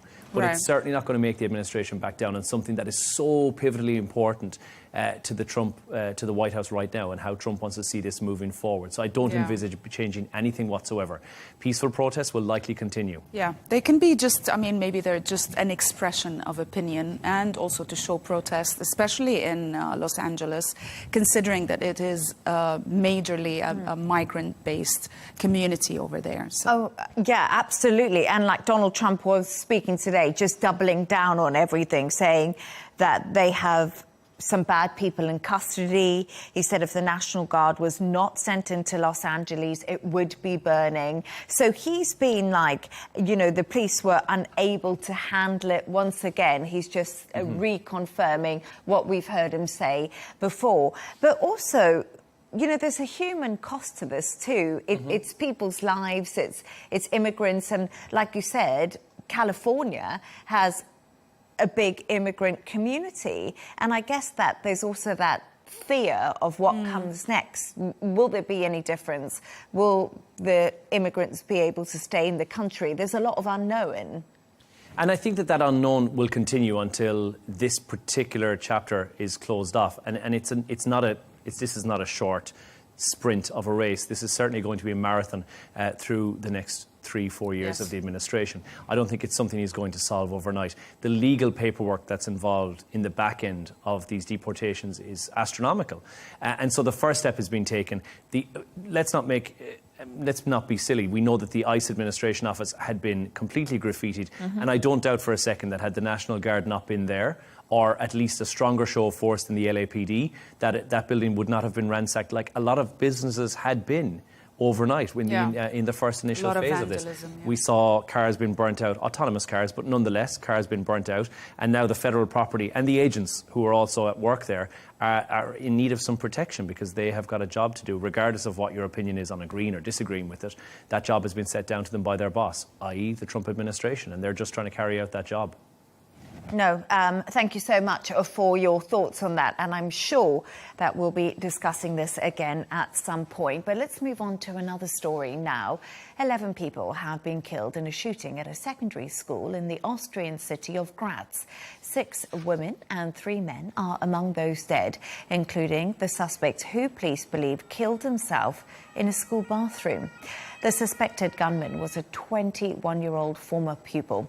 Austria's Chancellor Christian Stocker has called the shooting a national tragedy while announcing 3 days of mourning across the country. Take a listen. Today is a dark day in the history of our country. The shooting rampage at a school here in Graz is a national tragedy that has shaken us to the core. 9 people were suddenly torn from their lives by this incomprehensible act. There are no words to express the pain and grief felt throughout Austria. Jono, a really tragic story. Details coming out slowly throughout the morning, but what more do we know about the suspect and also about the victims? We have no name for the suspected shooter just yet. A 21-year-old former pupil from Graz who had dropped out, who legally owned the firearm which was used, at least that's believed at the moment. Among the dead, 6 females, 3 males, and I believe 1 more, currently unconfirmed out of the list of people who are fatally injured. The suspect, as you mentioned, rightly so, has believed to have killed himself in the school bathroom afterwards. This is a horrific story and something that's unheard of, certainly from an Austrian point of view, but I think Europe-wide.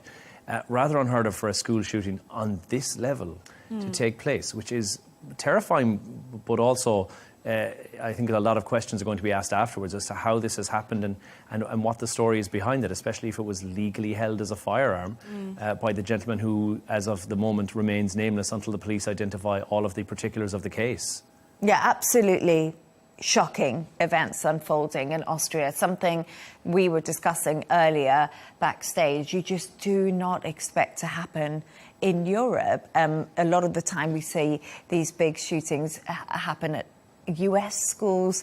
So, but Ralia, you know, talking about this, what are the gun laws in Austria currently like? And is ownership of a firearm actually something that's quite common? It is, actually. First of all, I mean, it's a terrible, terrible tragedy, something that shouldn't happen, not in Europe, not in the States, and not anywhere else. And I think the key point is the law governing owning firearms. Now, apparently and surprisingly, in Austria, over 30% of the population owns firearms. 30%, and I think that's a really, really big percentage. I was surprised by that number. Right. Yes, and the law regarding this is quite relaxed. Now, they follow 2 sets of rules. One of them is the Weapons Act of 1996 in Austria, but they also implement EU firearms directives. Now, what they've done, they have categorized all the firearms into different categories, 4 different categories. Only one category needs a license, and that is category B. That includes handguns, it includes semi-automatic rifles and repeating rifles with magazine capacity restrictions. All else, basically, the category A, it's prohibited. All the weapons in category A are not allowed to be owned, basically, with a license or without. Category C, they include firearms that need to be registered, not necessarily licensed, and these include Imagine, Bolt, action rifles, shotguns as well. And now when it comes to licensing or getting a license for your firearm in Austria, there are different requirements. First of all, you need to pass a criminal background checks, you need to demonstrate mental and physical fitness, and you need to show also legitimate reason why do you want to own these firearms, for example, for hunting or for sports, and so forth. The thing is, I mean, in conclusion, the firearms or the regulations regarding firearms in Austria are relatively relaxed. But there's also another point, is that there are two different licenses that you need in order to carry out such an attack. First of all, to have a license for the gun you own, and second of all, to get a license to hold that gun in public. And that's a different license. I don't know if the assailant did get such a license or not, but in whichever case, even psychological assessments are not necessarily mandatory to get a license to own a gun. And that is quite surprising, to be honest. But in some ways, it's not surprising, because I think that if we look at other European countries, you can own firearms as long as they're licensed and they're registered to you. So, Jonna, do you think a review of the European gun laws is now going to be the next conversation following this tragic incident? You would think it's going to be, but it may not be. They're antiquated, the gun laws that operate across Europe. And the reason that they're there is that the firearms that we're currently seeing did not exist when the laws first came around. And so if, for instance, you'd applied for a license for a single barrel or a double barrel shotgun or something that was as you mentioned, the bolt action rifle, that is something that requires a lot of time to re-ammunition the weapon once again. That's not taken into consideration something like a .22, a Magnum, something that has a magazine on board, or something that is a semi-automatic shotgun. These are powerful weapons that can be used repeatedly without needing to be... but these things did not exist when these laws came into force. And I believe that, certainly from the point of view of the Irish law that's in place, similarly for firearms, is a 1920 law that very little has been changed about since then, aside from the requirements that you need to hold that firearm. There's also something that exists in definitely some European countries, a legacy law, whereby if a firearm has been in your family, that firearm can then travel down to the next of kin who is regardless of fitness. Regardless of their fitness. There is a course that you will attend that is trained by the army. But again, if it's a half a day of course for you to learn how to hold a gun and be safe with a gun, are you really giving somebody a full mental evaluation as to them being able to possess a gun and know what is correct to do with it? Yes, a reform may be needed. There is an argument that firearms are required, certainly in some countries, whereby for vermin control, and I can understand thinking a blanket ban across the board may be the solution, and I understand from your point of view, Rabia, why you would think that. I was thinking that so many of us live in countries where it is absolutely prohibited under any circumstances to own a firearm. And I think that is quite implementable in other countries as well. And I think it's logical. There is the argument, and it's certainly from a farmer's point of view, for vermin control or for pest control, where it is a necessity. It's a requirement, maybe not necessarily a necessity, to have that as something that you possess in your property. But I do think there's an argument you could say that there could be a person who's hired to do this for you as a job more than anything else. And I certainly think a reform of a law that applies to guns which really were not of the same calibre of what we're dealing with right now, that was implemented over 100 years ago, needs to be reformed. Definitely. And it will be interesting to see that conversation. But we are hearing from Austrian officials that there was possibly a farewell. Well, we know there was a farewell letter that he had written before this attack was carried out.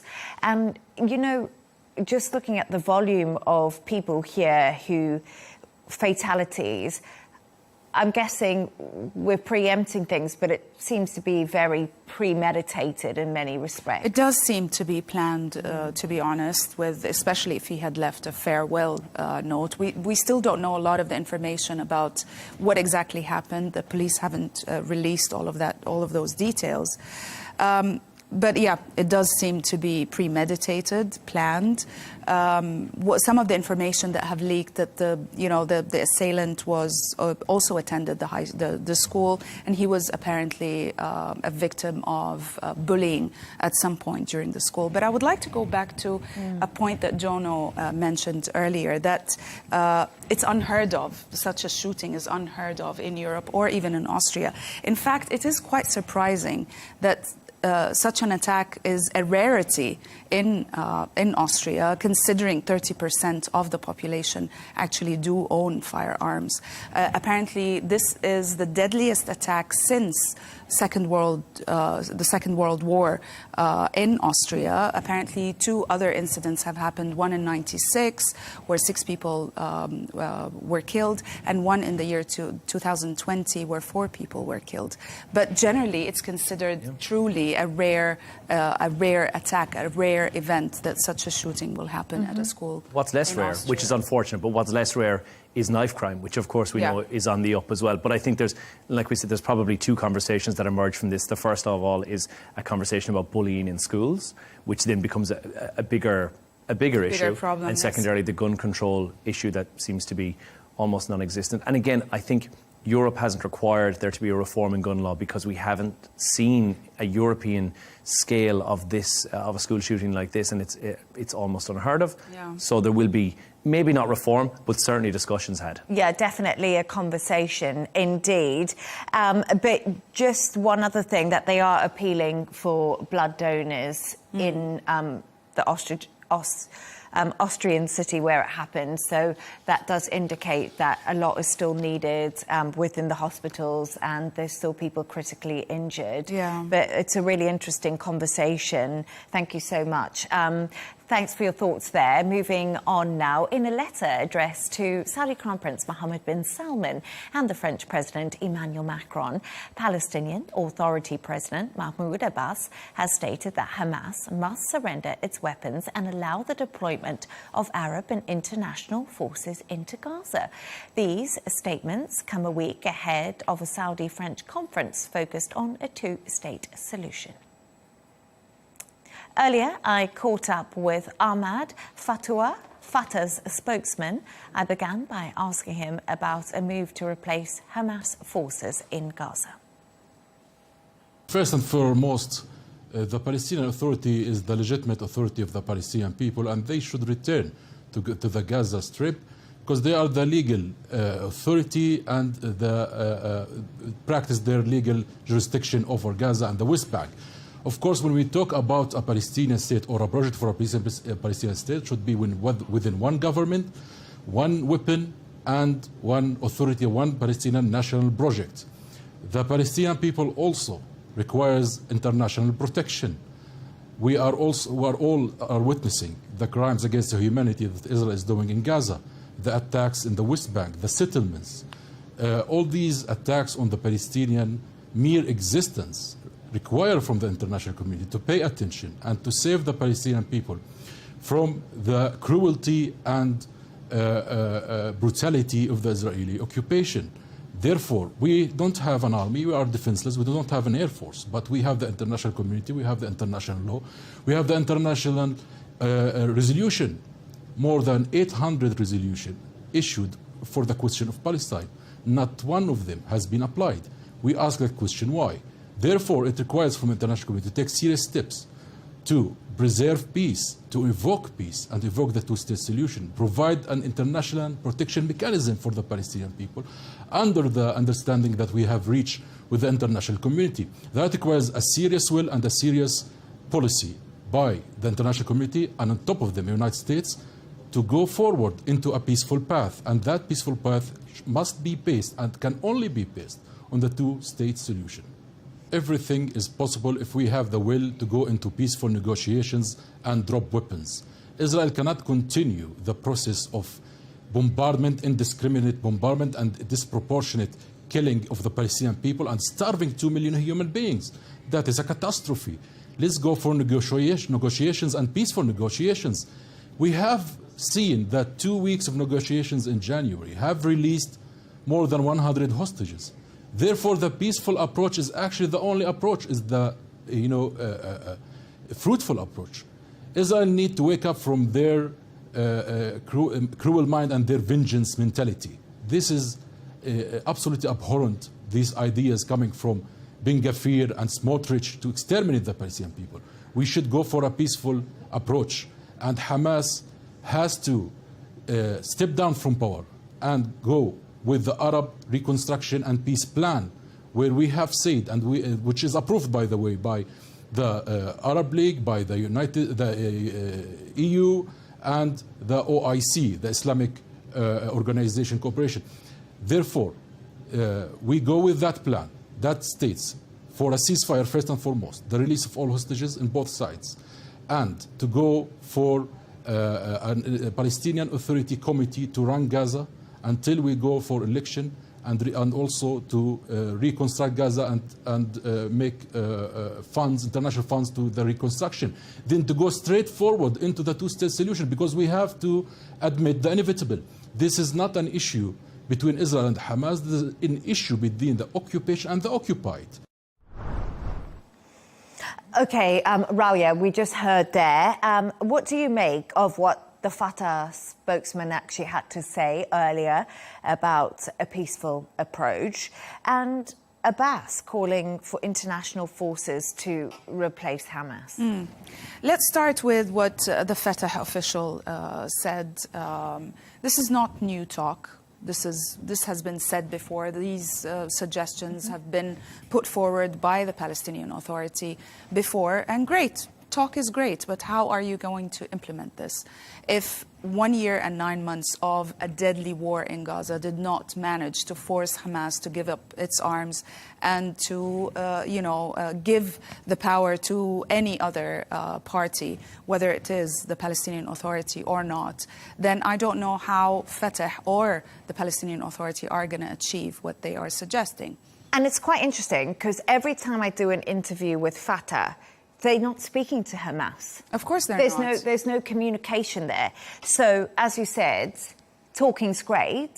But we've heard this all before. Yes. This is nothing new, and I do agree with that. But they're not implementation is the problem. And not just that, I mean, in terms of the Palestinian Authority, they don't really have legitimacy in Gaza, at least from, how things were standing before the October 7th and the current war. Even in the West Bank, the Palestinian public are actually questioning their legitimacy. What have they done so far? How have they served the interests of the Palestinian people in the West Bank when so many different refugee camps in Jenin, in Tulkarm are being obliterated, just like Gaza is, by the IDF, and the Israel and the Palestinian Authority is just a bystander that can do nothing, basically. So I'm not sure about the Palestinian Authority being able to take over Gaza, let's say, hypothetically, if Hamas were to surrender. Now, as far as the Palestinian President Mahmoud Abbas's suggestion of having international forces in Gaza, this is also not new. It has been suggested before. It's down to not just Hamas, but also to Israel to accept that. And we saw what Israel's position and the U.S.'s position towards the international forces that were in Lebanon for decades, the UNIFIL, and how now they are being, driven back, or everybody is thinking that they're useless and they need to be driven back beyond Al-Litani River marking. So therefore, it's a difficult situation because the UN peace forces that we have seen in southern Lebanon, we saw Hezbollah expand under this. That's the argument. Yes, and they weren't able to do much. And of course, they don't have the power to do anything because they're peaceful. They're not there to do anything different. They're there to kind of keep the coordinated peace. It's such a tricky situation because we say international forces, but who really, if we look at the grand scheme of things? And what is their mandate as well? And will they be able to operate freely, given the mandate by Israel, by the US, and even by the Palestinian side? That is questionable, quite honestly. And therefore, I see what we've heard from the Fatah official and even from the Palestinian president as merely rhetoric, not practical solutions and suggestions that can be implemented. And another development today, and Jono, actually, the UK has sanctioned 2 Israeli ministers. What do we know about this? Let's talk about the sanctions. So, first of all, national security, Ben Gvir, and also Smotrich, which is the finance. Now, this is somewhat of a show of support more than anything else. It is a freeze on assets for both of these ministers. It is a travel ban on these ministers as well. They cannot enter the UK, and financial restrictions as well. They can't engage with the UK. They can't have any dealings with their financial institutions. This is not the first country to do it. It joins Canada, Australia, New Zealand, Norway have all imposed these sanctions already. Are they going to make any difference? I think the truth is that, and we all are aware of this. No.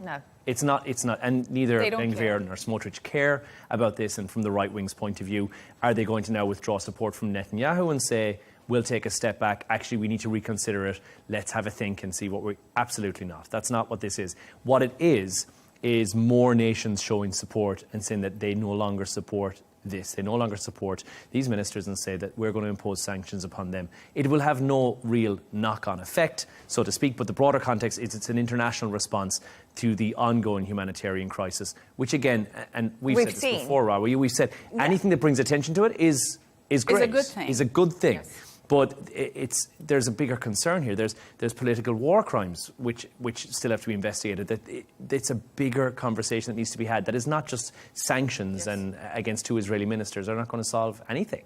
But once again, symbolic in many respects. But the Israeli Prime Minister Benjamin Netanyahu was in court yesterday being cross-examined in this corruption trial. We know Ben Gvir and Smotrich, yes, they're very extreme right of the coalition, but they're kind of holding it up in place in many respects, keeping Benjamin Netanyahu in the position he's in, many would argue.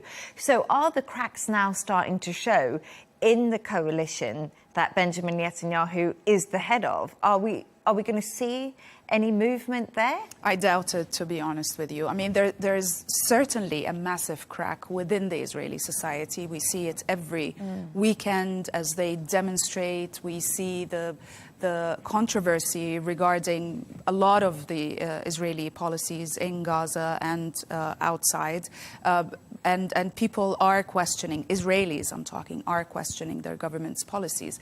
But in terms of the coalition, the governmental coalition, as long as Ben Gvir and Smotrich and Netanyahu are this triangle, that coalition is going to hold until the next elections. And I think I doubt that's... I think there's going to be very little change to that. Again, you're freezing assets and wondering what real difference is this going to make, and the answer is that it's none. What assets? What assets are they holding in the UK? Exactly. You have to question that, or in Norway, or in Canada for that matter, or New Zealand. So you have to question, well, how much does that amount to? Of course, these figures is not something that we're seeing. The answer may likely be zero. It may be zero. Yeah. So it is, again... So it is symbolic. Of course. Yes. Yeah. And when we say about, and Fatah said, you know, there is a ceasefire that is potentially on this. There's peace negotiations that take place. The Arab League have agreed. The EU have agreed. We hear nothing about Hamas. We hear nothing about Israel having agreed to this as well. So a lot of this is just talk right now. Yeah. And it's a show of hands more than anything else. But it's without anything actually solid, anything actually concrete. We've seen no move forward on that whatsoever. The conversations from Hamas have not been heard. Yeah. And so we don't know what the position is there. So any real progress, any result we are going to get from negotiations between Hamas and Israel, not the other parties being involved. And we know that the US were talking directly to Hamas at one point. We don't know where those conversations are going yet, but you're absolutely right. You know, a peaceful approach, like the Fatah spokesperson said, is always the best way. But right now, things don't seem to be so peaceful. So thank you so much for your thoughts on that. Let's move on to another story. A second day of trade talks between the US and China have been held in London, with investors feeling hopeful for an improvement in relations. US Commerce Secretary Howard Lutnick said that discussions with China were indeed progressing well. This comes after both sides agreed to take a step back from the brink of a full-blown trade war. Jono. So, right, more talks are happening, but these talks are now between the US and China, happening in London, the two largest economies in the world. Could these talks save the ongoing trade dispute that we've seen between the countries? This is good news. Any talks and any conversations that work towards a trade agreement is good news. And Washington and Beijing being in the same room together and having those conversations are important to have. Will we have an immediate knock-on effect? I don't think so. The S&P 500 rose ever so slightly at the thought that things are going okay. We might see some sort of a trade agreement here. The bigger conversation is that they're now... they're negotiating. So there's not an escalation, which we've seen before. This is a positive shift that we haven't seen previously. We've obviously had both throw mud at each other with regards to the Geneva Agreement, and now it feels like we're maybe moving on from that and actually achieving something that is still at a very top level and hasn't worked its way into the real core where it needs to, where Xi and Trump need to jump on, not just a call, but I think it needs to be a face-to-face meeting to actually say, right, here's the trade agreement, here's what we think will be beneficial for both, because Washington and the Trump administration definitely needs a win.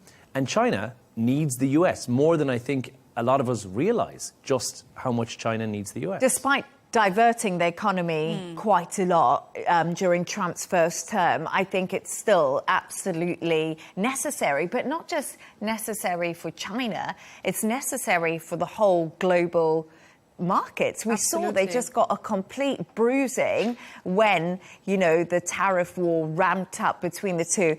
Wall Street indexes are pretty subdued today. They're not doing much. All investors are kind of holding their breath to see if a breakthrough comes in these conversations.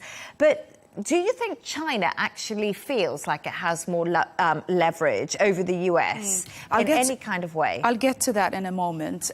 You're absolutely right. This is, I mean, negotiations are definitely great news, especially after the negative repercussions that the world economy basically has sustained because of these tariffs. In fact, the World Bank decreased its expected global growth forecast to 2.3%, which is the lowest or the slowest growth in a non-recession year. You can say since 2008, which was declared as a recession And that was really on the back of the tariffs that were due to be implemented.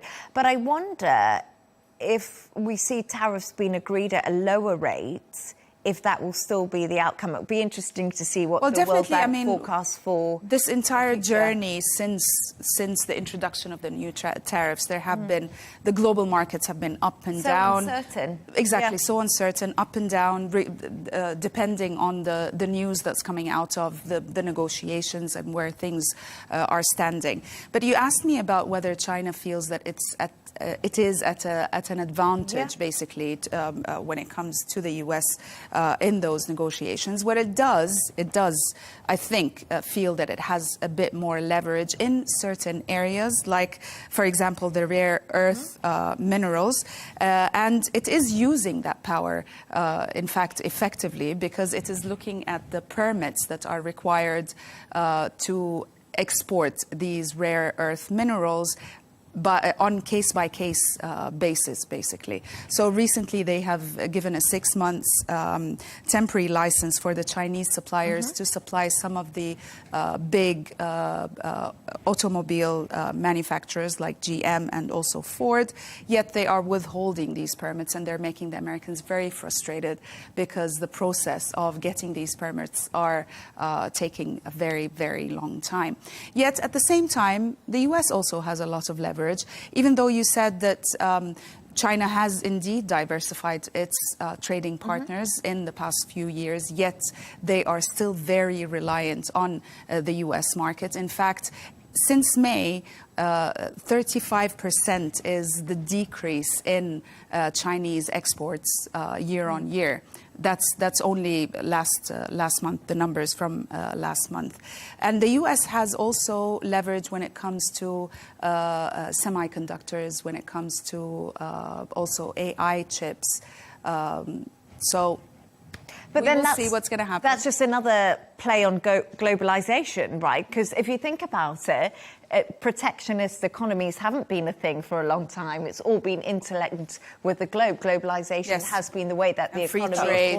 the free trade deals. So this is a sort of change of agenda, and it's kind of upending the norm that we've seen so long. And I think necessity will require, and again, like you say, it's magnets are the big one that the US needs from China, and vice versa, semiconductors that China needs from the US. We haven't gotten to the point, because this was such a quick turnaround, whereby both are self-sufficient enough to provide for themselves. I think if they do, it'll be a very different trade conversation. But I think the reassuring part of this is that it's now gotten down to Treasury Secretary Scott Bessent, who is there having these chats, means that we will strike a deal, and that deal will stay in place until such a point where both are self-sufficient enough that they can walk away from each other and be quite happy without having a trade deal, which is a possibility, but we're nowhere near there yet. And that's why this needs to happen. I doubt the rare earth minerals are going to just suddenly show up in the rest of the world. They may or may not be available in the US, and who's to know that they may not find another alternative. Else, He's just purchased, well, not purchased, but acquired, shall we say, for want of a better word, Ukraine's rare earth metals that are also there. So who knows what the administration has planned. But for now, a deal needs to be struck. Otherwise, neither party are going to achieve and get what they require. But the US-China trade deficit still remains, and I know that that is a bone of contention for Donald Trump, but that was a really interesting conversation. And finally, Raoya and Jono, you've come up with a couple of quirky stories of the day. And Raoya, yours is pretty sensational because it's a record attempt. Yes. Once again, someone's tried to get into the Guinness Book World Records. They made it, didn't they? But they buried themselves under snow, but just in their, like, swimming trunks. It wasn't Absolutely. And that's why it's literally sensational, because it's freezing cold. This Swiss guy, his name is Elias Meyer. He decided that... He sounds like a strong name. Yeah. Elias Meyer. Strong name. There he is. Oh, yeah. wow. Yeah. He decided to test himself, basically, how much cold endurance he has.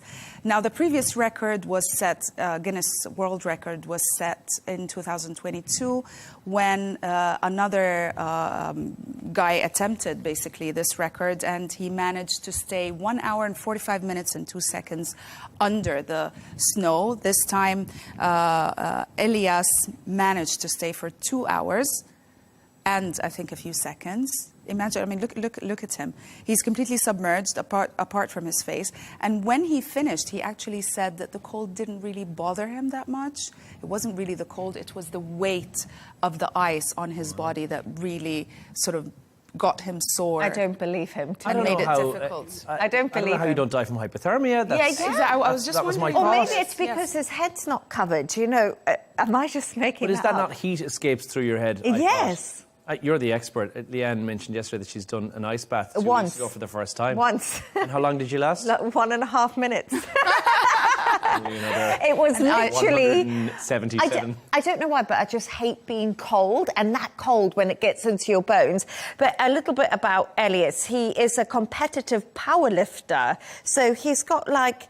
You know, he's got some training, side. maybe, yeah, he's endurance got some, and stuff. By the way, I just wanted to say something about sort of body temperature and women. We have a different thermostat than you males. feel the cold more than men. More. And it's something to do with the female hormones. Yeah. And there's also an evolutionary reason behind it. Which is why the thermostat will be set lower for a guy than it would be for a lady. And that's why we always fight over, with our partners, over the AC. No, it's too cold, no, it's too hot. That's why in an office building, it's always so cold, because I swear it's set to a man's temperature with the suit on. So there we are freezing. Gosh, another thing that is set... Anyway, that's for a whole other day. And Jono, yours is really interesting. Vegetarians apparently are a lot more power-hungry than the meat eaters are of this world. Yeah. This is a really interesting story. Tell us more. Well, it's a new study that found that the stereotype of a tofu-eating pacifist is actually the furthest thing from the truth. University in Warsaw have done a little study to find out just a bit more detail about the popular belief that vegetarians may be a bit easier to handle and a bit more, as I said, as a pacifist. In fact, they have a greater hunger for power than their omnivore peers. So meat eaters are strongly associated with values like kindness, conformity, and social harmony. But the vegans and vegetarians of the world are traditionally expressing masculine values, a desire for personal success. So they're actually more manly than your average manly meat eater. So that makes Leigh Ann more manly because she's vegan. Because Leigh Ann is vegan. Yes, right? yes, yeah, absolutely. Power hungry. I'm starting to look at you in a different light. No, it's quite interesting actually, because we were talking about the study. I am vegan. Very many years have been that way, long before it was fashionable. But when it comes to, I never thought of this before until you brought this on, so it's been a bit of self-reflection. But I secretly don't like to conform. So I do conform to a standard, but then I like to not conform. So being vegan is actually a way of not conforming, which makes perfect sense. Exactly. Like, I've always been like that. You know, I'll conform to authority, but I will do my own thing. So maybe this is the personal trait that makes you vegan and as well not conformative. You may not have morally made the decision to be vegan. It may have been part of it, but it may in fact be your character, your personality, which has led to you being vegan as a result, because you don't enjoy the social harmony of life, and you prefer to kind of throw a spanner in the works of the greater scheme of things. And I think I do that in many respects. I never thought of it. Climb your way to the top because you are more power hungry than any other meat eater. We should go off meat. Yeah. But they do say, how do you know? And to be fair, it's not in the case of you, but how do you know you've met a vegan? They tell you they're vegan, but you did not. No. I try not to say that too much because it's been so long, and I also know that, of course, being vegan is a personal choice, and it's something that you shouldn't reflect onto other people necessarily. It's something that you do for yourself. But I do think that's such an interesting conversation, because I do think, you know, a lot of the time we just don't want to conform, and we can tweak those little things in our behaviour to make us different. The cause is the same, like the base of all of these traits are kind of the same. Yeah. No, absolutely. Super interesting. Well, you know, we can't all be normal. That's all I'm saying. You know, it would be boring. We can't all be average. No, we can't be average. Average is boring. No, you know, I always think that if you're normal, you're boring. So what is normal? Be a vegan. Then? Get off the meat. That's only the way to go. Yeah. Thanks to today's guest, Al Arabiya senior presenter Rauya Alami and Dubai 92 presenter John O'Hays. And that's all from us on W News Extra. Don't forget to subscribe to our YouTube channel and, of course, follow us on X. G&T with Tom Burges Watson is coming up next. Goodbye, and thank you for joining us.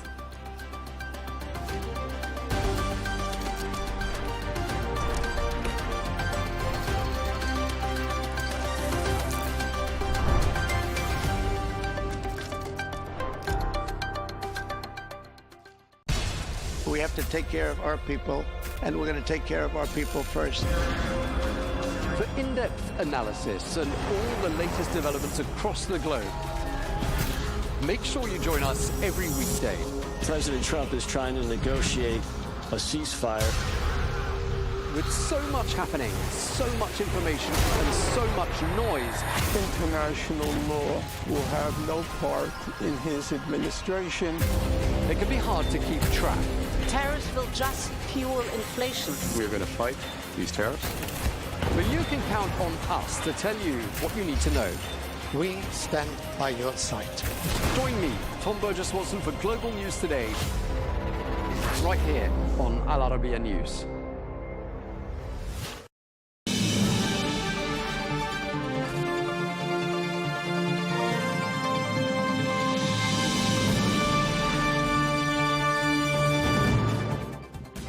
Hello and welcome to Global News Today, bringing you exclusive interviews with leading experts every weekday here on Al Arabiya English. I'm Tom Burges Watson, and coming up on today's programme, there's been a fourth night of protests in Los Angeles over US immigration policy. Rubber bullets and stun grenades are being used against protesters, and President Trump has ordered the deployment of US Marines to the city. Well, the governor of California says President Trump is acting like a dictator and described him as un-American. We'll be getting the very latest and asking how serious are the protests and how far are they spreading. Plus, we'll focus on the situation in Gaza. We'll be speaking to a doctor who's just back from her third mission to the enclave and asking for her take on some of the claims made by Israel. All of that to come on GNT.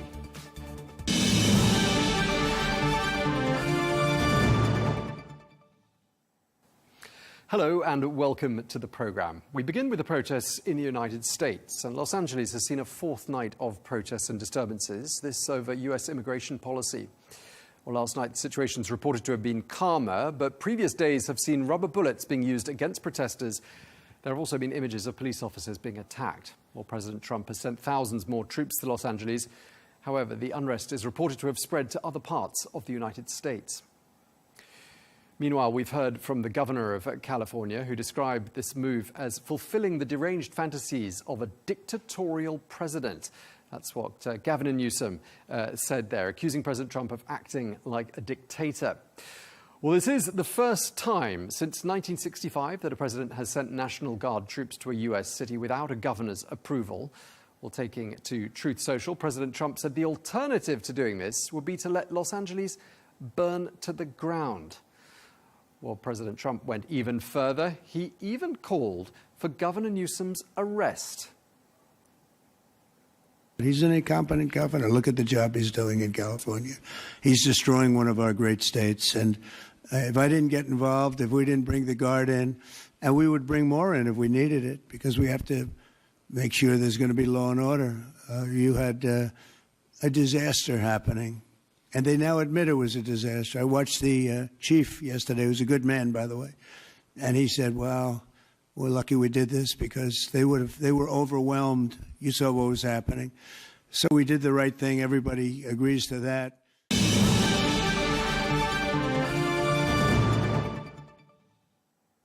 Well, let's get more now. We can cross to Ashley Hayek, who is the Executive Vice President of the America First Policy Institute, who joins us from Washington. Thank you very much indeed for taking the time to speak to us.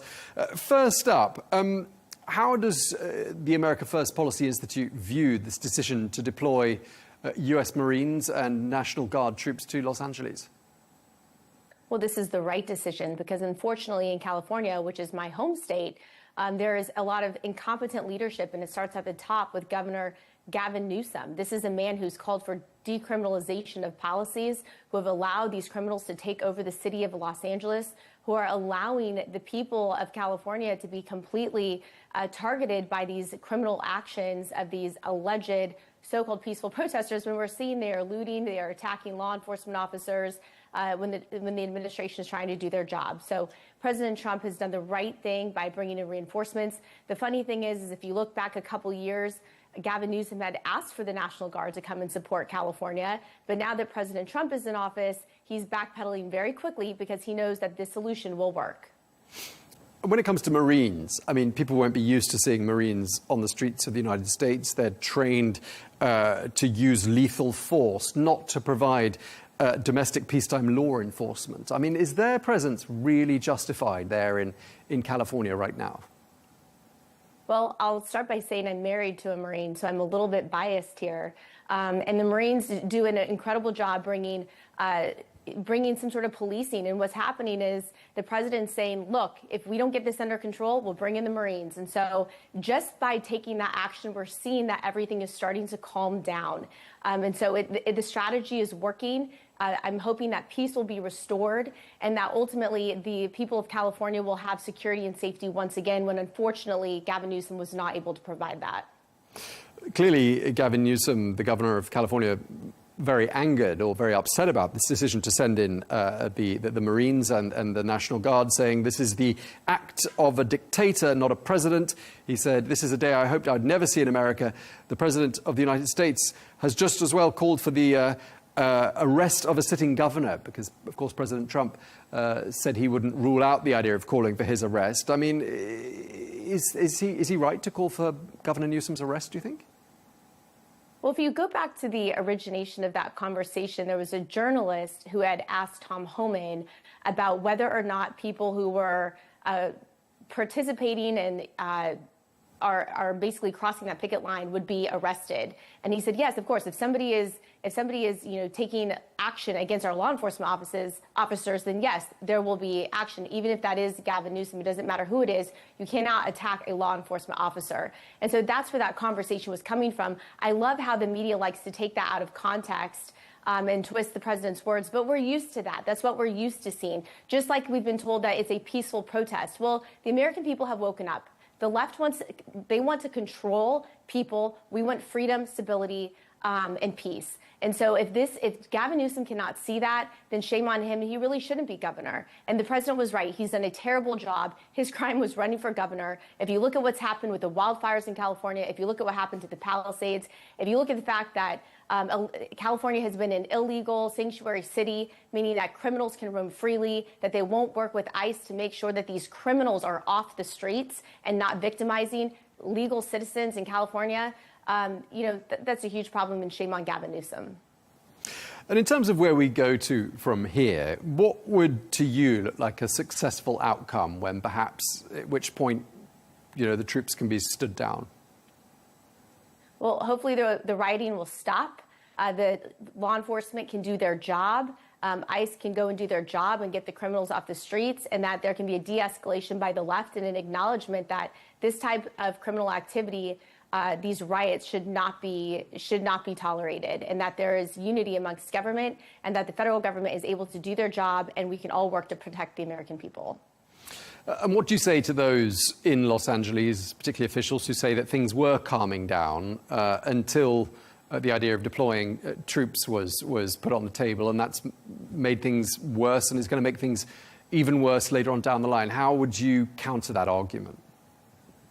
There's nothing that I could say to the Maxine Waters and the Gavin Newsoms that are going to allow them to concede the fact that there was cars lit on fire in their own backyard. These are the people that said that COVID was such a strict virus. They locked people down in their homes while they went to fancy restaurants and got their hair done. So I'm sorry, there's nothing that can be said to these failed leaders. What I would say to the California voters is you can do better, and you can have a better opportunity in your state if you elect people that put the American people, that put Californians first.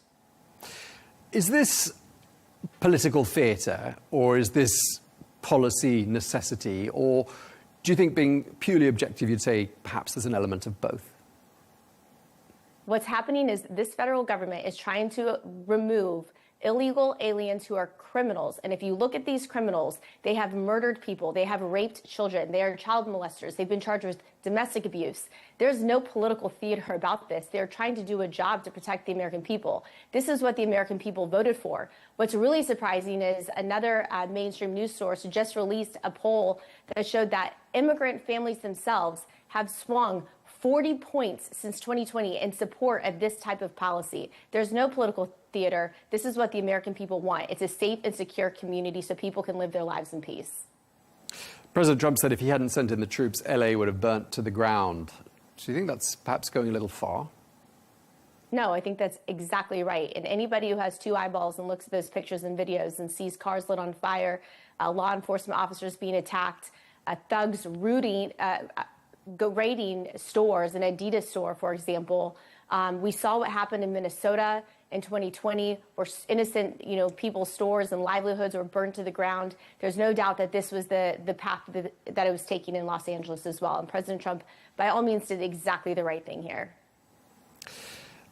What do you make of reports that the unrest is spreading to other parts of the United States? I mean, does that tally with what you're hearing where you are? And do you think this is running the risk of escalating and becoming a much broader concern in the United States?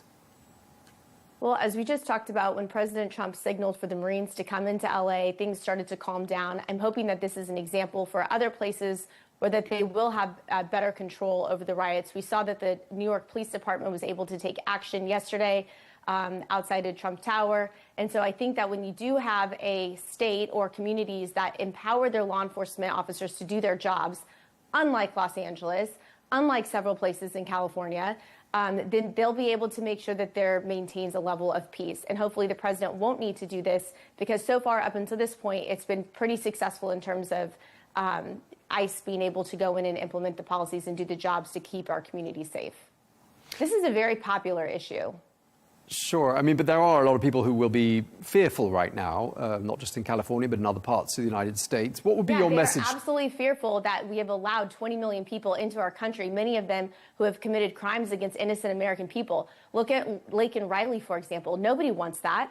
Nobody wants to think that I could send my daughter off to college and she'll be brutalized and murdered by an illegal alien. Nobody wants their child to be replaced out of their public school to make room for other people who are not legally here. Nobody wants their Medicaid and their health care to be taken away because illegal alien criminals are taking those funds away from the American people and giving it to people who have not earned it, who are not here legally, and who are committing crimes against American people. That's what people are afraid of. That's why Donald J. Trump is president. They voted for these policies, and that's where I think a lot of people are getting very confused. This is about protecting American people and making them feel safe. They're not not worried about a riot popping up. That can be squashed. We know that President Trump will get the backs of the American people. We know that when things get out of control, like they did in LA because Gavin Newsom and Karen Bass didn't do their job, President Trump will step in. What we don't know is that if states like California will continue to harbor illegal aliens, how many more innocent victims will there be? Sure, but I didn't get to the end of the rest of my question, but I mean, for people who are obviously not criminals, which I think the majority of immigrants in the United States are, and statistically, well, perhaps you can correct me if I'm wrong, but statistically we're told that people born outside the United States are less likely to commit crimes than people born in the United States. But what would be your message to people who are perhaps fearful of being singled out wrongly, people who feel that their community is being stigmatized for things they haven't done? If you heard what I just said a few minutes ago, there's a massive swing of immigrant people in the United States who support President Trump's border policies. It's up 8 points, which is a swing of 40 points of immigrant communities. That is not a very popular feeling. People who are here, who are legal immigrants, they want these policies. They voted for these policies because they work and because it makes safe communities. It's pretty simple. Okay, just lastly, the mayor of Los Angeles, Karen Bass, who obviously opposes this clampdown, she says, this is a city of immigrants. How do you respond to the mayor? We are a nation of immigrants. There's no doubt about that, of legal immigrants. And what we saw happen is complete protest when we had a federal agency try to do their job to remove illegal criminal aliens who I just said were child predators, domestic abusers, criminals that needed to be removed. I would like to know why Karen Bass cares more about protecting their rights than the rights of legal immigrant California citizens whose buildings are being burned down, whose businesses are being burned down. I'd like for her to go on record and answer that question. Okay, well, thank you very much indeed for taking the time to speak to us. Really appreciate it. Ashley Hayek, Executive Vice President of the America First Policy Institute. Thank you for your time. Thanks.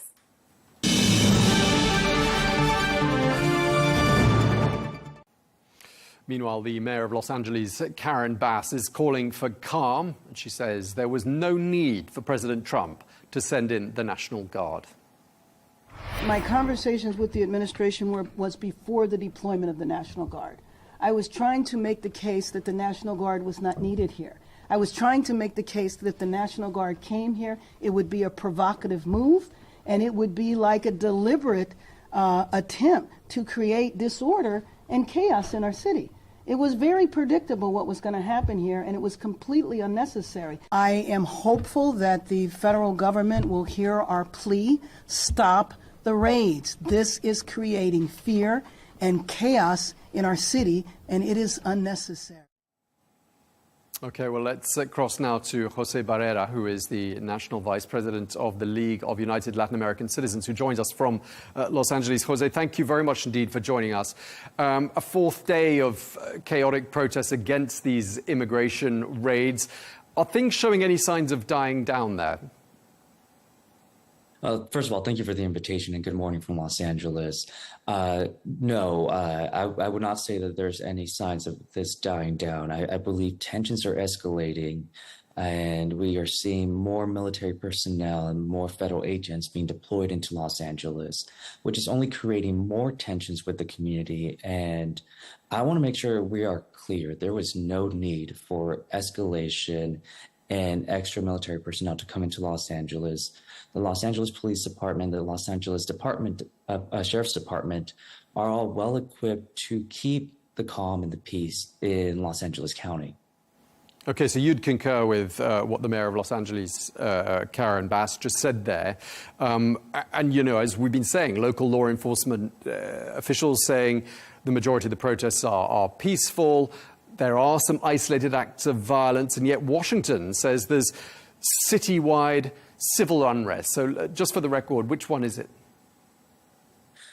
Well, you have to understand the demographics of Los Angeles. It's a widely immigrant community, and it's a melting pot of so many nations. Los Angeles County has 10 million people, and when you see vast protests that are majority peaceful, and then you have one or two agitators, the media is only going to focus on the few agitators who are throwing rocks and bricks. But that does not compare to the equipment that the military is using to hold back these agitators. So is not a comparison. If we could isolate these incidents that we're seeing on the media, the rocks being thrown, or anything that's being launched at military personnel, it is within 1 or 2 blocks, while these protests that we're seeing are majority peaceful, with tens of hundreds, if not thousands of people who are out there peacefully protesting in opposition to these raids that are happening currently. How would you describe the mood in Latin American communities there in Los Angeles right now? Well, the community is very unified here. It is California, it is a heavily populated immigrant community. And so in Los Angeles, you have to understand that everybody knows an immigrant, whether it be a friend, a family, a coworker. We all know and love an immigrant. And to come in and have these raids happening only agitates the community, and the community will stand up. They are showing it in opposition to what's going on right now in these raids, and they're coming out peacefully. Okay, and I mean, the protests, we understand, began peacefully enough. How do you interpret the shift from peaceful protests to confrontation and violence? Who's to blame? Where would you lay the blame? Well, yes, the protests have started peacefully, and they have maintained peacefully for the majority of the part. Those isolated incidents have only occurred when the U.S. government has deployed extra ICE agents and have deployed the federal guard. And now we're looking at the Marines coming into this. That is escalating tensions. And those individuals who are agitating, they're not protesters, they're agitators. And, you know, one might believe that these are done intentionally to create extra tensions. And that is playing directly into the blueprint and playbook that we presume President Trump is trying to do, is to agitate the community so they could deploy more troops and show a hand in a political force against the governor and against the mayor of Los Angeles. Yeah, we heard President Trump, before we crossed to you, saying words to the effect that if he hadn't deployed the Marines, LA would have burnt to the ground. What do you make of that? Absolutely not. The Los Angeles Police Department and the Sheriff's Department, if we combine forces, there's over 17,000 law enforcement personnel locally who are all well equipped and trained to maintain the peace.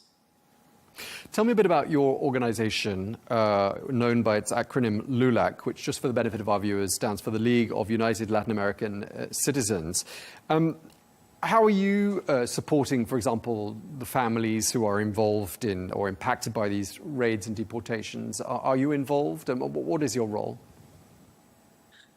Yes, LULAC is the largest and oldest Latino civil rights and advocacy organization in the United States. We're across the country, and we have a huge advocacy platform, especially in our capital, Washington, D.C., where we talk to elected officials. We're focused heavily on the advocacy side of things. We have shown up to some of these rallies and having conversations with people, and we believe in peaceful protests and engaging with the community and keeping them informed of their rights and the due processes. Okay, well, thanks for that. We're going to wrap up, but I just want to ask you, before we do, just going back to what the officials are saying. We've got the head of ICE suggesting that perhaps Governor Newsom be arrested. President Trump seems to be endorsing that. What's your feeling? On the one hand, how's Governor Newsom handling this, and how's President Trump handling this? Well, I think this is a political attack on the governor. Governor Newsom is doing an excellent job. I don't think that there was any need to increase tensions in Los Angeles. You know, from what we're seeing here, and I was in downtown LA yesterday morning, and there was no tensions. There was nothing really going on. It was just as business as usual. And then you have these rallies that are maintained peacefully. So we haven't seen anything out of the ordinary, and understanding that Los Angeles is a massive city. Wherever we see one of these incidents, it's probably within just 1 or 2 blocks with almost no people. So I don't see the need for extra military force. Okay, we're going to have to leave it there. We're out of time. Thank you very much indeed, Jose Barrera. Thank you for your time today. I appreciate it. Thank you.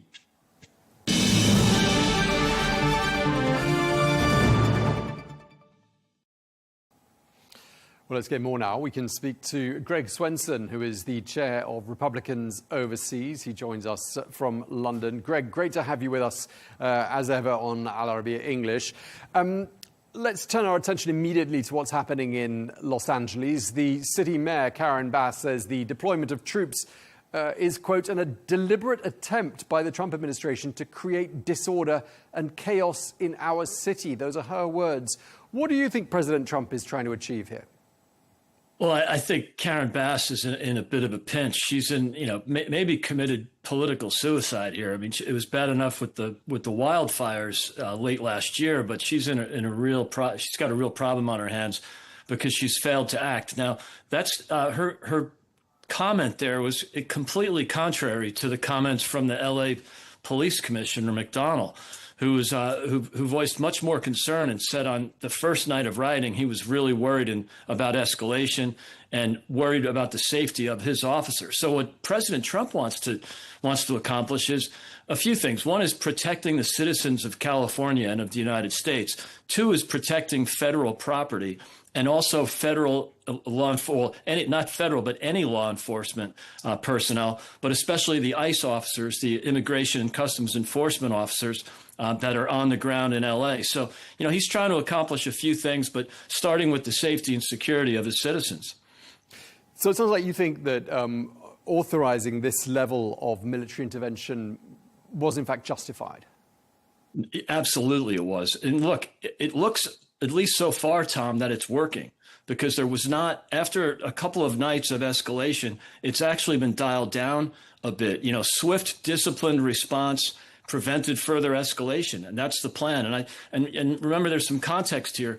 President Trump did not send any federal assets into the cities, especially Minneapolis, during the George Floyd riots in 2020. I think that was, in retrospect, a mistake. There was some pressure from a few senators like Tom Cotton, and he chose not to do it. He wasn't really getting the support at the time. It was during COVID. He was probably polling in the low 40s. So this time around, I don't think he's going to make that same mistake twice. Why wouldn't the governor of California make that request himself if it was the right thing to do? Why do you think he didn't call for the military to come in? Yeah, I think for a few reasons. One is Governor Newsom rarely does the right thing. So, it really doesn't surprise anybody. He failed in so many ways on the fires, the wildfires. He's done his best to ruin that state. There's a reason why California leads the nation in mass out-migration. I mean, people are leaving California in droves because it's becoming unlivable in many ways, and especially with the tax and regulatory burden, but also the homelessness and all the other problems with the state. So, I think he always chooses the more progressive, left-wing, radical solution to any problem, or he just ignores it. So I think in this case, much like homelessness, much like the mass exodus from the state, he's chosen to ignore it. Remember, the progressive left, Tom, is pro-illegal migration. So in this case, that was probably an easy call for Governor Newsom. Yeah, I mean, Newsom's come out with quite a lot of strong statements saying this reflects, quote, the deranged fantasy of a dictatorial president, calling President Trump authoritarian, un-American. He says as well this sets a dangerous precedent, having uninvited troops appearing in his state. And he seems to be arguing, a bit like, as I said at the beginning, the mayor of Los Angeles, that in fact their presence is doing more harm than good. Just before we move on, how do you answer that? Yeah, absolutely wrong, because when he was talking about it, he gave them time to actually handle it themselves. They did not. He sent in troops. There weren't actually that many involved in quelling the rioting. I think it was just the presence of them, even nearby, even if they weren't at the site. Now, there were some National Guards guarding the federal property, but it was really ultimately the presence of the troops there that enabled the LAPD to more effectively manage it. But the protesters have just moved away. They'll find some other issue to protest about. They'll go to a Free Palestine march somewhere else. There are reports of protests spreading to other parts of the United States. Yeah. I mean, are you worried about a sort of a widespread outbreak of unrest in the United States right now? Yeah, of course I am, because we saw this not only in 2020, in the summer of 2020, but we saw it early in President Trump's first term, where there was the so-called resistance. There were protests all over the country. Look, if they're peaceful protests, that's fine. I think they have the right to do that. I think also if they don't like current immigration law, they should lobby their congressman to change the law. But as long as they don't change the law, the president and the executive branch has an obligation under Article 2 and statute to actually execute or enforce the law. Obama did it. President Obama might not have liked the immigration laws, but he was obligated to enforce them, and he did. And his justice people like Cecilia Munoz came out and argued for it and said, this is our obligation. So President Biden chose not to enforce the law, and President Trump has chosen to enforce the law. It's a pretty simple formula. President Trump is one of the people who's calling for, well, he's supporting a call for Governor Newsom's arrest. I mean, has he done anything that warrants arrest, in your opinion? I mean, it might be a bit much.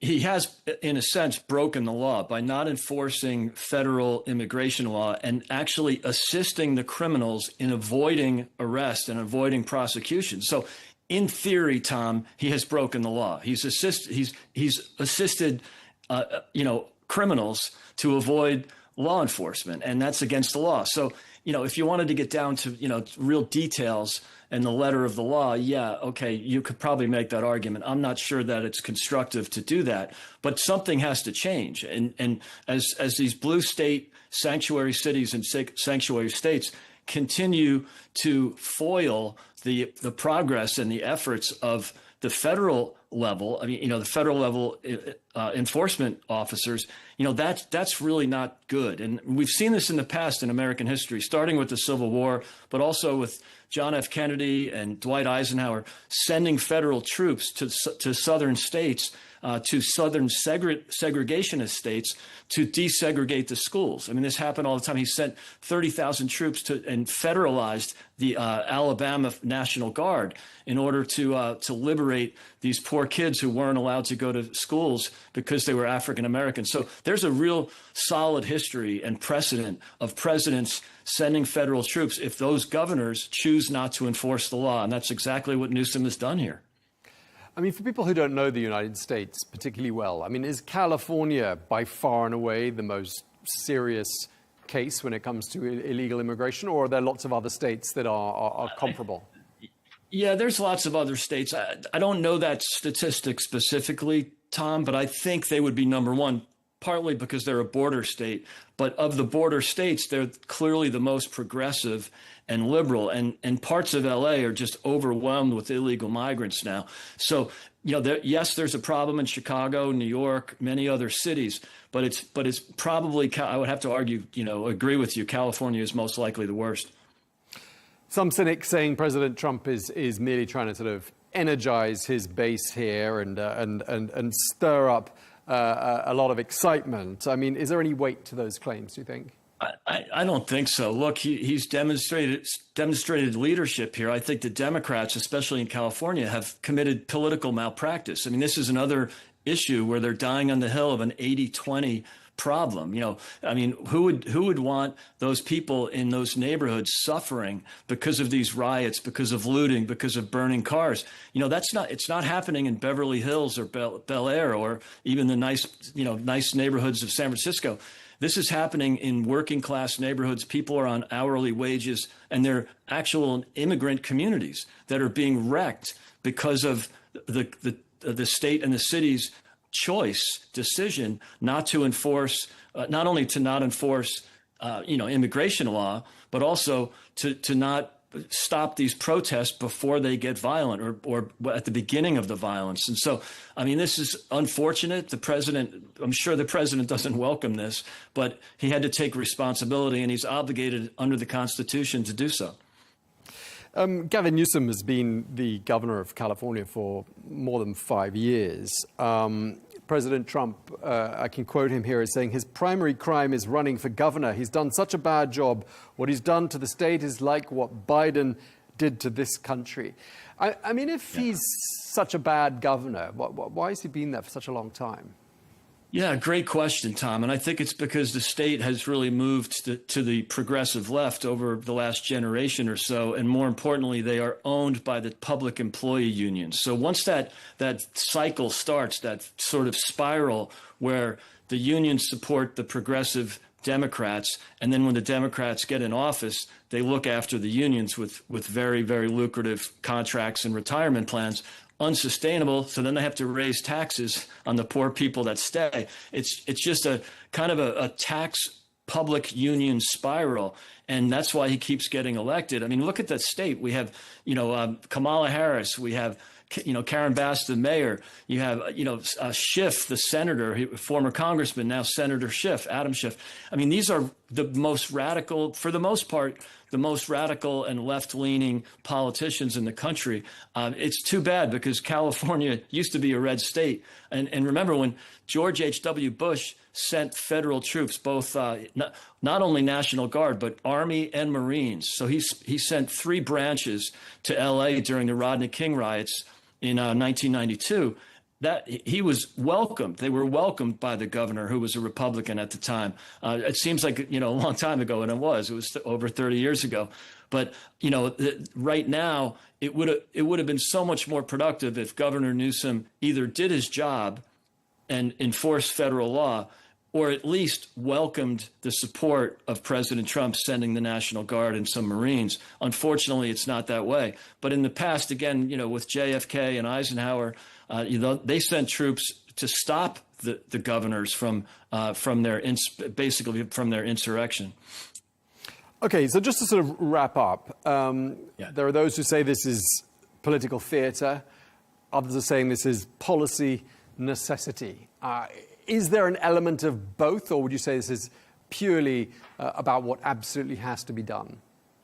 I think there's political theater in just about everything in American politics, maybe politics in general. But I do think it's the latter. I mean, the president, if he had overseen another 2020, summer of 2020 riot situation where Portland, Seattle, San Francisco, and especially Minneapolis, while the governor, Tim Walz, basically watched and waited while Minneapolis burned. I just don't think the president would want that to happen again. So he's learned by experience, but also by history, that the best thing you could do is stop it before it gets too out of hand. And I think he's done a good job of that. So I think the president comes out looking good on this. Right now, his polls are overall are -2.5. But on this issue, on immigration, he's at +4.5. That's a 7-point difference. And I think in a 50-50 country, that's significant. So on this issue, it's a winner for President Trump. And thank goodness that the violence has been dialed down and it's been de-escalated. So I think there's always a risk that it backfires, but in this case, it did not. Okay, well, thank you very much indeed. Always a pleasure talking to you. Greg Thanks, Swenson, Tom. Chair of Republican Great to Services. see you. Thank you very much indeed. Thank you.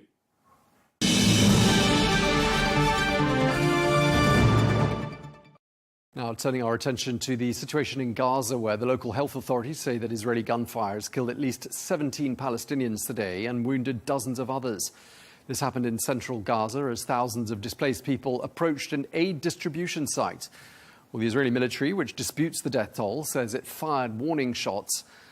Well, separately, local health authorities say that an Israeli strike on a house in Deir al-Balah, also in central Gaza, killed 8 people, meaning that today's death toll in the enclave stands at least 25.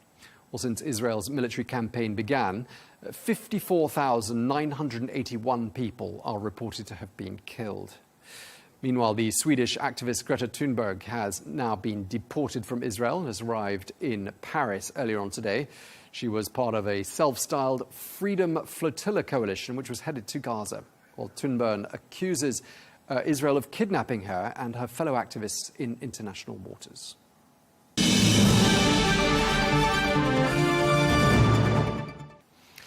Let's get more now. We can speak to Dr. Victoria Rose, who is a British doctor who is just back from her third humanitarian mission to Gaza. Dr. Rose, thank you very much indeed for your time today. Pleasure. You are a consultant in plastic and reconstructive surgery, and I gather you worked, non-stop more or less the time you were in Gaza. Just talk us through what your day-to-day reality was when you were there. Well, we would start operating at about 8 o'clock in the morning, and we would have a list downstairs in one of the big NGO-run buildings. We would run a plastic surgery list and next to it an orthopaedic list. And the idea was that we would cross-cover any orthopaedic injuries that had skin loss or skin issues. We would do those as well, and then we would have our own list. We'd have about 10 patients on the plastics list, 10 patients on the orthopaedic list, and then we would run a sedation room of dressing changes, and that would have another 5 patients on it. At the same time, we'd have to be available to the main theatre suite, which was upstairs, and it was a block of 5 theatres, and that's where general surgery, neurosurgery, vascular surgery would undertake their work. And if they came across any patients that had large areas of soft tissue loss or burns or needed amputations, then they would call us and we would go up and help them with those cases as well. So it's a really quite a busy day. We're operating on up to 25 patients a day. And we would normally try and finish all the planned work by about 10 o'clock at night. And then we would go back to the accommodation area, which was within the hospital. We would normally eat. We would discuss the plans for the next day. I would put in the following day's operating list, and then we would submit all our numbers of our activity for the day to the WHO and then go to bed. We would be called in the night for any mass casualty events that required urgent plastic surgery. So that would normally be limb-threatening injuries. That tended to happen more towards the end of our trip because we started to see more mass casualties then as NASA got further into the active fighting zone. How long did you maintain that routine for? Every day for just over 3 weeks. Okay, and did you feel, you mentioned mass casualty events happening in the vicinity. Did you feel at any stage that your life was in danger? Yes, I was worried the first day we arrived because we were due to go to the European Gaza hospital. So when we entered Gaza, that was where our vehicle was taking us. Our charity had 2 groups go in. So I was a group with 3 surgeons, and the week before me, a group of 2 surgeons had gone in. One that I know very well, he's an old friend, and they had gone straight to the European Gaza. And as we arrived, the European Gaza got bombed. And so he was sending me footage of an explosion outside the hospital. And at that point, I was quite worried for his life, really, and the life of my other colleague. But I did sort of worry that hospital bombing was getting more and more acceptable, I suppose, and that we would be in danger. You've described your daily reality. Now tell us what the daily reality for the average person in Gaza is, as far as you were able to see from where you were. So obviously I'm mixing mainly with Palestinian doctors and nurses. They've all been displaced, many of them up to 15 times now. Lots of them are living in tents. There's not many structural buildings left in South Gaza. There's no sanitation in any of these tented facilities. There's very little clean water left. Clean water now is only available in areas like large hospitals that have their own filtration systems. Most of the other buildings have been destroyed. So clean water is one of the things that people worry about, and a lot of people spend their time trying to obtain clean water and food. Obviously, the blockade to aid was fairly maximal when we got there. Nothing had come in since the 2nd of March. And although we were in Gaza when the first 90 trucks got in, it didn't really seem as if much aid had come through. Everybody was still spending a lot of their time sourcing food. The level of malnutrition was visible in the population.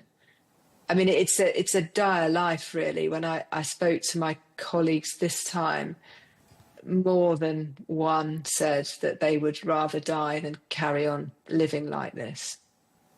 And you said malnutrition was visible. Could you just try to help us understand? Because we're told sometimes by the authorities in Israel that reports of malnutrition, reports of starvation are wildly exaggerated. Help us make sense of this. What did you see? I mean, what's the evidence, and what would be some of the definitions you could use to help us to really get a true picture of the situation? Well, everybody that I'd met before, because obviously I've been to Gaza before the war, everybody I knew that came to see us or that we were working with has lost weight, and it's very visible weight loss, so 5-10 kilos. But we noticed it really in the children. The children are hit the hardest because the under fives particularly have a very high metabolic rate because they're growing. And what I noticed most was that the children are very small for their age in comparison to their Western counterparts. So a child that would go on the operating table, I would estimate to be 5 years old, I would be told that they were 9 or 10.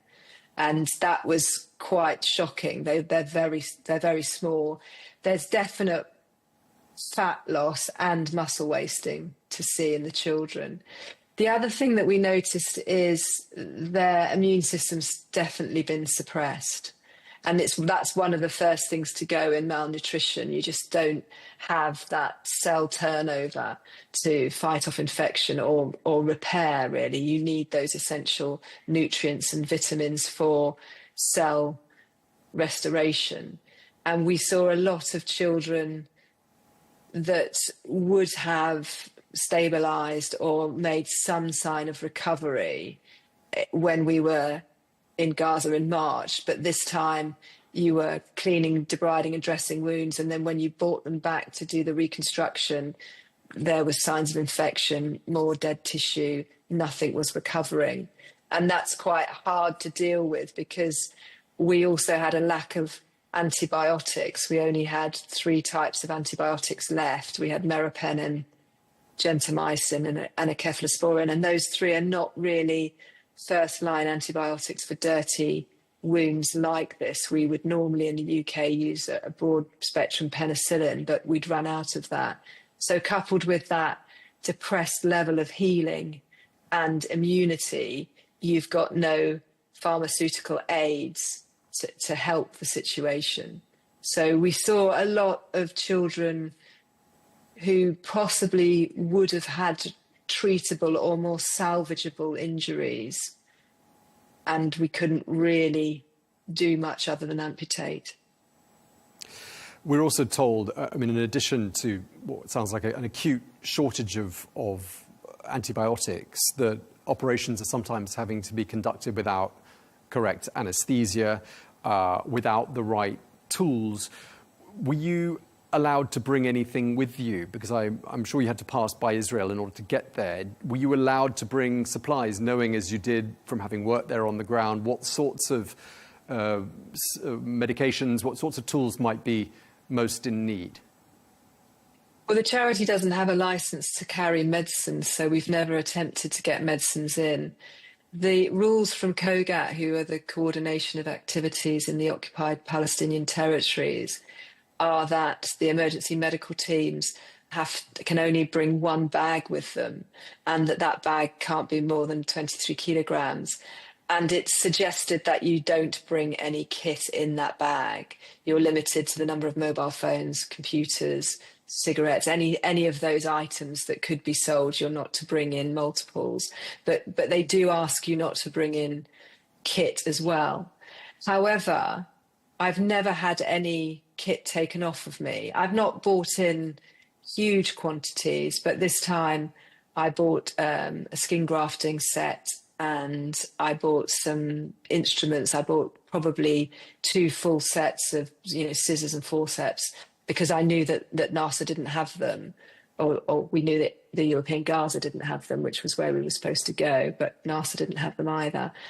And they were distributed amongst mine and my colleagues' belongings in a way that looked as if they weren't huge quantities.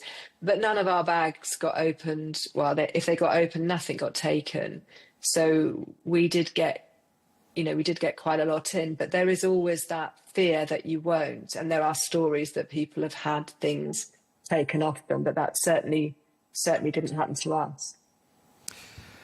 Is there one image or one scene from your time in Gaza? You say you were there around 3 weeks, that you're just never going to be able to erase from your mind, whether it's from this latest trip or one of the previous trips?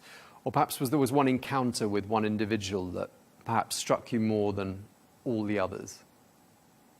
There's been lots, really, to be honest, but it's the children more than anything. And it's normally the children with life-changing injuries who you then find out have lost all of their relatives, so they've been orphaned as well. I think one of the hardest things for me was a 7-year-old girl that came in, had been blown up, and she had lost a section of her knee.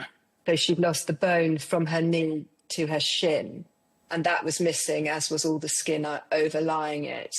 And the muscles that should have been there were gone. And when she was brought in, when you lose something like that in the UK, if you amputate a bit of you, when you're brought into hospital, they always bring the part with you, and there's an attempt to replant that part. And this was quite offsetting, that she'd come in and that part of her body was completely missing. And anatomically, it's very odd to look at a wound like that. And she was one of the patients that was definitely suffering from malnutrition. And when we did the first operation to clean her leg and dress it, I was fairly confident that we'd made some ground, and that when we got her back, we would be able to reconstruct her. But by the time we got her back 48 hours later, and the wound was infected and there was more dead tissue in, and she had to undergo another debridement, so removal of that dead infected tissue.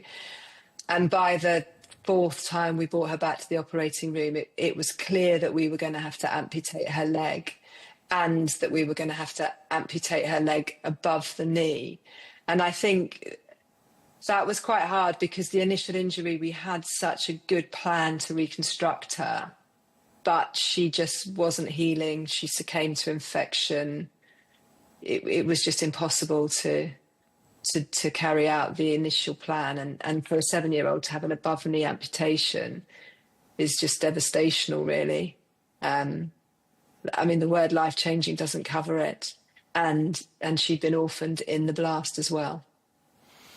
A horrific story there. I mean, I assume you follow, now that you're back in the UK, what's happening in Gaza, and perhaps you avoid them, but when you watch news channels, what bothers you most about what you know to be the reality on the ground, and how it's covered and how it's portrayed by the media and by officials on either side?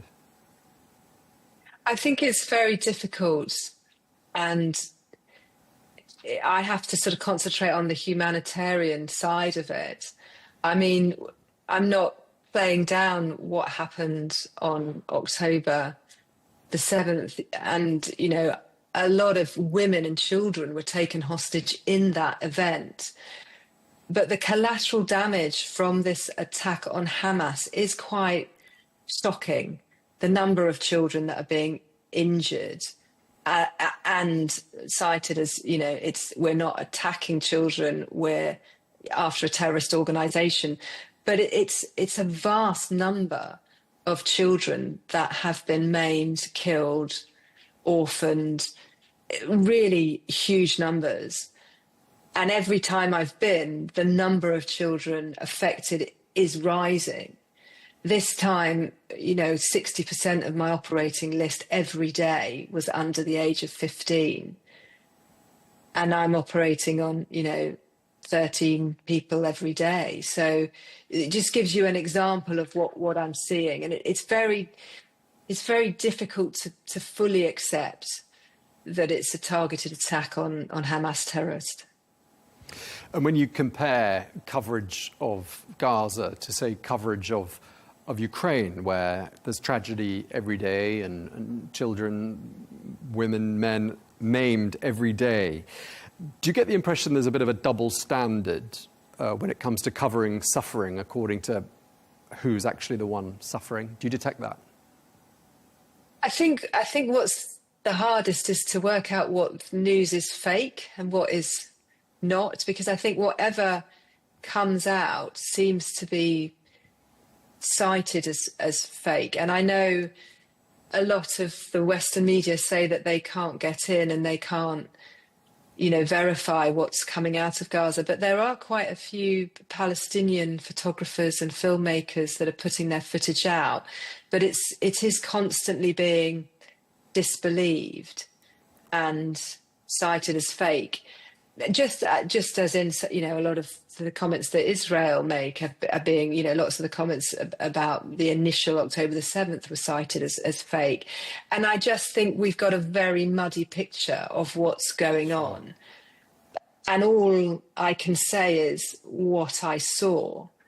And I saw a lot of young children with very devastating wounds.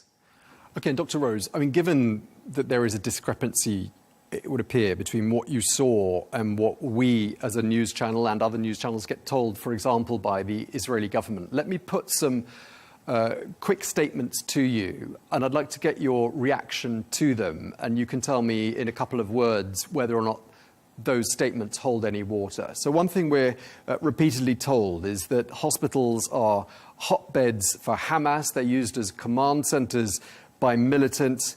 Did you see any evidence to support that? Not this time. Not any time I've been there. I mean, I've been to the European Gaza and Nasser twice, and over the course of 2024 and into 2025, I haven't seen any Hamas soldiers in those hospitals when I've been there. I haven't actually seen anyone in military uniform or anyone carrying a gun, but I don't know what Hamas looks like, I suppose, would be the answer to that. And maybe they were there and I didn't see them, but I didn't see anyone militarized. All right, we're told hospitals are used as a cover for a labyrinth of tunnels used by militants. Did you see any tunnels, or were there any areas of the hospital people said, "Oh, I wouldn't go there if I were you"? No, I didn't see any tunnels, but then I have seen footage of tunnels. So all I can say is what I saw. I didn't see any tunnels at Nasser, and in the march, I didn't see any tunnels at the European Gaza. But I spend most of my time in the operating theatre or walking between the accommodation and the operating theatre. I was quite surprised by the footage from the European Gaza to see that there were tunnels under the front entrance, particularly because I walked across that every day, and that was completely unnoticed by me. Okay, we're told that the majority of the 54,927 people killed, which is the latest local official death toll, although that might be disputed by Israel, we're told the majority were Hamas militants. Does that sort of ring true to you? Well, as I said, I think half of them are children. At least half of them are children. So unless they're recruiting children, I would say I can't follow that statistic, really. Half of the people I treated were children, so I can't follow that statistic. Okay, and we're told repeatedly no one is dying of starvation. The reports of malnutrition are wildly exaggerated. People have enough to eat. How would you respond to that? I don't think that's true. Certainly not from what we saw on this mission. Nobody's got enough to eat, and there were definitely signs of malnutrition. 60 children died at Nasser from malnutrition while we were there. Admittedly, a lot of those are children that are gluten intolerant and can't take standard formula milk, or children with other metabolic illnesses that they can't treat because of the lack of supplies. But there's definitely signs of malnutrition at NASA at the moment, and for the entirety of the month we were there. I know you're a doctor, you're not a political figure, so please feel free to disregard this next question. But does the word genocide ring true to you as being a word that could be apt to describe the situation in Gaza right now? I thought so, but I understand that the definition possibly isn't what I think it is. So it's probably not for me to be drawn in it. But there's a huge number of people dying in Gaza at the moment, but needlessly as collateral damage for this war. And I'm not sure how long we can watch that happen from a humanitarian point of view. And were you to get 30 seconds with the British Prime Minister, Sir Keir Starmer, what message would you want to get across to him? I think this is becoming very partisan now. I think we have to be very careful of the way that we go forward. I think that this is not going to end well if it continues. I'm concerned about the number of children that have been orphaned, and the videos that I've seen of small children, you know, who've lost a parent, screaming and ranting at the camera. I worry what those children will grow up into. There is definitely a rise in anti-Semitic behaviour, particularly in the USA. I don't think we can just let this carry on the way that this war is being run. It's not going to end well for anyone, and I would urge my government to look very carefully at measures that they can immediately take to bring a stop to it.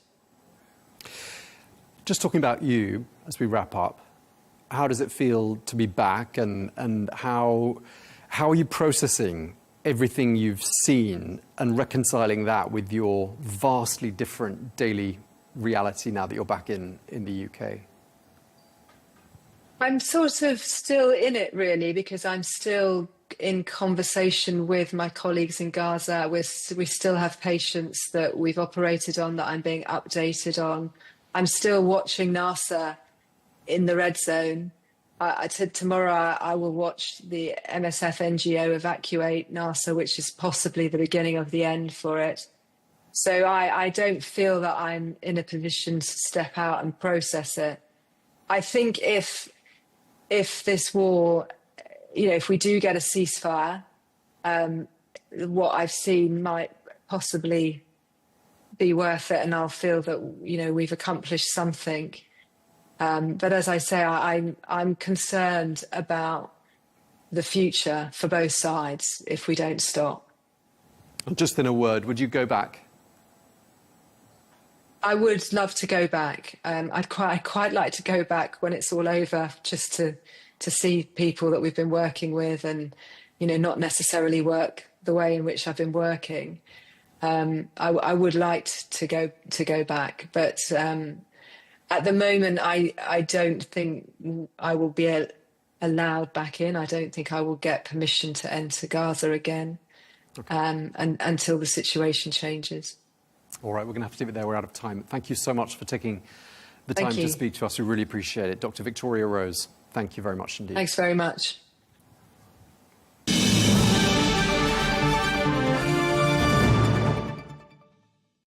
Well, that is all we have time for on Global News today. Thank you very much indeed for watching. Be sure to join us again tomorrow for more exclusive interviews. Until then, bye-bye.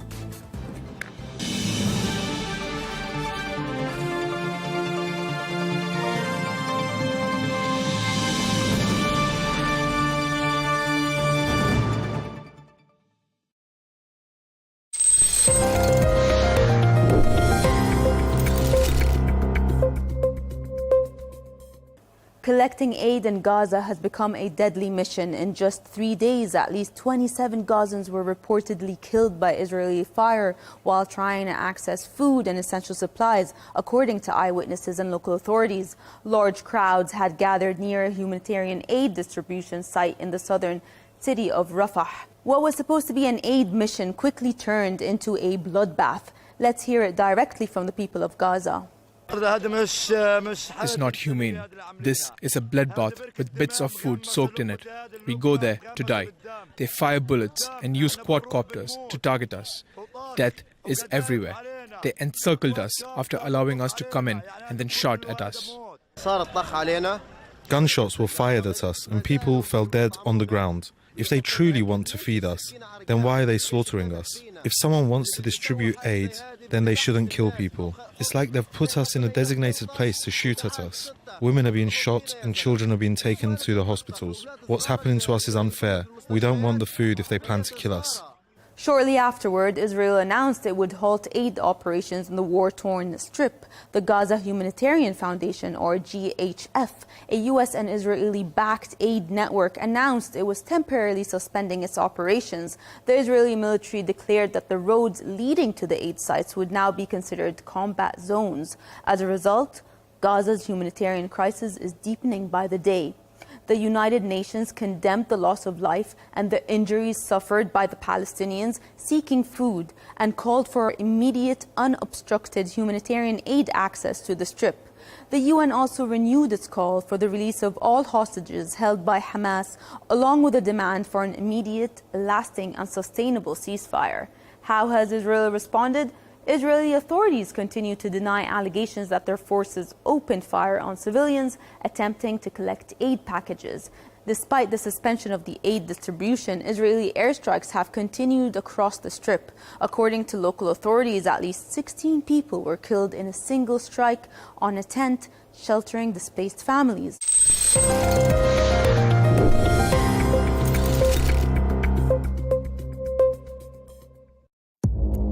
Our allies, in many cases, are worse than our enemies. Stay informed and connected with the latest international headlines. There obviously is a risk. From breaking news to in-depth analysis, it would appear that this war is coming to an end. Who buys this stuff? Investors, pension funds. we deliver the most important developments straight to your screen. Iran always wanted to deal with militia. Join us for compelling, expert-driven conversations. A curfew order has been established. And an insightful look at the issues shaping our world today. There are a lot of proposals about European architecture for security. I'm Leigh Ann Gerrans, and this is W News. We dealt with this when I was Chief of Staff in the first term. Where you don't just hear the headlines, you get the full story.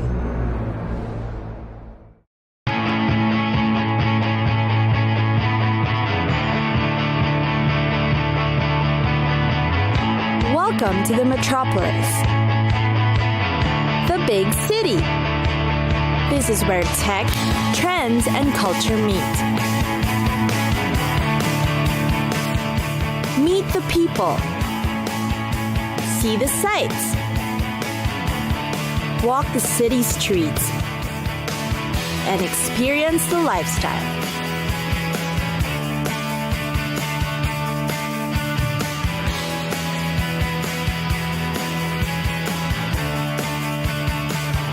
This is your first-class ticket to the cities of the world.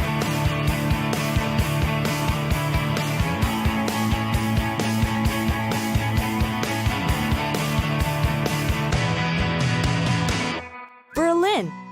For its exuberant urban life and vibrant art scene, visit Berlin. The German capital features a cultural scene and unique lifestyle that's both fast-paced and relaxed. Also known as the hipster city of Europe, Berlin keeps alive with its alternative cultures and styles.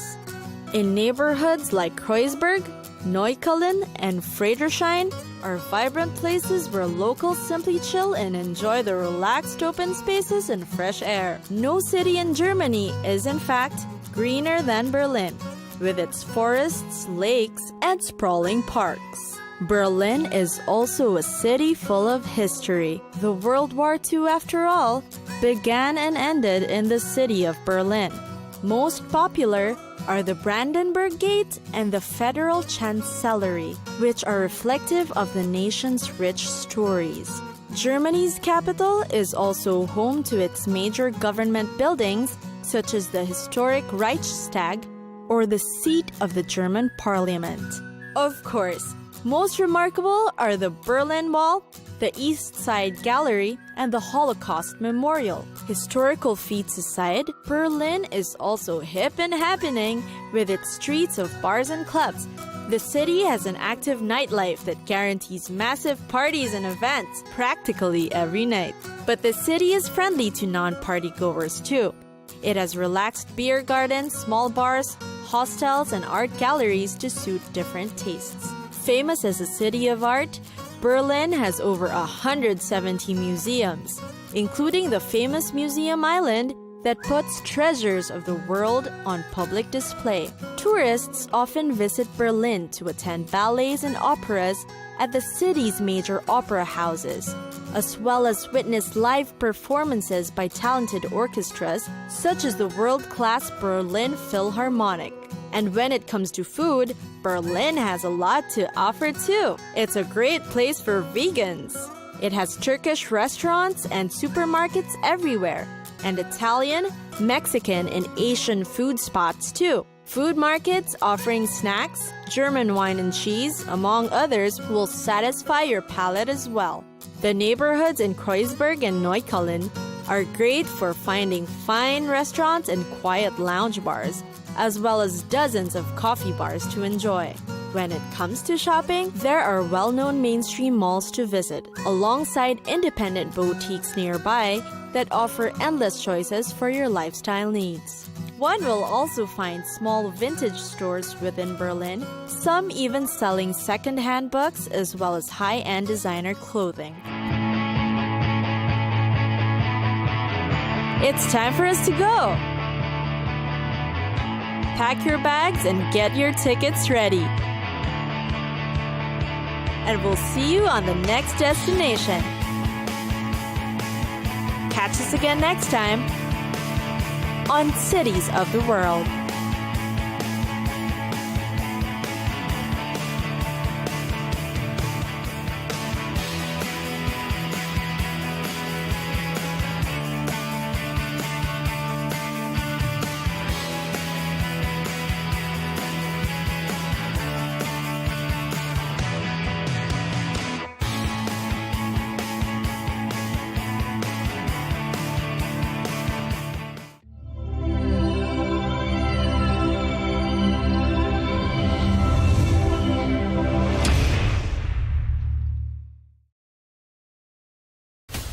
From the White House to Gaza, Kyiv to Beijing, elections, economics and the environment compete with conflicts and other complex issues for our attention. In an age of fake news, deepfake and artificial intelligence, They've got to have a vote and a say. It's important to look beyond the loudest voice to understand the truth. From newsmakers to groundbreakers, My campaign is going very well. presidents, prime ministers, princes and peacemakers, and cultural tastemakers. As Arabs, as Middle Eastern, we're too emotional. Join me on the Riz Khan Show for empowering conversation.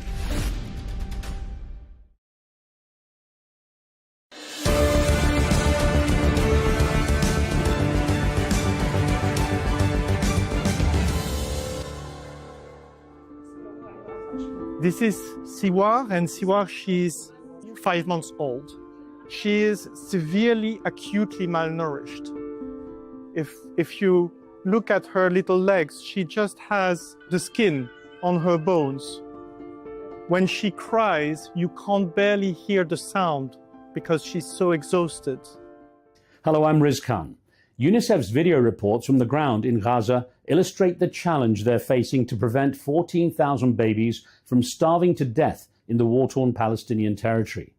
But the Israeli government has dismissed famine concerns as, quote, Hamas-driven false narratives. In this episode, we bring you a first-hand account of the dire conditions in Gaza from the humanitarian aid workers' perspective. This week, tragedy struck a classroom in Gaza when it was reduced to rubble by an Israeli airstrike. Children sheltering there were killed. In another devastating incident, 2 Palestinian doctors lost 9 of their 10 children. Their sole surviving child is critically injured. The Israeli Defense Forces say they were targeting militants and continue to accuse Hamas of embedding fighters among civilians. But the escalating military campaign is severely restricting the flow of humanitarian aid, and hundreds of thousands of families are forced to search for a dwindling number of safe spaces. Rosalia Bollen runs a UNICEF team in Gaza and shares a daily struggle to help Palestinian families survive the continuing conflict. She joins me now to share a raw and very personal perspective on what it means to try to protect children in the middle of one of the world's most complex and dangerous conflicts. Rosalia, it's good to have you on the show. Let's start with the tragic story of the 2 Palestinian doctors who lost 9 of their children in a bombing. The son who survived is not in good shape either, and it's said that maybe even the father might be in a very critical condition. What's been the reaction in Gaza, and how do moments like this affect the wider conversation on the conflict? Oh, this is an extremely tragic story in itself, but what's maybe even more tragic is that it's not a unique case. In fact, children continue to be killed on a daily basis. Tents are being hit, schools turned into shelters, and sometimes entire families are killed at once, like in the case of this doctor who's working in central Gaza. People are exhausted. They're exhausted physically. They're exhausted mentally. And these bombardments that continue mean that children and their parents are stuck in a permanent state of stress. I exited Gaza a short while ago, and I've just felt it firsthand. You hear the buzzing of the planes, you hear planes approaching, and you're just constantly on edge because a bomb is going to fall. You don't know where, you wonder if it'll be close to you, and then you just wait for that explosion. And those few seconds until the explosion, they seem like an eternity.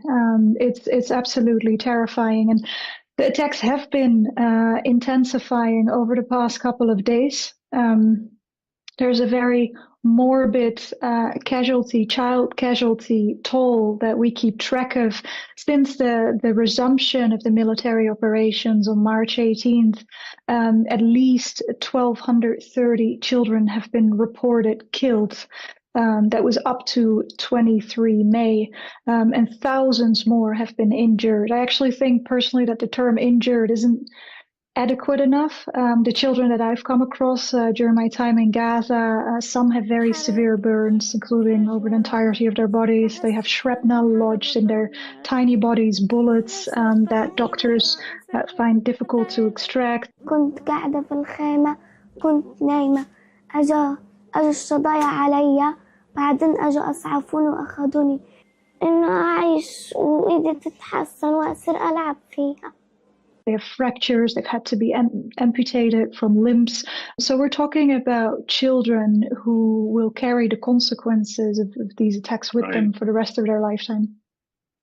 Well, I'll get into details in a moment, but with these devastating events becoming so frequent, do you think the world has to any degree become desensitized? Or do stories like the 2 doctors and their 10 children and the tragic consequence of what happened to them have the power to stop the conflict, or at least cause a pause? I mean, for sure, the numbers are overwhelming. The latest child fatality count for the entirety of the war is at least 16,500 children who've been reported killed. And those are children who've been killed in airstrikes, in explosions. There's also lots of children who have died sort of as a secondary consequence of this war. I, for instance, have interviewed countless children who were severely ill, including an 11-year-old boy with leukemia. And after I interview these children, a couple of days or weeks later, I usually check in with the parents to see how the child is doing, and also what type of support they've been receiving from UNICEF. In Islam's case, I interviewed him end of October, and when I checked in mid-November, turned out that he had passed away because of care not being available inside the Gaza Strip. So the suffering, the deaths go beyond the bombs and the bullets. Children are also dying as a result of the living conditions. I fondly hope that there will be action taken. We're entering the 20th month of this war. It's unconscionable that this continues on a daily basis. And when people feel overwhelmed around the world, they should remember that these aren't numbers. These are sons and daughters. These are babies. That's what we're talking about. And these children, not only did they do anything to set off this war, not only aren't they responsible for the war, they also don't have the means to get out of the situation that they're in. Considering how bad things are, Rosalia, let's find out what's the latest you've been getting from what's going on on the ground in Gaza in terms of humanitarian aid, because as you've described, the conditions are pretty bad. Yes, so since the beginning of last week, on May 19th, UNICEF and the World Food Programme were authorized to bring in very limited quantities of food and nutrition support. So that in itself is a very welcome development, considering the total blockade on aid and goods into the Gaza Strip for over 2.5 months. The reality is that these quantities that we were allowed to bring in are vastly insufficient to meet the needs of children in Gaza today. UNICEF also, when I say nutrition support, we're not bringing in food that you're going to find in the supermarket or on the markets. We're not bringing in fresh produce, dairy products, meat. The type of supplies that we bring in are very specialized. They're meant as ready-to-use therapeutic food for children who risk becoming malnourished or who are already malnourished. There are little sachets with a sort of a paste in it that is fortified, and that the children can just suck directly out of the sachet. And it's baby food that is meant to be complementary as well. So it's specialized food that is meant for the most vulnerable children inside Gaza. And of course, for the babies, because many of the mothers are so undernourished, they can't produce milk. I'm guessing this is part of the plan when it comes to the kind of products you get in. So the malnutrition screening that we do is focused not just on children under 5, but is also focused on pregnant women and breastfeeding women. And because of the aid blockade and really the deteriorating situation on the ground, we have had to adjust our analysis and malnutrition estimates for 2025. You may have seen that in May, actually at the beginning of this month, we've brought out new analysis, which has established that if things stay the way that they are, there will be at least 71,000 children who are acutely malnourished and who would need support in the year to come, and there will be at least 17,000 women who will also be malnourished. And indeed, pregnant women are particularly affected. Pregnant women who are malnourished, they risk giving birth to babies with congenital malformations, babies with low birth weight. We risk to see a lot of premature births. It's not just a nutrition situation, it's really the combination of permanent stress, lack of access to sanitary facilities, spread of disease, the very difficult living situations that people are in. And that is equally affecting the ability of women to breastfeed. They have to share a tent with all their relatives. They don't have any privacy. They're not well nourished themselves, so they may not produce enough breast milk. So there's lots of obstacles to women and children in Gaza. Rosalia, the numbers are staggering. Of course, when put to the Israeli government, they often deny that those numbers are accurate because they say these are obviously done with basically an affinity for the Palestinian side, and the aid agencies often get the finger pointed at them. How do you react when you hear that kind of thing? Well, when it comes to, for instance, numbers in relation to malnutrition, UNICEF is present throughout Gaza, and we support something called mid-upper arm circumference measurements. That's jargon for malnutrition screening. So this is a global methodology that is applied everywhere in the world.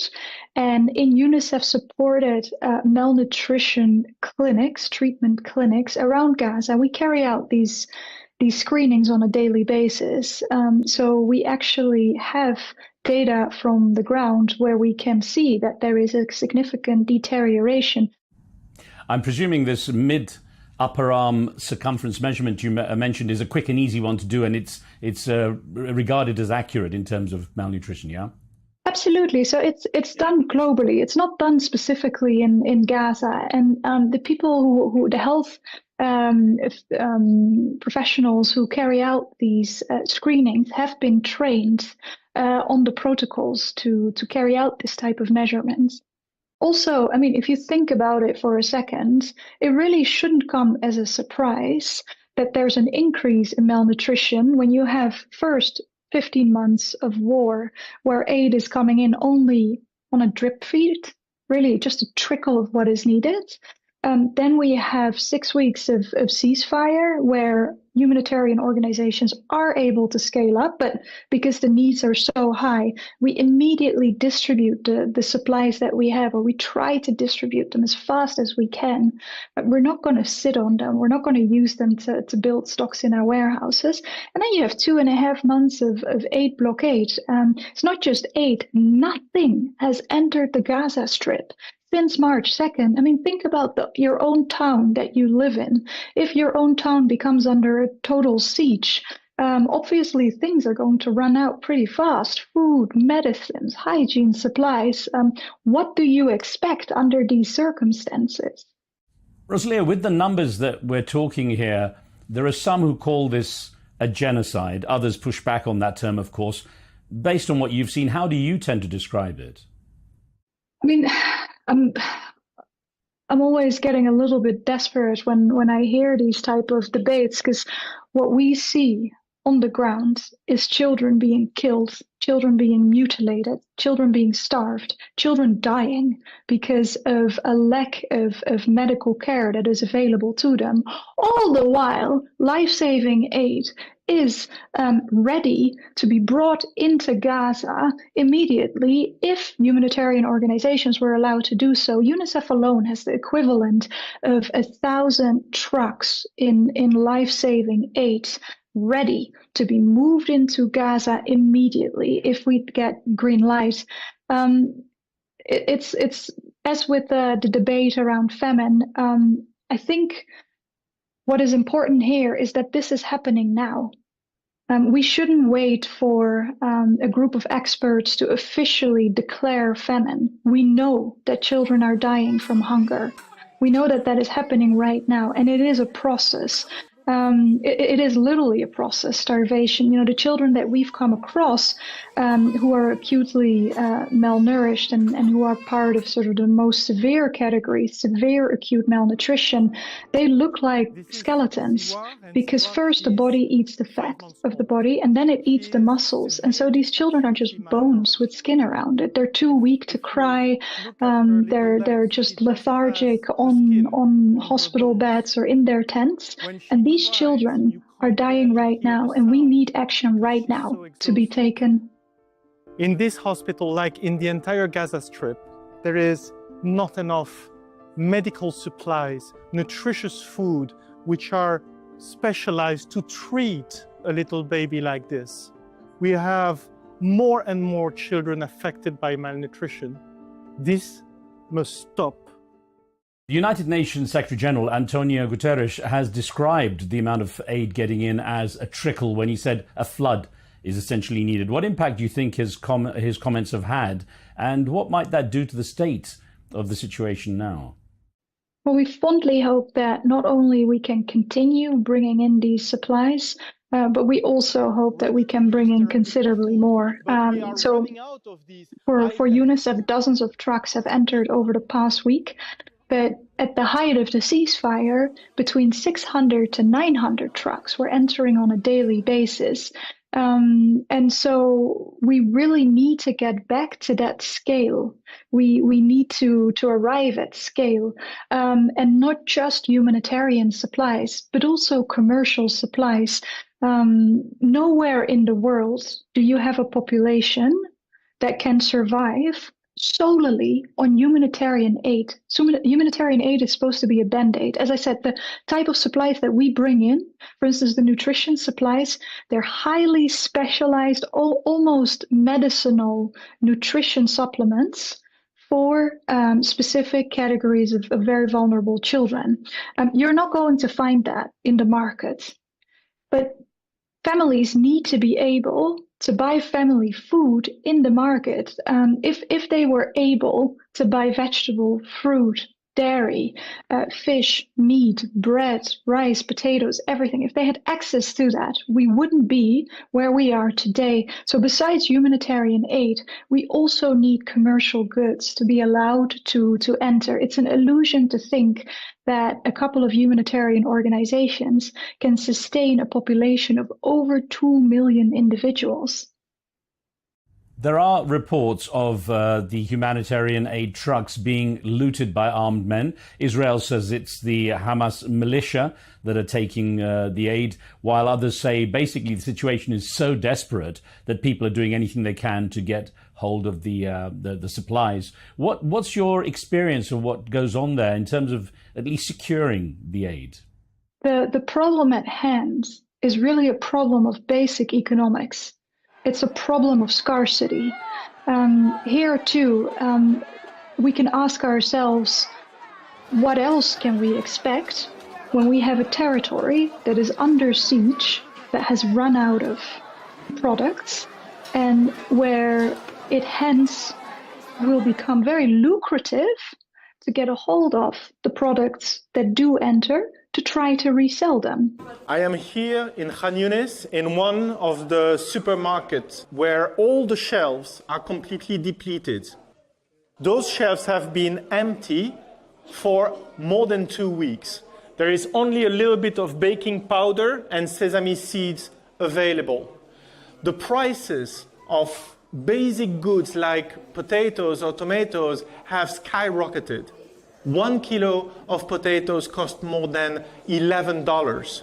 These prices are so high that the most vulnerable families, most of the families here in the Gaza Strip, including the children behind me, cannot afford it. It's an artificially created problem. If aid is allowed in at scale, that will automatically diffuse the tension. It'll automatically take away the pressure that we right now have on the market. It will reassure families that there is going to be enough for everyone, so that they don't feel the desperate need to try and get their hands on aid supplies. As to the presence of these criminal groups, that try also to hijack the convoys. What we need is a minimum of law and order, the restoration of law and order. We need there to be a civilian police who can help us to do that. We're not asking for the militarization of Gaza. We're not asking for armed escorts of our convoys. I need to state that really clearly. while there is a lack of aid, the situation gets worse. And some of the descriptions, in fact, you yourself have put out in reports, are quite horrific and heartbreaking. Children basically scavenging for food or items to burn because of the shortage of fuel. They're in freezing conditions without proper clothing or shoes even, and disease setting in, affecting even the youngest. How do you cope with all that emotionally yourself? And everyone copes with it differently. It is really, it is unbearable to witness. It is truly unbearable because these children are innocent. They have nothing to do with it.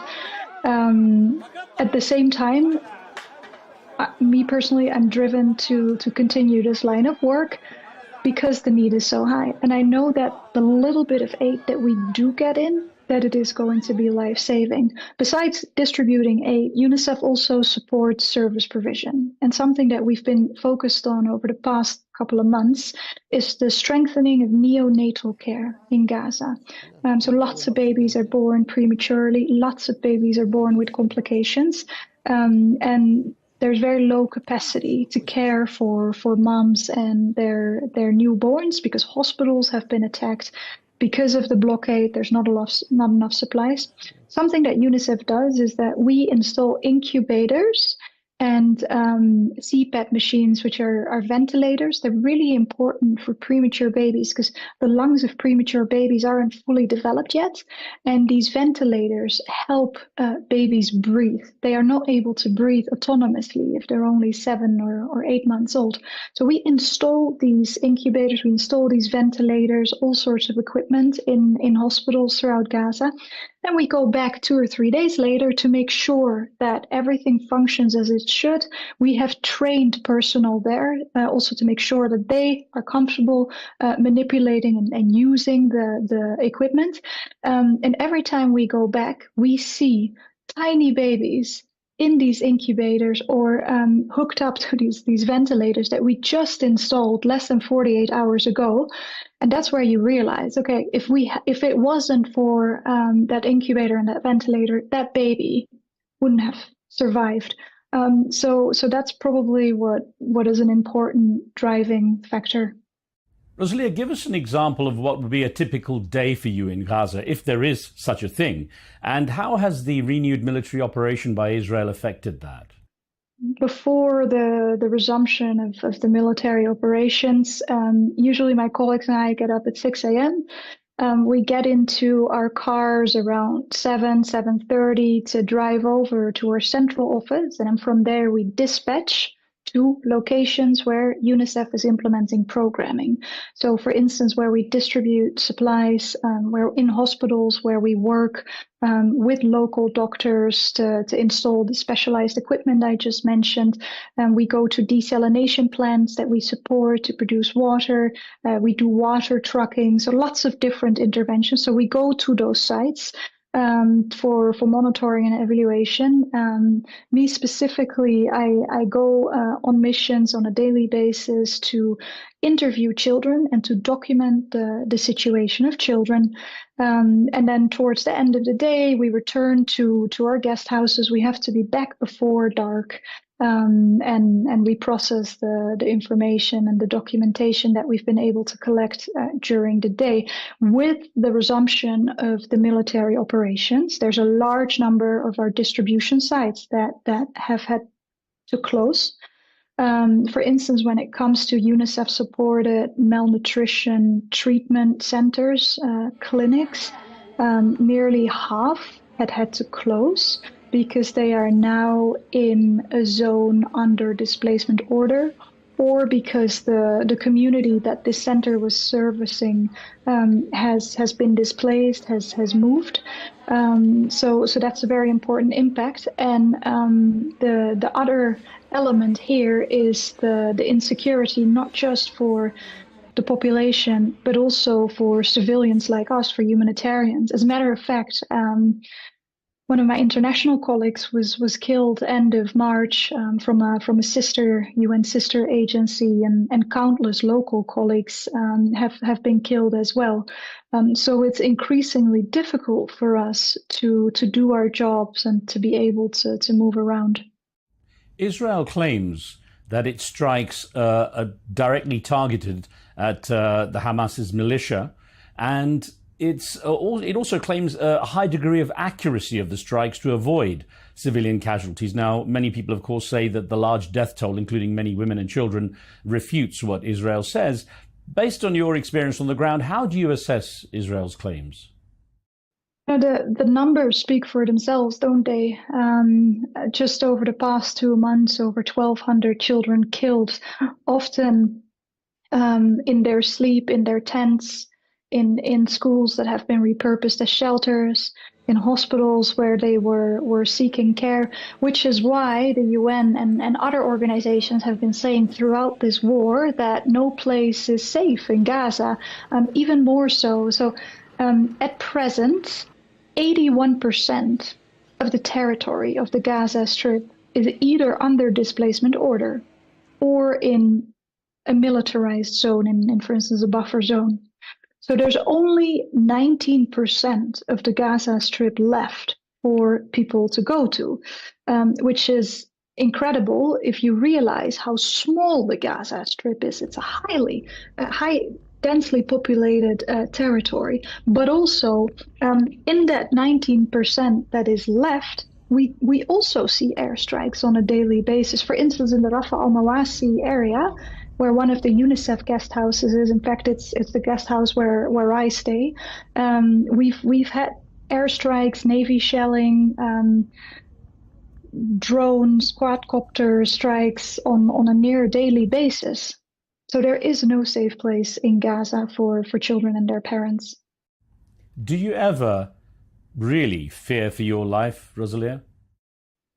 There's been a couple of moments where I felt terrified, actually, specifically on the 18th of March, with the resumption of the military operations. We could tell that this time was different. It started with like 20 minutes in the middle of the night of non-stop explosions. Every time the sound of an explosion would die down, I could hear people yelling, screaming for help. I could hear the sound of ambulances arriving. And then after that, those first 20 very intense minutes, on almost minute from minute, there were explosions, including in the near vicinity of the UNICEF guest house. This is the reality of children and their parents in Gaza. There is no respite. They haven't had, apart from the ceasefire, they haven't had a single moment where for a brief period they can let their guard down, and they don't have to be concerned with, am I going to make it through the coming hour? Children speak about death a lot.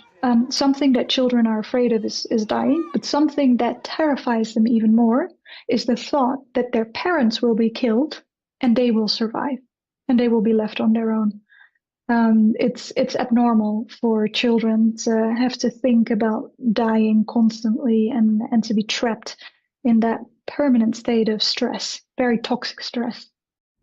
I'm going to get back to the issue that children face in a moment, but one of the other things that Israel says is that its military action is aimed at getting its hostages back. Now, what do the Palestinian population of Gaza themselves say about the hostages? Is it a subject that's discussed much? So the parents and the children that I have interviewed, they don't speak about politics in general. But when I ask them about their life, their reflections on what's going on, the type of things that children will say is, I miss my bedroom, I miss my toys, I miss the neighbor's kids, I miss having a hot meal, I miss sweets, I miss this, I miss that. Parents, they overwhelmingly speak about their despair when it comes to the future of their children. It seems that parents sort of acknowledge that their own generation is lost, but they desperately want something better for their children. And so they come when I ask them what it is that they need, or just more generically their reflections, they ask that we work to reopening the schools, even under the bombs, because they're so worried that their children have lost already 2 years of schools, that they'll be behind. They ask for jobs. The population in Gaza is generally actually highly educated. Lots of people speak English well. They ask me if there's any jobs at UNICEF, so they don't even ask for assistance, but they want an income. They want to be able to sustain themselves. It goes without saying that the hostages must be released immediately and unconditionally, but it's not really something that's on the minds of families in Gaza. They're too busy surviving. Naama Levy, one of the Israeli hostages who was released, literally just made a statement recently about her biggest fear while she was in captivity was the bombing that was occurring by the Israeli military and her fear that she would be a victim of the bombing. And she says that the current hostages are probably fearing that pretty much more than anything else as well. Now, I wonder what exposure you've had to Israelis who obviously are concerned about what's going on. They want the hostages released. Some of them obviously protesting against their own government. What of the Israeli voices have you heard? My exposure to that has been very limited, to be quite frank, because I'm based in Gaza. But this war isn't bringing any good for anyone. The longer it continues, the more long term this will reverberate. The longer term the consequences will be. We have an entire generation of children who've been out of school, who are deeply, deeply traumatized, who are hungry, exhausted, who are in despair. And so the longer that this lasts, the harder it'll be to get out of this, and the harder it'll be to have a permanent resolution of this conflict. Many Israelis also live in fear of being attacked. I mean, life in Israel for many is based around bomb shelters and safety training and so on. How do you think the mental health of the Israeli children who are exposed to this over the long term has been affected? I imagine that they are deeply traumatized too. To have to think about or to have to fear for your life is extremely harmful to children, including to Israeli children. They shouldn't have to fear for their lives. There is a sense, that this extended conflict has a really detrimental effect on both sides and just breeds hate and contempt for the other side in each new generation. I wonder, from your perspective and what you've witnessed, how is that going to change? I mean, on the one hand, I do think it's intuitive that this logic of violence begets violence. At the same time, the families that I've interacted with, not a single person, when I speak to them about the war and about the suffering, not a single person talks about revenge or wanting to destroy another group.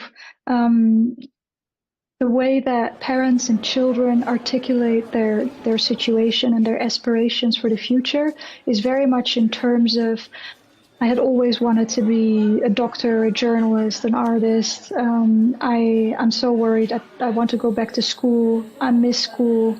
I miss my home. Why do I have to live in this tent? What did I do? I had a very nice bedroom for myself. I had lots of toys. I've lost it all. Why? What? And so it seems that at this moment, people are very much concerned with sort of daily survival.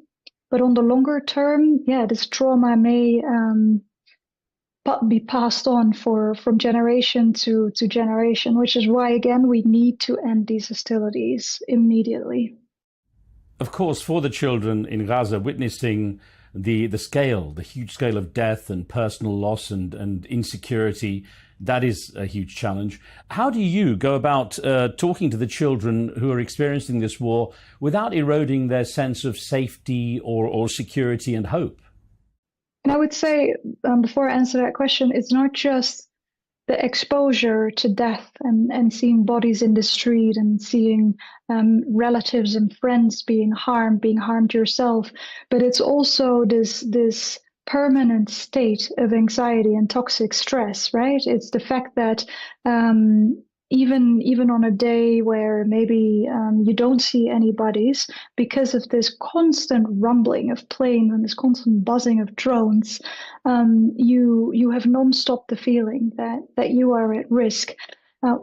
UNICEF is working with experts in mental health and psychosocial support who have been trained in working with traumatized children. The challenge here is that those facilitators are often traumatized themselves. They've also lost their homes. But UNICEF has been creating spaces, child-friendly spaces, where children can access adequate care, where they can talk through what they've experienced in a safe way. We use lots of art, we use lots of drawings, we actually use music, we use play, we use photos. Photos from Gaza before the war, photos of the destruction in Gaza, photos from other places around the world, so that they can talk about what's happening more from a third-person perspective, as if it's happening to someone else. But yeah, the children that I encounter, we don't, when we interview them, we don't press them. We start with small talk. I usually ask what they want to be when they grow up, what their hobbies are. I ask them what they've been doing that particular morning. And then, if appropriate, we can segue in talking about what has happened to them. I'm pretty certain, Rosalia, that you have many, many stories, but can you think of one particular story of where a child in Gaza has given you the sense of profound resilience? Well, all children are incredible. They still are able to make jokes. They're incredibly generous.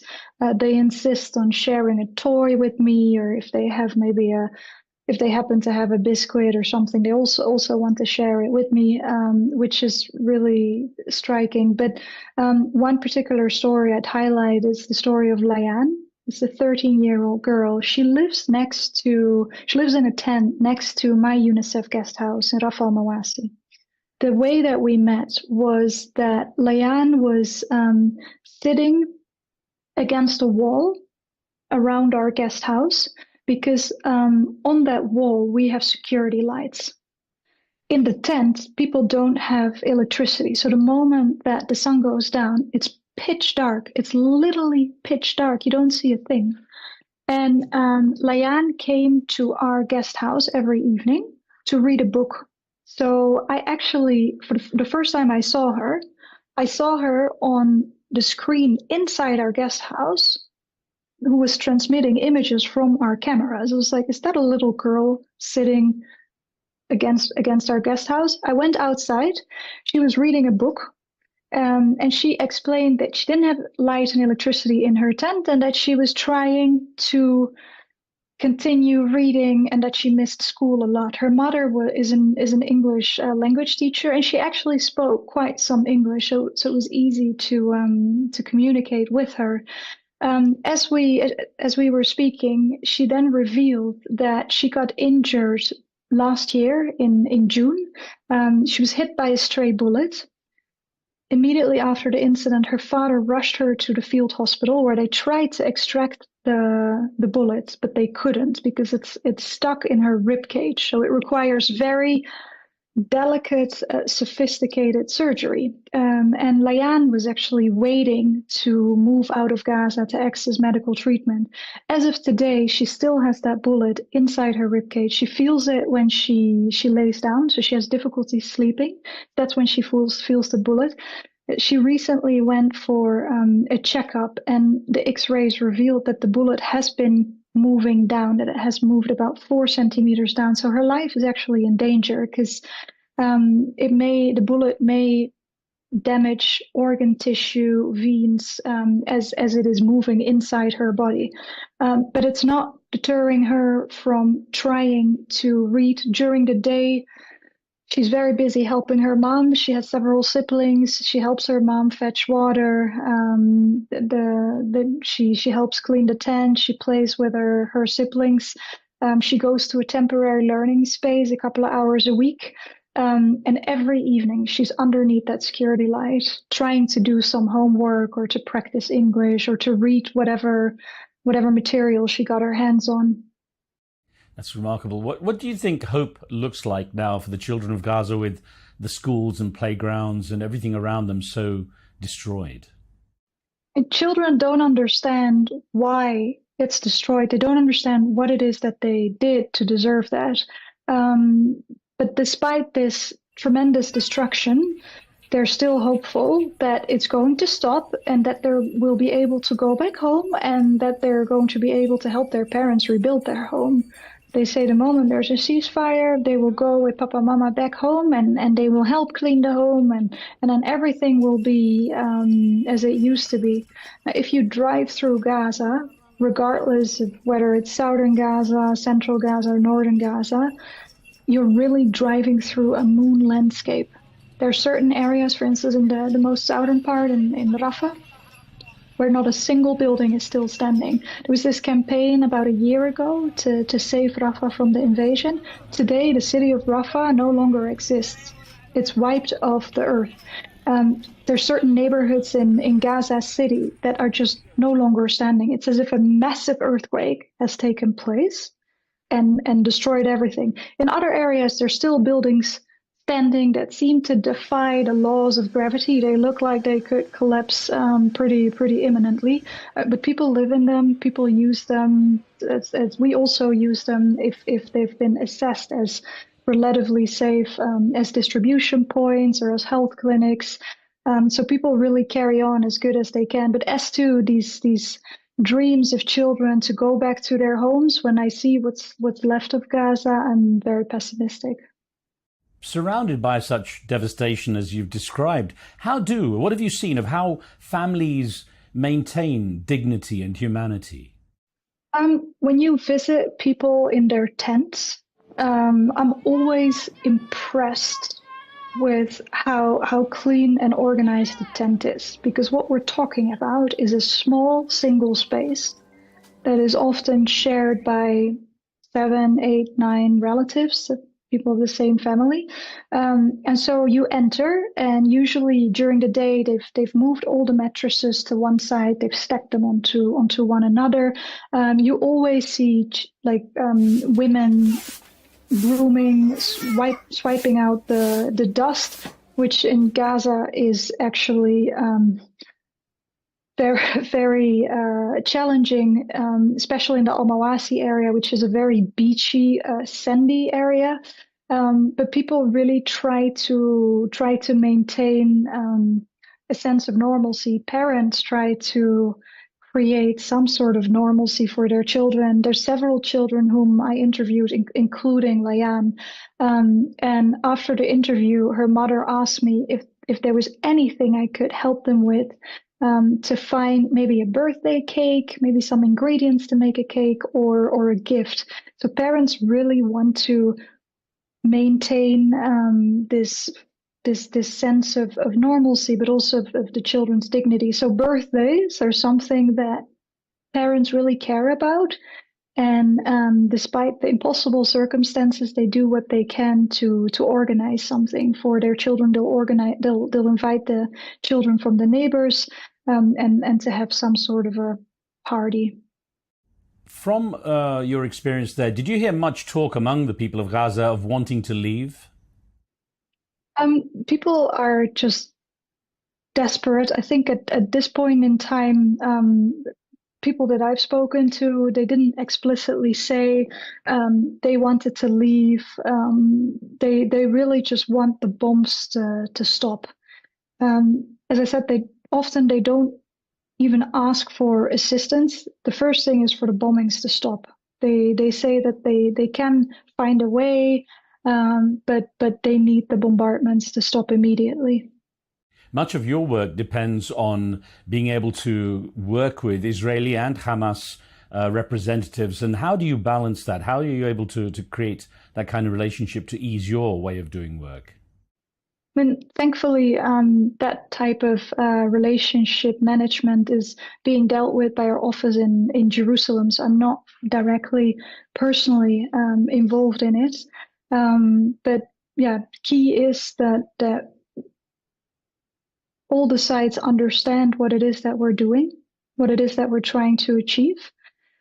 and that we're doing it in line with global methodologies like we do everywhere in the world, that we're not making exceptions for anyone, that we're not prioritizing anyone that we wouldn't prioritize in other crisis settings. So a good amount of time goes into explaining the concepts that we work with, explaining our programming. Our programming is incredibly vast. We do water and sanitation repairs, routine immunization, screening for malnutrition, temporary learning spaces, the reunification of children who've become separated from their parents, so children who are without parental care, support to children with disabilities. It's a really broad scala of activities. So it's also understandable that the outside world doesn't really know what UNICEF and others are up to. Well, you're speaking to us from the Netherlands. While you're there in Europe, do you feel that any part of you is still back in Gaza? It absolutely is. I'm in sort of constant touch with my team who's still in Gaza, and with other colleagues who are on the ground. And I'm trying to support them as good as I can while I'm being temporarily here, hoping to move back in as soon as possible. But yeah, it's something you carry with you. It's really hard to disconnect as long as these incessant bombardments continue, as long as children continue to be killed. You can't really let your guard down and sort of relax. So when you are away from it, are there any particular sights, sounds, images that haunt you or stay with you while you're remotely away? The images that I find hard to forget is, something that is currently a lot on my mind. There's several women who are pregnant, whom I interviewed in March. One lady who was 4 months pregnant, another lady who was 6 months pregnant, and a third lady who was 7 months pregnant. And I'm constantly thinking about them because the conditions in which they will have to give birth are frankly inhuman. They're very cruel. No woman should have to give birth in these circumstances, but they have no choice. And so I wonder how they're doing. I hope they're okay. I wonder if they're able to access care in case things don't go as planned. So they're very much on my mind. And some of the stories I've seen, videos you've done, they're quite striking and very touching. I want you to tell me a little bit about the 5-year-old boy Saad, who you described in one video, who was hit by a bomb, or at least was in a place that was bombed. It fractured his skull, he got burns over his body, and he lost his eyesight. And he said something regarding the loss of his eyesight that I'd like you to repeat, because it's quite moving. Yeah, so this boy became very severely injured in an airstrike. He had a skull fracture that resulted in the loss of his eyesight. So Saad wasn't born blind, but he became blind as a result of this traumatic injury. I met him on 2 occasions. The first time in a center that is specialized in caring for children with a disability, where he was receiving physiotherapy and mental health support. He was terrified. That first time I met him, it was in the fall of 2024. His mom tried to comfort him, but he was not doing well at all that day. He still had to get used to the fact that he was blind, and so he was very afraid of every sensation, every sound. If people touched him, he didn't like it at all. Then I met him a couple of weeks later in actually the same center as we were distributing winter clothes to very vulnerable children. So Saad was prioritized for this winter clothes distribution. And there he was much more relaxed. He actually enjoyed opening the box with the clothes because he really enjoyed touching the different types of materials. The clothes were wrapped into plastic. He was first manipulating the plastic, then his sister helped him open the plastic bags, and he could feel all the clothes inside. There was fleece, there was wool, there was cotton, and he really enjoyed playing with it and touching with it. And that was when we started to interview him and asked him what had happened to him, if he could explain to us what had happened to him. The way he put it was, my eyes went to heaven before I did. He spoke about nearly dying, but he did survive, but his eyes died. That's how he put it. And to hear that from a 5-year-old child is very impressive and just heartbreaking.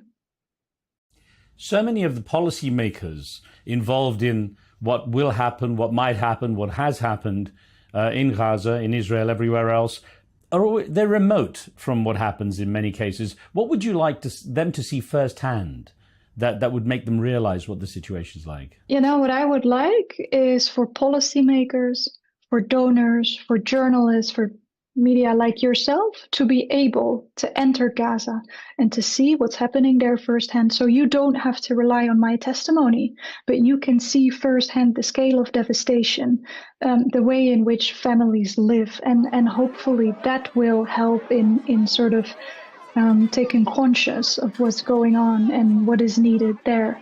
But for the UN, we've been reporting throughout this conflict. We've been describing what we see happening and what needs to happen. So whenever we get a new report coming out, like for instance this IPC report that highlighted that the entire population is food insecure, those reports shouldn't come as a surprise. Policymakers shouldn't wait for those reports to come out, because it's right now that children are dying and that action is needed. But please, advocate for your entry to Gaza. You should be able to enter Gaza and see what's happening there. As I'd mentioned earlier, Rosalia, you've made a number of videos. I've seen them. And I'm wondering if UNICEF has had to kind of keep this up, and your presence there as well is to make people more aware and keep the support up. I mean, do you worry about donor fatigue? Do you worry about people turning a blind eye now because it's been going on so long? We definitely worry about that. This just people becoming worn out. It's not a nice good news story. When you open your social media, when you turn on the TV and you see this depressing news, some people may be tempted to change channel or to just scroll down. I sometimes do myself, because it's simply unbearable. It's too much to take in. And also, sadly, Gaza isn't the only humanitarian crisis right now. There's quite a number of very important crises around the world, from Sudan to Yemen to Haiti to the DRC.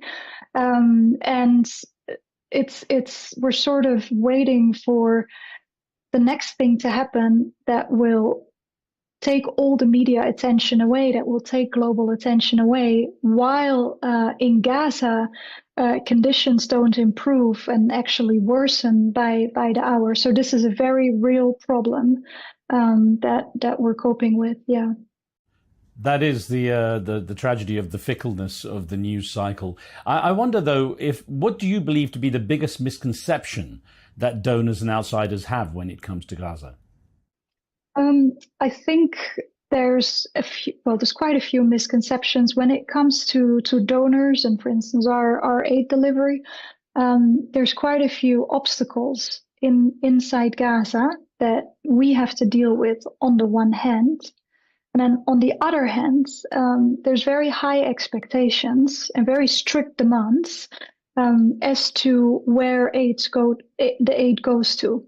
We, of course, want the aid to go to the most vulnerable persons in the Gaza Strip, the most vulnerable children and families. Now, in order to make that happen, in order to be able to tell a donor, okay, you paid for X number of pallets of plumpy nut, and to be able to tell that donor they went to these distribution points and there are X number of children who benefited from them. We work around the clock to package supplies, to do assessments, needs assessments, to determine what has to go where, to plan the logistics for these supplies to be moved from the warehouse to distribution points. And it's extremely time consuming in any given context. But in Gaza, we talk about a territory where infrastructure is largely damaged, where there's constant bombardments, and it's really not so obvious to move aid from A to B. When finally, on May 19, UNICEF and WFP were allowed to bring in a few trucks, I got lots of requests from donors and from the media for pictures of the aid distribution that same day. And I had to explain that we would love to distribute this immediately. But for starters, trucks aren't allowed to just drive into Gaza and just rock up at our warehouse. They drive to the Israeli side of the crossing, they offload the goods there. Empty Palestinian trucks drive up to the Palestinian side of the crossing to collect the supplies there. Then they have to move from the crossing to the warehouse, which is a very dangerous move because of the risk of looting and other security risks. And then from there, it has to be repackaged and distributed. So I think lots of people make shortcuts and think that we get a batch of supplies, we put ourselves out in the middle of the street, and we just start handing it out. No, it's not obvious at all. It's not straightforward at all. We have carefully selected the children that are going to receive these supplies. Children like SAD, children with a disability, children who are malnourished, children who've lost one or both parents, pregnant women. So we need to trace these most vulnerable individuals, and then we have to make sure that it gets to them. You know, Rosalia, one aid worker recently said that his colleagues told him not to bother asking Western governments for anything because, quote, it's too late. Have you ever felt that level of resignation? If so, what kept you going? It's tempting to feel resignation. It's tempting to be cynical. But I think cynicism is actually a form of laziness. And because of what's going on, we cannot allow ourselves to turn into that. So it's really because of the very, very high needs inside Gaza, but also, so my team on the ground in Gaza, which consists of international and national colleagues, the national colleagues, my Palestinian colleagues, they've lost everything. Their homes are gone. Their belongings are gone. They're refugees. They come to the office every single day to cling on to some form of routine, to have the illusion that there's some normalcy. They come to the office, we go to distribution sites, they really cling on to that. And I owe it to them to continue my job. And we owe it to them to continue fundraising, to continue distributing supplies, to continue supporting healthcare professionals, Palestinian doctors, who work around the clock, who risk their own lives, trying to save the lives of others. Whatever support we can give them, whatever medicines they need, obstetric kits, equipment, we need to do what we can to get it to them. You said in one of your videos, to quote you, this war should haunt every one of us. Do you get the sense that message is getting through or not? I think in certain countries, it certainly does. We do see quite some outpouring of support for the work that we do, for calls for an end to the war. But governments aren't heeding those calls.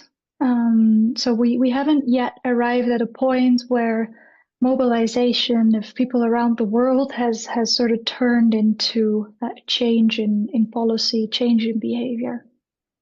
When do you go back, Rosalia? Are you keen to get back? I'm very keen to get back, yes. I'm on a wait list, so UNICEF is currently prioritizing staffers with very specific profiles, so doctors, civil engineers, colleagues who are experts in malnutrition. But I'm very hopeful that in the coming days I'll be able to return. Rosalia, we wish you safety and productivity in your work. Thank you for taking the time to speak with us. Thanks a lot for having me. Insights into the challenges facing humanitarian organizations operating in Gaza, brought to us by UNICEF spokesperson Rosalia Bollen. Well, that's it for this episode. I'm Riz Khan. Please subscribe to the show and leave us any questions, comments or feedback you might have. From me and the team, thanks for watching. We'll see you soon.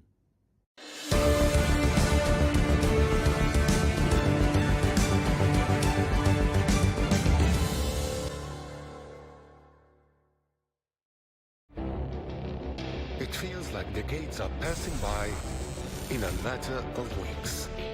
Seismic shifts in the world order. Never, ever will be part of America. With so much happening and so much noise. Whether it's political upheaval, Canada has been ripping us off for years. economic shifts, or social movements, No one wins from tariffs. I think America can be more friendly to the rest of the world.